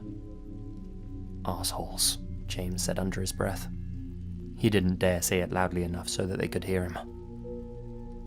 And that was a terrible experience that really put a dampener on the whole day, but we figured that was the last we'd see of those scumbags. They'd had their fun with us, and were heading off somewhere to cause more trouble. After a couple more hours of hiking, we found the spot where we'd planned to set up camp. After putting up our tent, we ate a little dinner. Then we chatted about life and the encounter with those lowlifes. Eventually it got dark, and we decided to turn in for the night. We got into our sleeping bags inside the tent, and after about an hour, we both drifted off to sleep. I was awoken in the middle of the night by some unusual sounds coming from outside. As the grogginess of sleep faded, I honed my ears on the noises. It wasn't any kind of nature sound or animal at all. It was quiet laughter and whispering, coming from somewhere outside of our tent. The voices were muffled and far off, but I was sure they were human. Still, I needed a second opinion. I shook James awake and told him to listen. He too could hear the distinctly human noises. "Oh crap," he whispered. "There's people out there for sure." We didn't say it right away, but I knew he was thinking the same thing as me, and that it was those 4 guys from earlier. "What are we gonna do?" I whispered to James. We had some wood carving knives with us, but that was about all we had for self-defense. James subtly unzipped the top of the tent entrance and peeked out into the blackness. "Definitely people," he said. "I can make out their silhouettes. It's them. All 4 of them. They're in the bushes, about 100 feet away, I'd say." He said it all in such a matter-of-fact way that it didn't sound like he was scared at all. But then he looked at me with an expression of total concern. "What are we gonna do? Just hope that they leave us alone?" I didn't know how to answer. They were obviously planning something, but how bad that thing was unknown. We were outnumbered, outsized, and in unfamiliar territory in the dark. My heart was beating double time. "Let's go. Let's just get out of here and go," I said. We sat looking at each other, debating what the best course of action was. Then, whoosh, something flew in through our tent. It pierced right through it and stuck in the ground no more than 3 inches from me. It was a goddamn arrow, sticking up in the ground. This was no joke. These guys were psychos. We call one We heard them screaming and laughing like a pack of animals outside. Hit him again! Hit him again! That was it. We tore open the tent entrance and flew out into the forest, leaving all of our stuff behind. We heard the men howling like wolves on the hunt, pursuing us. God knows how close behind us they were. The two of us didn't look back. We sprinted deep into those woods, completely disoriented and filled with fear. At one point, James grabbed me and threw me down into a small ditch alongside him. He held me down. "Shh, don't move," he whispered. I obeyed his command. He always knew how to take control, much more of a leader than I ever was. We stayed hidden down in that ditch for hours. I don't know how many exactly. Neither of us had a watch, and time lost all its structure. All I know is we laid low until daybreak. Then, with the light on our side once again, we slowly and cautiously made our way back out of the forest. It took what felt like forever, but eventually we made it back to James's car. The vehicle had been completely trashed. The tires had been slashed, the doors pried open, the insides gutted, looted and soiled. The outside was scratched to all hell, with a few holes put in it for good measure. This is one of those rare cases where hitchhiking actually saved the day. We were able to hitch a ride with a stranger back to civilization. Of course, we told our families about the experience, and ended up contacting the authorities too. They were concerned, but not surprised. Other people had contacted them about a violent and abusive group in those woods before, but they'd never taken things this far. Well, let me rephrase that. Nobody had ever reported something this extreme. That doesn't mean those mouth-breathing sons of bitches didn't end up hitting one of their targets. Bit hard to report something with an arrow through your heart, you know. The cops searched the area where we'd set up our camp. Our stuff had all been taken, obviously. They didn't find the arrow stuck in the ground in our tent. I guess the hillbillies took it back when they searched it. What the cops did find, though, was another arrow stuck in a tree, right by where we ran into the forest. They'd fired off another shot at us as we ran from them. Luckily, it didn't hit us. James and I never went back to DeSoto again. Never went camping again for that matter. If the cops ever caught those four guys, we never heard anything about it.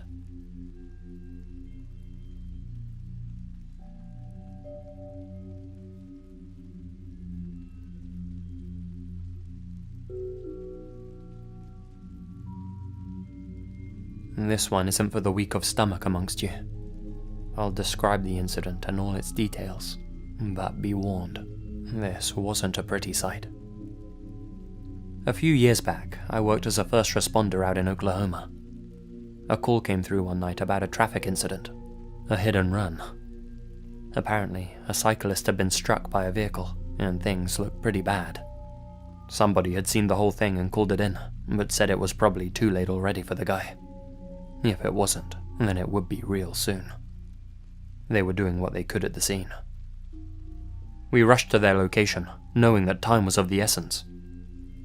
We came down a quiet country road, trees lining both sides, and sure enough, up ahead in our headlights, we could see two distressed people and a third person lying in the road by a mangled bicycle. I rushed out to help, but instantly I knew the guy in the road was gone. He wasn't wearing a helmet, and blood and brain juices had leaked out all over the road. His limbs were broken and contorted at unnatural angles. There was a long smear of dark red where his torso had slid along the ground, turning the front of his shirt into a bloody rag and completely tearing off all the skin on his body and face. He must have been hit at some speed. I knelt down to see what I could do, though it was obvious to both me and my partner that this was not a survivable accident. I checked for a pulse, just to be sure, but really this was all just procedure. Just as everyone expected, I couldn't find a pulse. I got up to face my partner, who was doing his best to calm the two people who had stopped to help. My back was to the man lying lifeless in the road. I told my partner that there was nothing we could do for the guy, even though I'm sure he already knew that. He says something back to me, but mid-sentence, he abruptly stopped talking. His eyes got real large, as if he had just had the shock of his life. He was looking at something behind me. I turned to look too. Standing there was the injured man, though I have no idea how he was still breathing or able to stand. His head was split open. His face was gone. It was all just red. The only thing distinguishing him as human were the two wide, white eyes. They were filled with confusion and fear. Before anyone had a chance to help him or even speak to him, the injured man ran off the road into the woods at full speed. We couldn't catch up with him. We called the incident in, and a search for the injured man got underway immediately. They never found him. His body was never discovered in the woods. Never has been. He was never reported by any of the hospitals. Nobody in the local community said that they'd seen a severely injured man running around town. For all intents and purposes, he simply vanished somewhere in those woods. Judging by his injuries, there was no way he could have gotten far. Still, he was never seen again. Never reported missing by his family, wherever they were. I know this must all have a logical explanation, and the man just ran off because he was dazed and confused from his injuries. Still, to this day, I have no idea where he went, where his body disappeared off to, or why he was never found. The fact that he was able to regain consciousness and run after the damage he sustained defies belief. Then again, adrenaline's a hell of a thing. Gave me the shock of my life.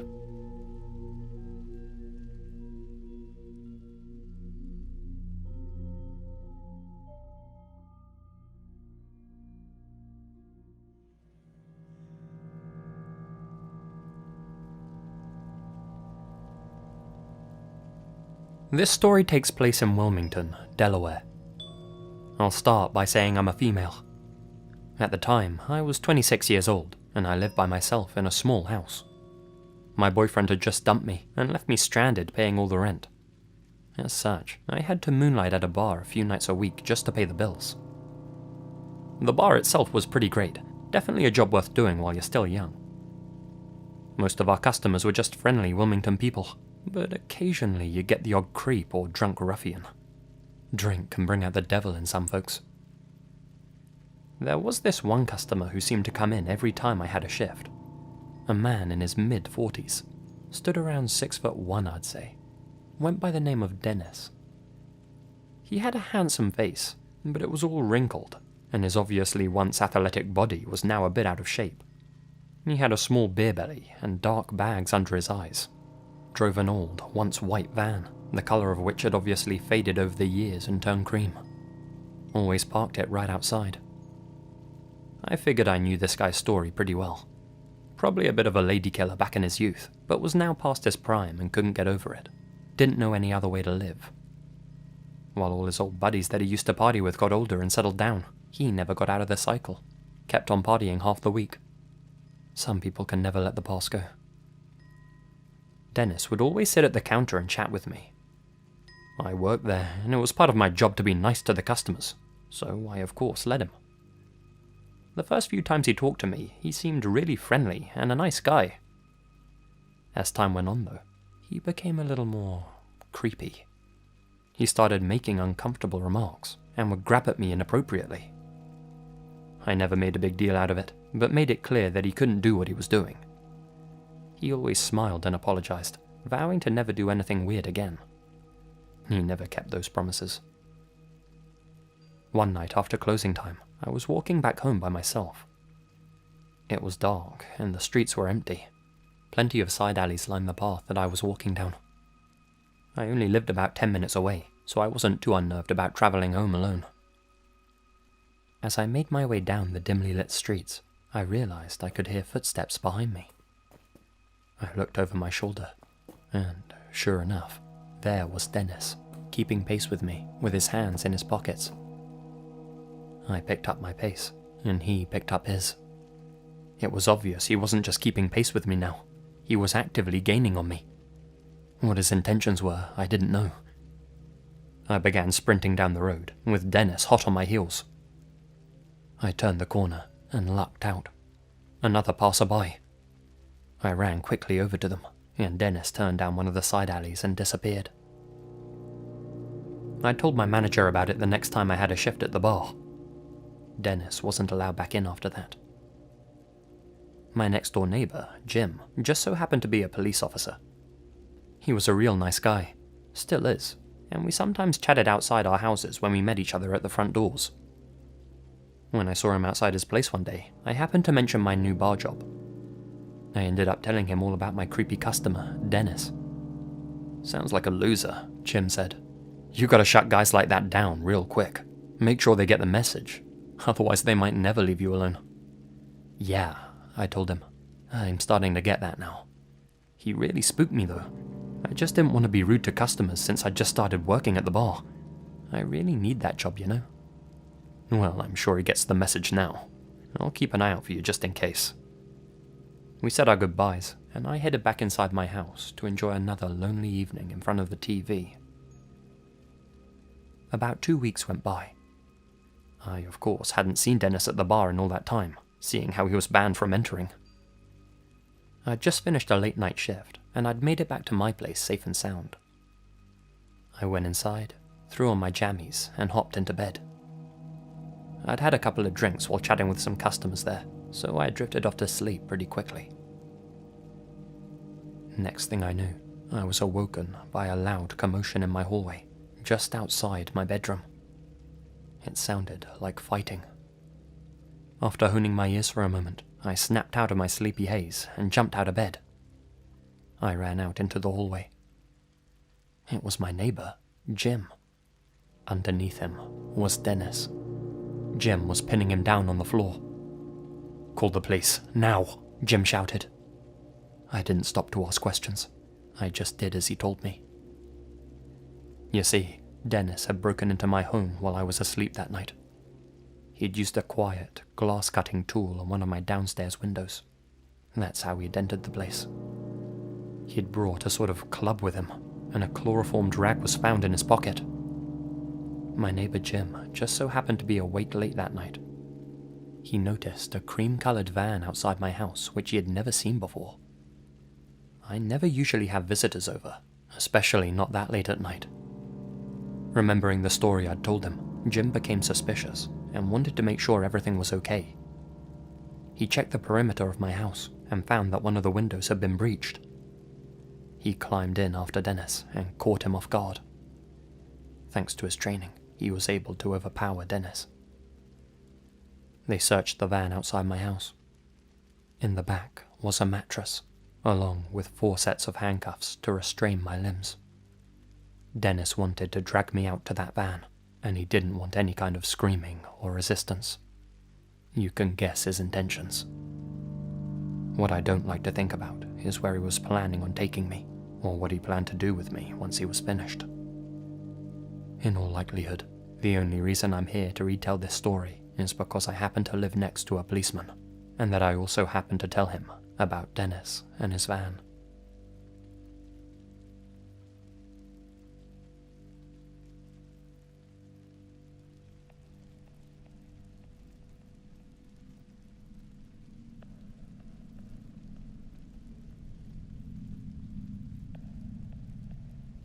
When I was just a kid, my mother was driving through the middle of nowhere, Arkansas.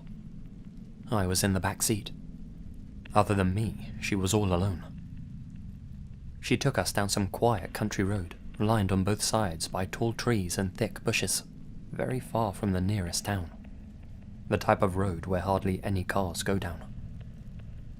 All of a sudden, a man came rushing out from the side of the road, bursting out of the tree line. He looked terrified and ragged, like he was running from something. He ran out in front of my mother's car as it approached, forcing her to slam on the brakes. She could hear him shouting something along the lines of, "Please, help me." He approached the car, with his hands up as if to show that he wasn't a threat. My mother was tempted to get out of the car and ask what was wrong. She looked at me in the back seat and decided against it. The guy kept getting closer to our vehicle. With this being the middle of nowhere, my mum was a little on edge. She honked her horn, as if to say, "Don't get any closer." Then she wound down her window just a tad and shouted, "Hey, what's wrong? What's happened to you?" "Please," the guy kept saying. "I just need some help. Can you help me?" What was this guy doing all the way out here by himself with no vehicle anyway? As he continued to approach the car, my mother could sense that something wasn't quite right. She took her foot off the brake and slowly started to get us moving again. That's when 4 other men came darting out of the tree line on both sides of the road. They weren't going for the man in front of us. They went straight for our car doors. It was an ambush. They grabbed onto all 4 door handles and pulled. No dice. They were all locked. My mother put her foot on the gas and shunted the guy in front out of the way. Our car knocked him to the ground, and she accelerated down the road, with 2 guys still clutching onto the door handles of our car, trying to pry their way in. The car got too fast for them to keep up with. They gave up and let go. According to my mum, they all stood there in the middle of the road, watching us as we disappeared into the distance. That's the reason most modern cars have their doors auto-lock when they reach 15 miles an hour, to stop people from rushing your car and forcing their way inside when you're in the middle of nowhere. I'm damn glad my mum's vehicle had that feature. Thank God for car locks.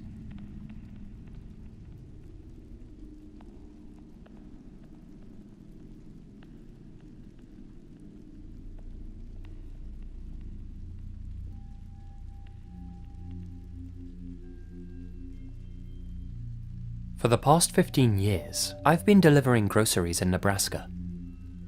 A lot of our customers have been using us for a long time, though this story has to do with one household in particular. For the sake of privacy, we'll call them the Wilson family. For almost the entire time I've worked this job, the Wilson family have been using our delivery service. Once, or sometimes twice a week, I'll drop by their place to deliver their groceries. The mama of the house is called Marie. Her husband was called Tex. I ain't sure if that was his real name or not, but that's what he went by, and the guy was a real modern-day cowboy. Wore the whole get-up, and always addressed me as cowboy. "Morning, cowboy," he'd say as he saw me coming up his driveway. "Catch you later, cowboy," he'd say as I bid him farewell. He always said this while bringing 2 of his fingers to his head, like a real cowboy would if he was lifting his hat or something. I always returned the gesture. We bonded over the years, and would sometimes get lost in conversation with each other. Real nice guy, Tex was. Didn't have the healthiest of diets, though. I could tell by his shopping cart. Seemed like the guy was living off bacon, sausage, and steak. Sadly, the old man's diet caught up with him in the end, and Tex kicked the bucket 5 years after I started delivering to him. I shed a few tears for the guy the evening I heard the news, and had a drink to his memory. Marie kept on ordering from us after that. For 9 or so years, I kept dropping by her place as usual, this time with a smaller haul of groceries than when Tex was still with us. A lot can change over 9 years, let me tell you. I got to watch as their 2 young sons grew up into teenagers, and as their house changed with the times, as Marie sold Tex's beloved motor car, and as her life went on, and she got married to another guy called Phil. Their haul increased after that, as did the number of deliveries I had to make to their house every week. Recently, though, something strange happened when I made one of those deliveries. I came by their house as usual, only to see Tex's old car outside their home, looking just how it had years before, same paint job and everything. Marie must have tracked down the buyer and bought the car back off him. Maybe she was feeling sentimental and wanted to hold on to that piece of Tex after spending so many years without him. Who knows? I knocked on the door, and Marie answered. Strange, I thought. Her face seemed distinctly less wrinkled than I remembered. "Mrs. Wilson," I said, "you're positively glowing." She blushed a little and thanked me, then invited me inside to drop the groceries in the kitchen. "Got old Tex's car back, I see," I said to her. She let out a little laugh. "Did he tell you he sold it then? That ugly thing'll be with us until he kicks the bucket." I was a tad confused by her reply, but brushed it off and put it down to the old woman's brain going a little gaga with years. Something else seemed a little weird though. The decor of the house. It was like it had been years ago. Old photos were strung up on the wall of the kids when they were much younger. All of the furniture was like the stuff they used to have in the past. My mind started darting around. Had she dumped Phil? Gone a little doolally or something? Was she trying to relive the old days when she was with Tex? I daren't ask. Didn't want to cause any drama. I walked into the kitchen to put down the groceries. Sitting at the table, eating their breakfast, were Marie's 2 sons. But that's the thing. They weren't teenagers. They were just kids again, like how they looked in all the old photos on the wall. Impossible, I thought. They must just be her nephews or something. She was just babysitting some relative's kids. But they looked so identical. They could have been clones of her children from the past. I put down the groceries and immediately made my way to the front door, not stopping to chat with Marie. Something felt off about the house. I didn't like it. I needed some air. "Leaving so quickly?" she said as I speed walked to the front door. "Yes," I managed to spurt out. "Sorry, I'm in a rush today. Have a good one, Mrs. Wilson." I reached the front door, which was still open, but something made me stop. I can't describe the feeling, but I knew I had to turn and look over my right shoulder, past it into the living room behind me. I trusted my instinct and turned my head. Sat there in an old, familiar armchair was an old, familiar man. "Catch you next time, cowboy," he said to me, raising 2 fingers to his head. A strange feeling came over me. Not fear. Warmth. I'd recognize that face anywhere. I gave Tex a smile and raised my 2 fingers out of respect. I then walked out the front door and closed it behind me. I looked out onto their driveway. Tex's old car was nowhere to be seen. Nothing seemed out of place or old-fashioned. Everything was as it should be. Back to normal. Back like it was in my time. I continued on with the rest of my deliveries for the day. I've made many deliveries to Marie since then, and nothing else weird has ever happened to me at that house. I decided not to tell her about the incident, fearing that she'd think I was making fun of her or insulting Tex's memory in some way. I've told my wife and friends about it. They all called me crazy, so I'm sharing my story here. Does anyone have any ideas about what this could have been? I've been racking my head for months now and still can't think of a rational explanation. Did I experience a time warp? A brain spasm? Some sort of glitch in the Matrix? I have no idea, but I was completely lucid. Didn't have anything weird in my system, and saw and heard everything plain as day. I don't know what to make of all of this, but I will say, Tex, it was good to see you again, cowboy.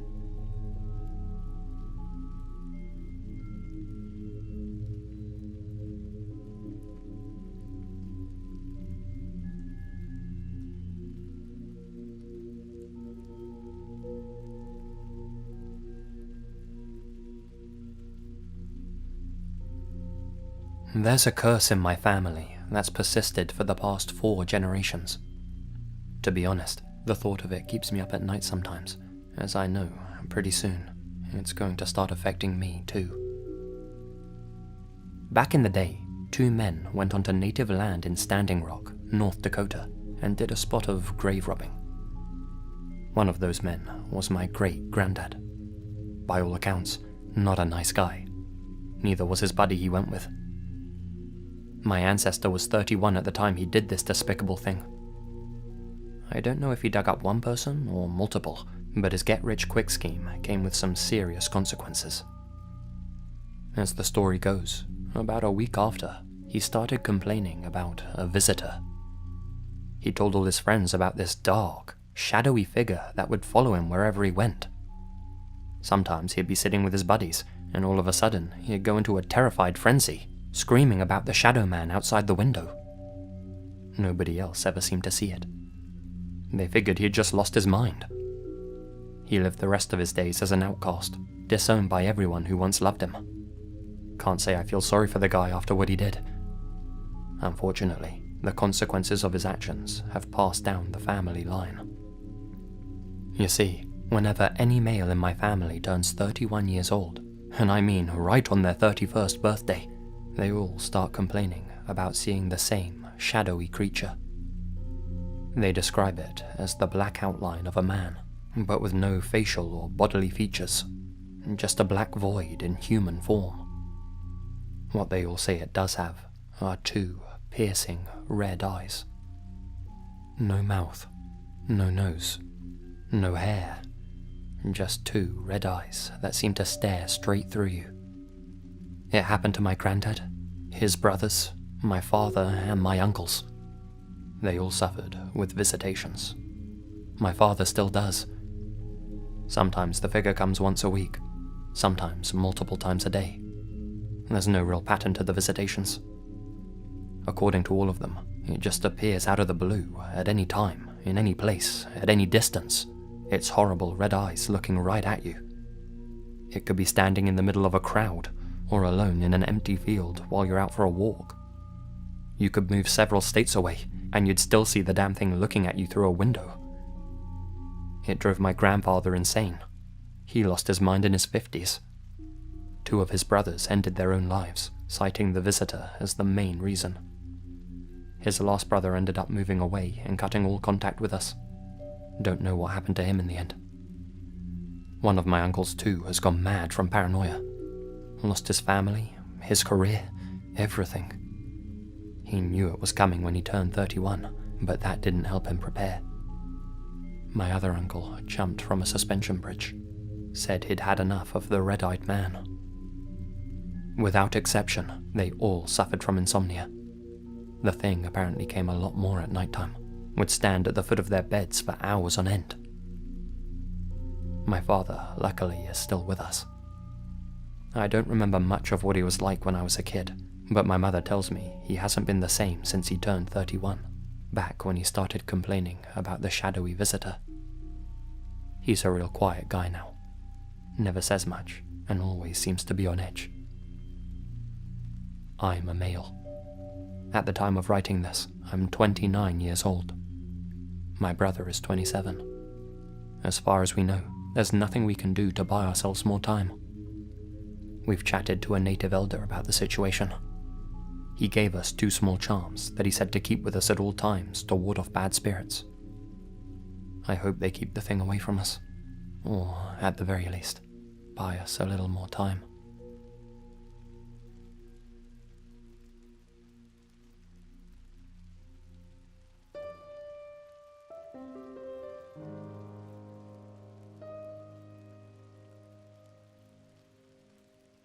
I'm a teenager who lives in a large town in Georgia, USA. Everyone knows everyone, and you can't go anywhere without seeing someone you know or waving at one of your friends. It's relatively quiet, though occasionally bad things happen, like robberies or hit-and runs. We've had a few mishaps happen in the area. Not the best part of Georgia to live, but this incident was by far the scariest thing that's happened here. The day this happened is one nobody will ever forget. I know this sounds cheesy, but it was something that had never happened before, and that I pray never happens again. Anyway, this boy, who we'll call Mike, went to a high school not too far from mine. We had the same friends, but never really knew each other since we went to different schools. He was quiet, nice, made good grades, a good kid. Well, one day, Mike went missing. He didn't show up to school for a few days. When the news finally got around to me, I didn't know what to think. Maybe he'd just gotten lost on his way home, or maybe he stayed over at a friend's house and they went to stay somewhere for whatever reason. Mike's parents put out a missing police report. He was missing for a little over a week. His school and my school were connected by the woods, and they also connected to his neighborhood. Some of the other classes spent a few days going out into the woods and looking for him. A few days later, he was finally found. He was found in the passenger seat of a car in the middle of the woods, stabbed brutally several times in the chest and face, with a plastic bag over his head. How he had come to be like this was the act of a pure psychopath. A classmate of Mike's, John, was not so great of a kid. Didn't make good grades and wasn't the nicest. John needed his computer fixed, and since Mike was good with that type of thing, he happily agreed to help John out. Mike was to meet John at his house and then walk back home afterwards. Mike went over, fixed John's computer, and when he had finished, he started making his way back home. John followed him in his car, and John wasn't alone. They captured Mike, stabbed him, suffocated him, and hid the evidence in the woods. John was gored, and so was the other guy. It shook the whole town. Nobody knew that people around here were capable of such horrible things. I know this was short, but believe me, you never know who people really are on the inside.